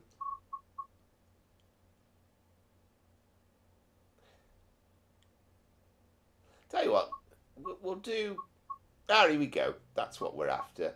We'll do it the 0540 5L08 Williston to, I mean, it's Gospel Oak really to Barking Riverside, but I think it should be. So we'll set the time in November or something. Yeah, we'll say November, and then we should be guaranteed some darkness. Oh, that is an excellent match, really. At the Mornflakes Stadium.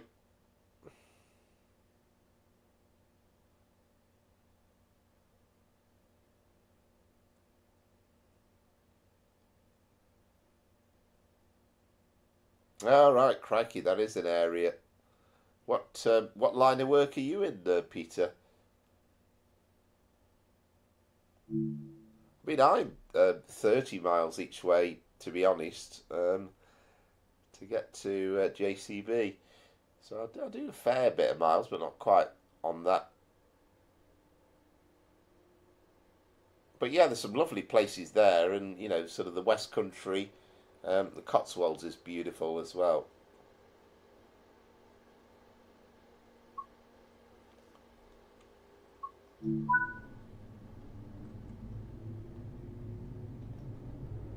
Now then, I've got a chance of a consolation prize here, no more.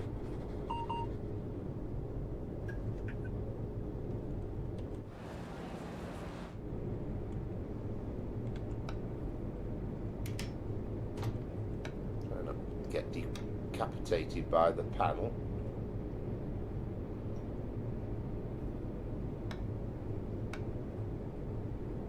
No, we don't sound normal, don't we? Wait a minute. Anyway, it's normal.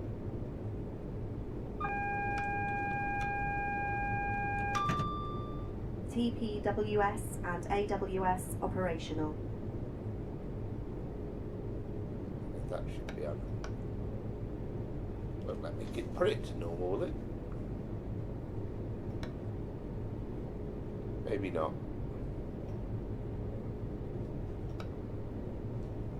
Let me do that in normal now.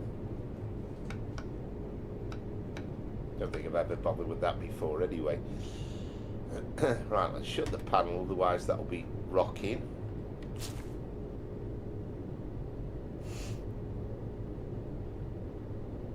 Plant logistics. Right, okay. Oh, fantastic.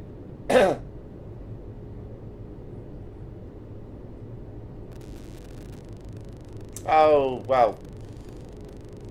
Bad luck, Scooby. But, yeah, I mean, you've definitely had an amazing... that's it. You've definitely had an amazing season.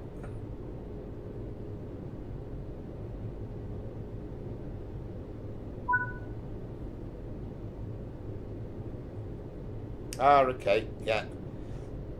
Well, I mean, I'll say I'm in insurance, but it is basically plant insurance. So yeah, I've insured a few scissor lifts every time, but it is mainly diggers. But yeah, well done for performing so well, and unlucky for finishing so close.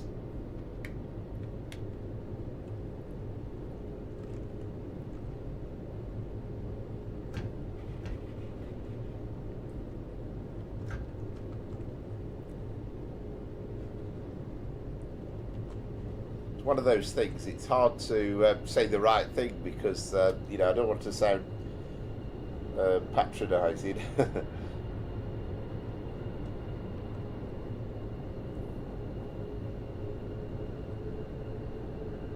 But I have to say, with the lights on this thing, it looks absolutely lovely at night.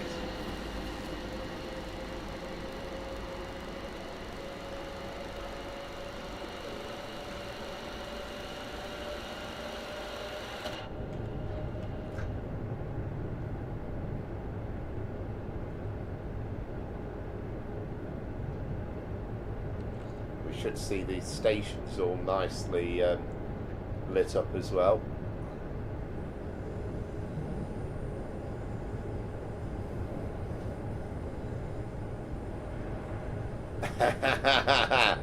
Yeah, absolutely. I was intrigued actually with the golf, the live golf that JCB have just held, but they were. Mind you, I don't think anybody did it, but they were offering a prize where somebody would be entered into the pot for, would walk away with a, I think it was a JCB fast track, you know, so the fast tractor. But I don't think anybody got the hole in one, so I don't think it ever arose anyway.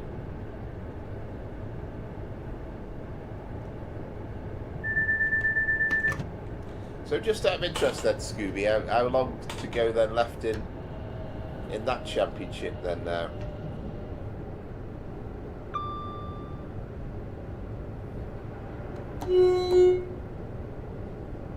Actually, I better be careful, about sounding me horn. I don't know whether it's capable of telling me off for sounding the horn at inappropriate times.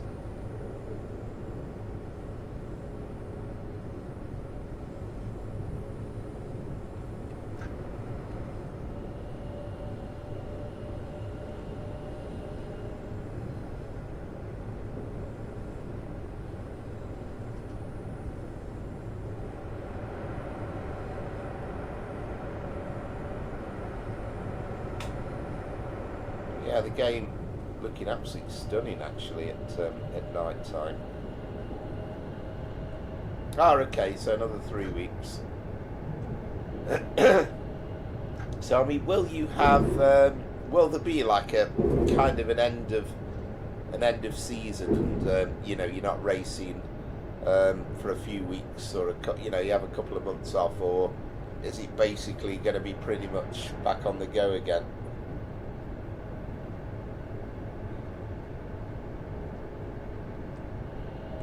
No, they aren't, Christopher. I mean, actually, though, this is about as good as you get, because I think when we showed with the Class 86 the other week, you basically see nothing, and the whole purpose of the train light was not so much about lighting up the line ahead. The idea is that doesn't matter for the driver as long as you can see the signals. He doesn't need to see the track particularly. And it's all about sort of the person standing on the track. As long as they can see the train, then that's the crucial thing.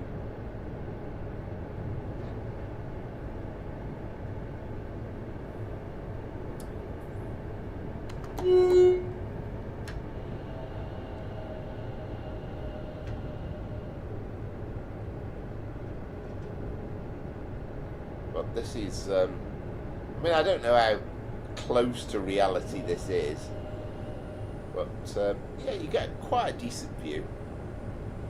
Again, it might be showing up slightly more clearly on my TV screen than it is on the actual stream, possibly, but I'm getting quite a nice view of the line ahead.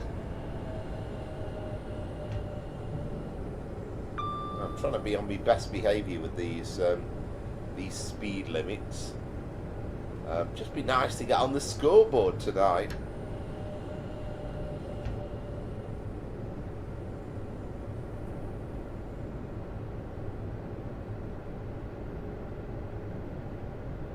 Well, that's all I've got to concentrate on, and that's actually keeping to the speed limit, because we haven't got to worry about any stops.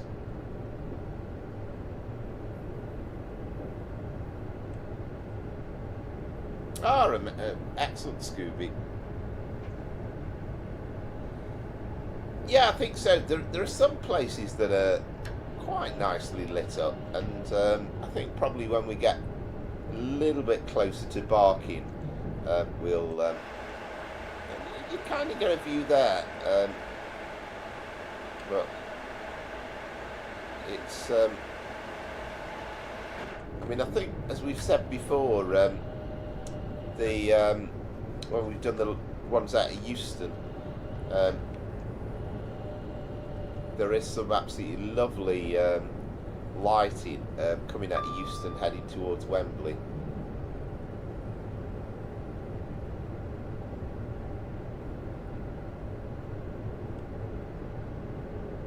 The only weird thing is, though, sometimes if you get a building lit up at night time, like a block of flats, you've kind of got all the lights on the whole building, and there's no that kind of nuance of, well, a lot of people will be asleep and that sort of thing.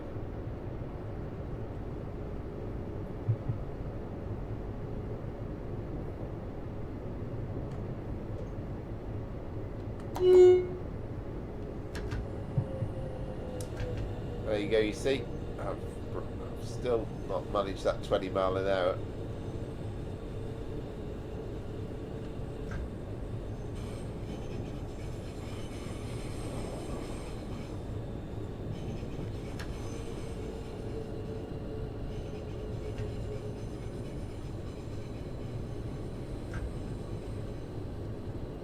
Sometimes you don't get very good contact with the signals as well. I mean, you saw the glimpse of the red there, but of course it's not our track at all. But again, because it's kind of dark, you couldn't even realise that was on the ground. But you get little bits that are nicely lit up, like here you've got quite a nice little area lit up. So you do get glimpses of lights. It's not like totally dark.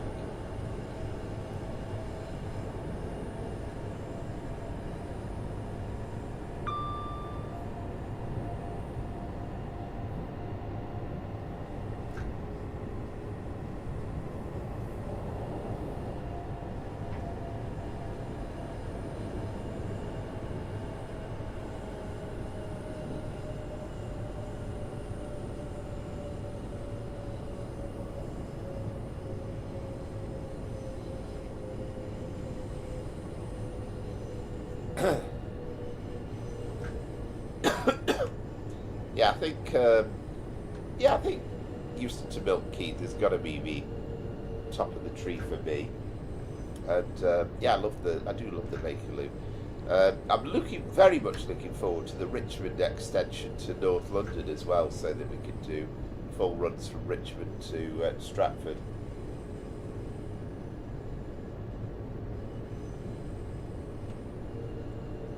Yeah, I mean, we've got the 1938 stock in the game, which is quite nice, but it'd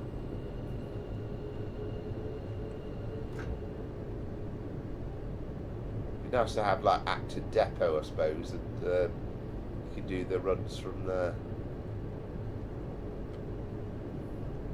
I mean, there's loads of people that would love to see another tube line, whether it was the Piccadilly line with the old stock, or the Met line, or the District line.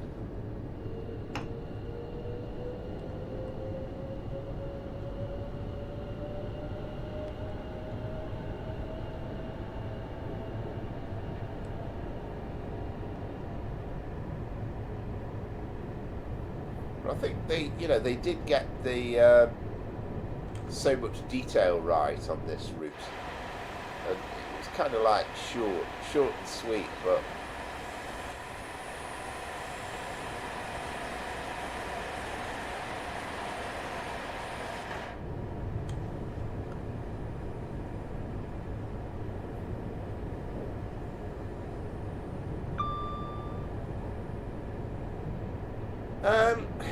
I'm not massively enthusiastic about showing it on the live, to be honest, because I think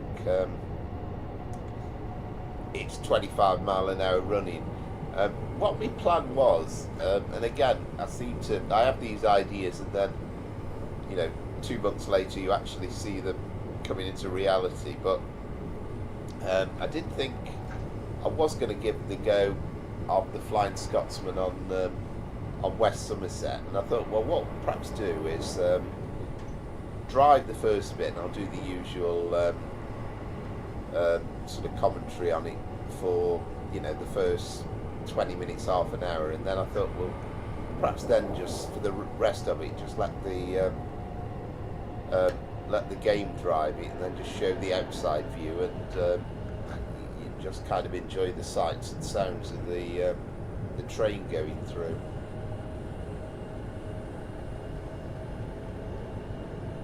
I did once do when they did the revamp of the West Somerset Railway. I did do a recorded. I think we did it class 33, if I remember rightly, but it wasn't kind of one of those popular videos. Yeah, absolutely right, Peter. Yeah, and I've enjoyed in the last few years, particularly on the East Lancs Railway, but I've particularly enjoyed the diesel gala days. I enjoyed riding on the old diesels.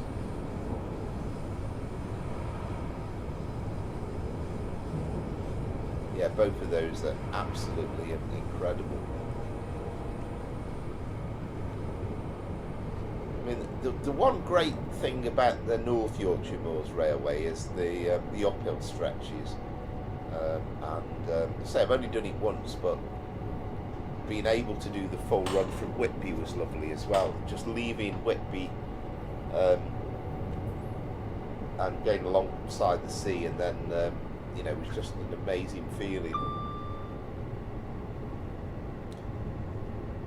All right, excellent, Peter. Which one is that?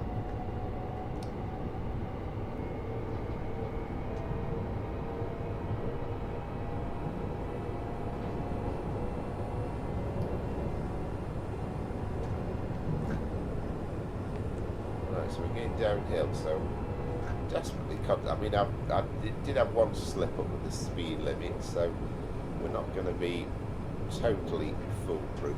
I love this bit here, though. You're driving through it, you can actually see hints of life with lights on. I think it's lovely.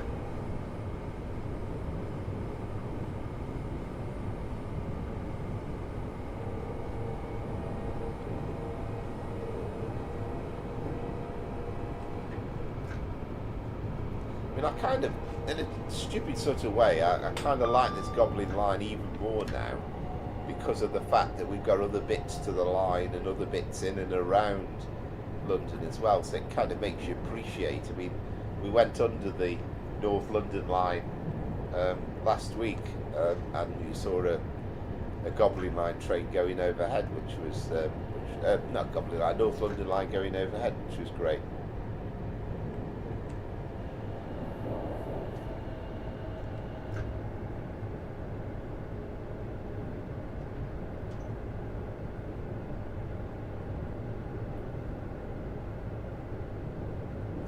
Ah, right. Yeah, there's so many, Peter, isn't there? I haven't heard of them all. Oh, yeah, absolutely. I mean, talk about that, the North Yorkshire Moors Railway, and, when you get those steep specials that come out of Whitby in the summer, I presume they still do anyway. But there's actually there's a railway cottage that you could actually rent out near to that line, so you could literally sit in your back garden, stop there and watch. It'd be like probably twice a day the steam train, but still be quite a lovely sight, as well as the regular traffic coming through as well.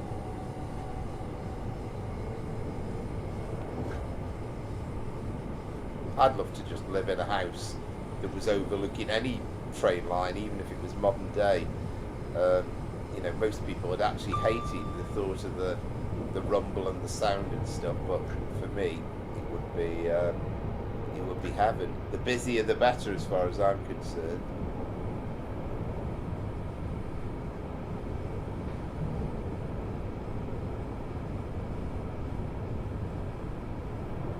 I was even quite excited when I stopped at the travel lodge next to Leeds Station the other year, and got the lovely view looking out onto the winter of the station. We had a good view of the trains coming through.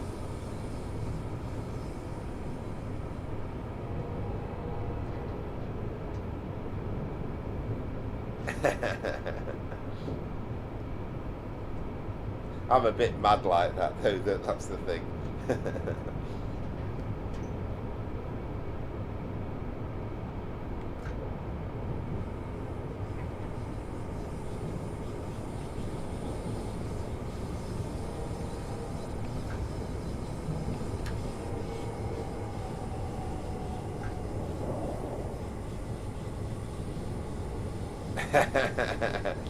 I know. Nah, it'll be alright.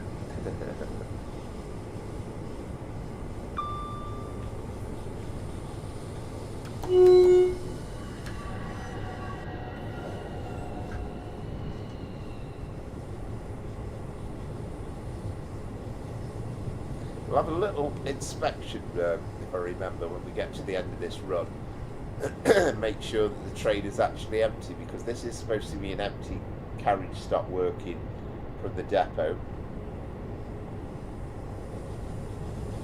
Ah, brilliant, Peter. Yeah, much appreciated your company. Thank you very much for joining us, and hope you join us again next week. All being well, we'll be once again live at 5. I'll see if I can get a video up in the week as well if I get a chance. But yeah, thank you very much. Really appreciated your company.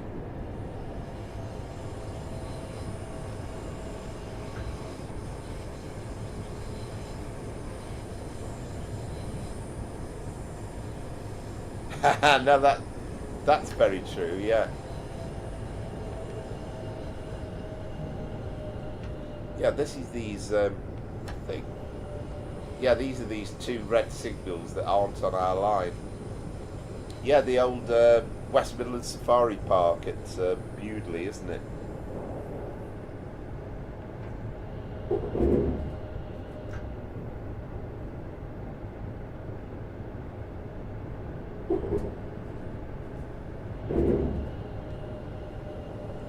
I mean, although this is an EMU, it's as modern as they come, but I absolutely love the sounds of the track joint sounds as it goes over the points. Very, very clunky.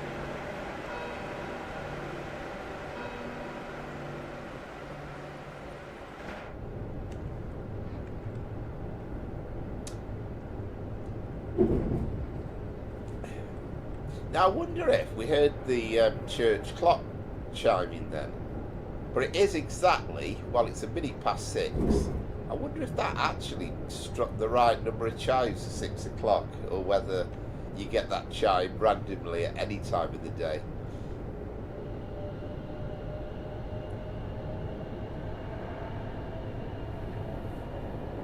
Yeah, thanks again, Peter. I say, hopefully see you next week for more fun and mayhem, all being well.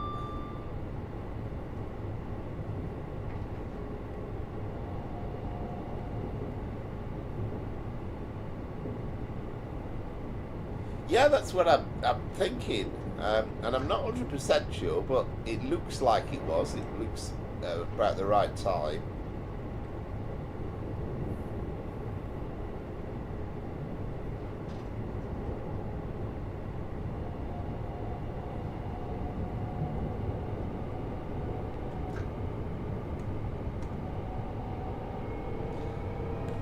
Again, it's just little things like that you just think this game is absolutely marvellous sometimes.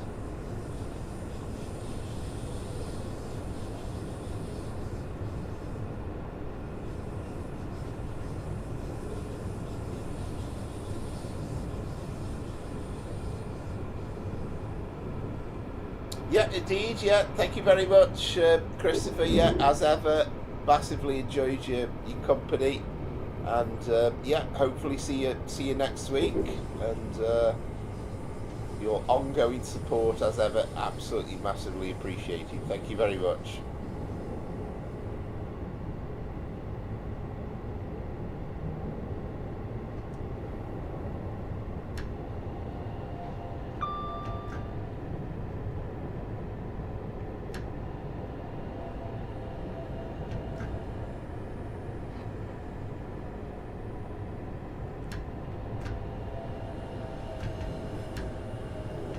I made me 30 just in time.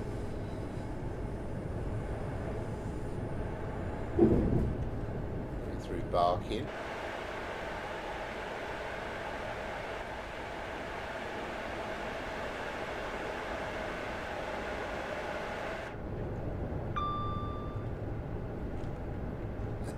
Still got, hopefully got another of those spiky Yorks scenarios to do as well at some point on the Goblin line, but I had a bit of a problem with the last one. It's probably one of the mods that I've got, but I actually found joined up formations appearing. It's ever so weird. I'm sure it wasn't supposed to be like that.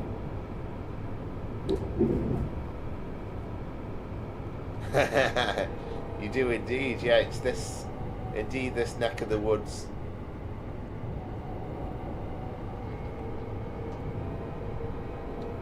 Your favourite part of the line.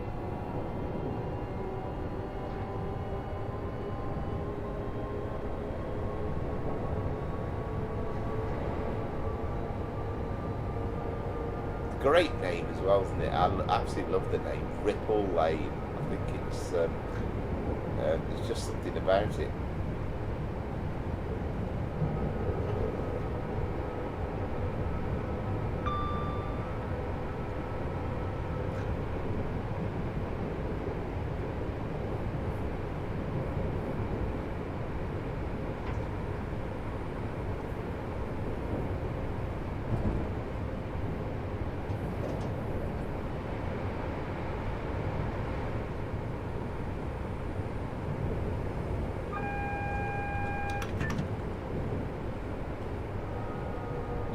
Getting a reminder about the speed reduction. Oh, there's a 66 on a freight working.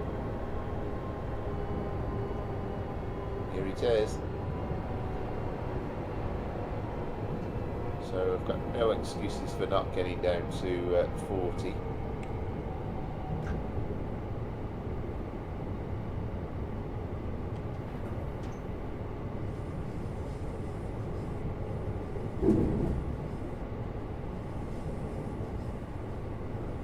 Coming towards the last part now, 0.8 miles away to Barking Riverside, then our final destination. And then I presume we should be getting out on an active service going back, but we'll be calling it a day.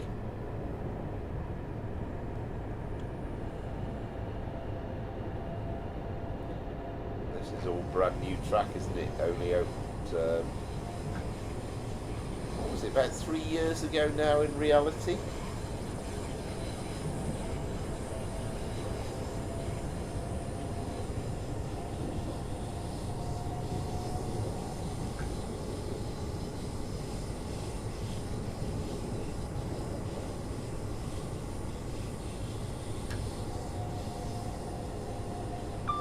Love all the, again, just that lit up scene.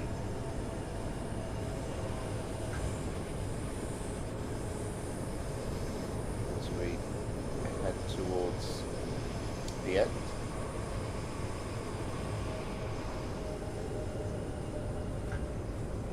So again, just to quickly say, anybody new watching, and there might be people watching back the live stream, watching the end of the video, but thank you very much for watching, and if you've not done it before, if you consider liking and subscribing to the channel, it'd be tremendously appreciated. Trying to edge towards that first 1,000 subscribers, and hopefully not too very far away now. But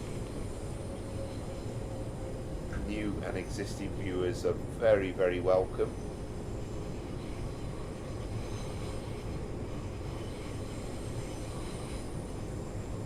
Disconcerting seeing those 2 red marks there, but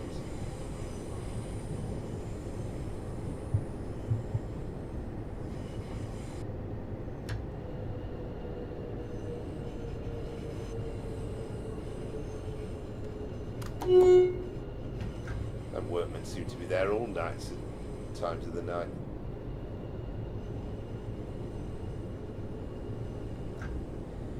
Yeah, absolutely. Yeah, it would be good.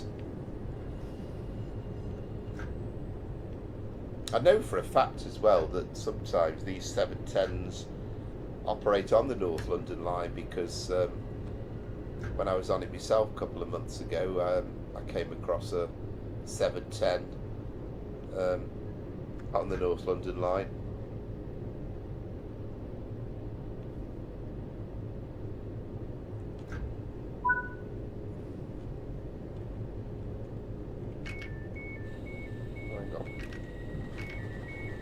Try opening the right doors.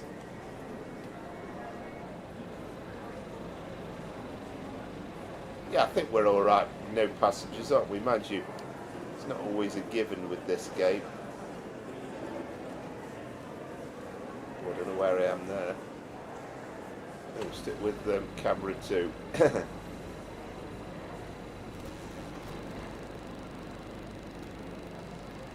You can just make it out, can't you? This will be forming the 0633 service, I think. Ah, there we go. Still been beaten. Oh, crikey, O'Reilly. Oh, well, I'm going to cry now for the next week. But yeah, pretty bit close at that time.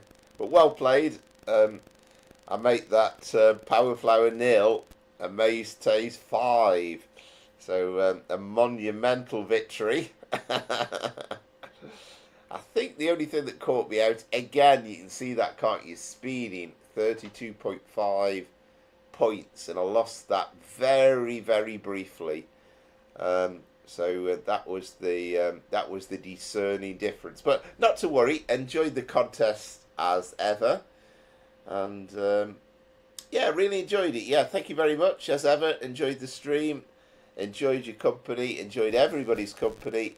And thank you, Scooby. Thanks for joining us as ever. One of our very loyal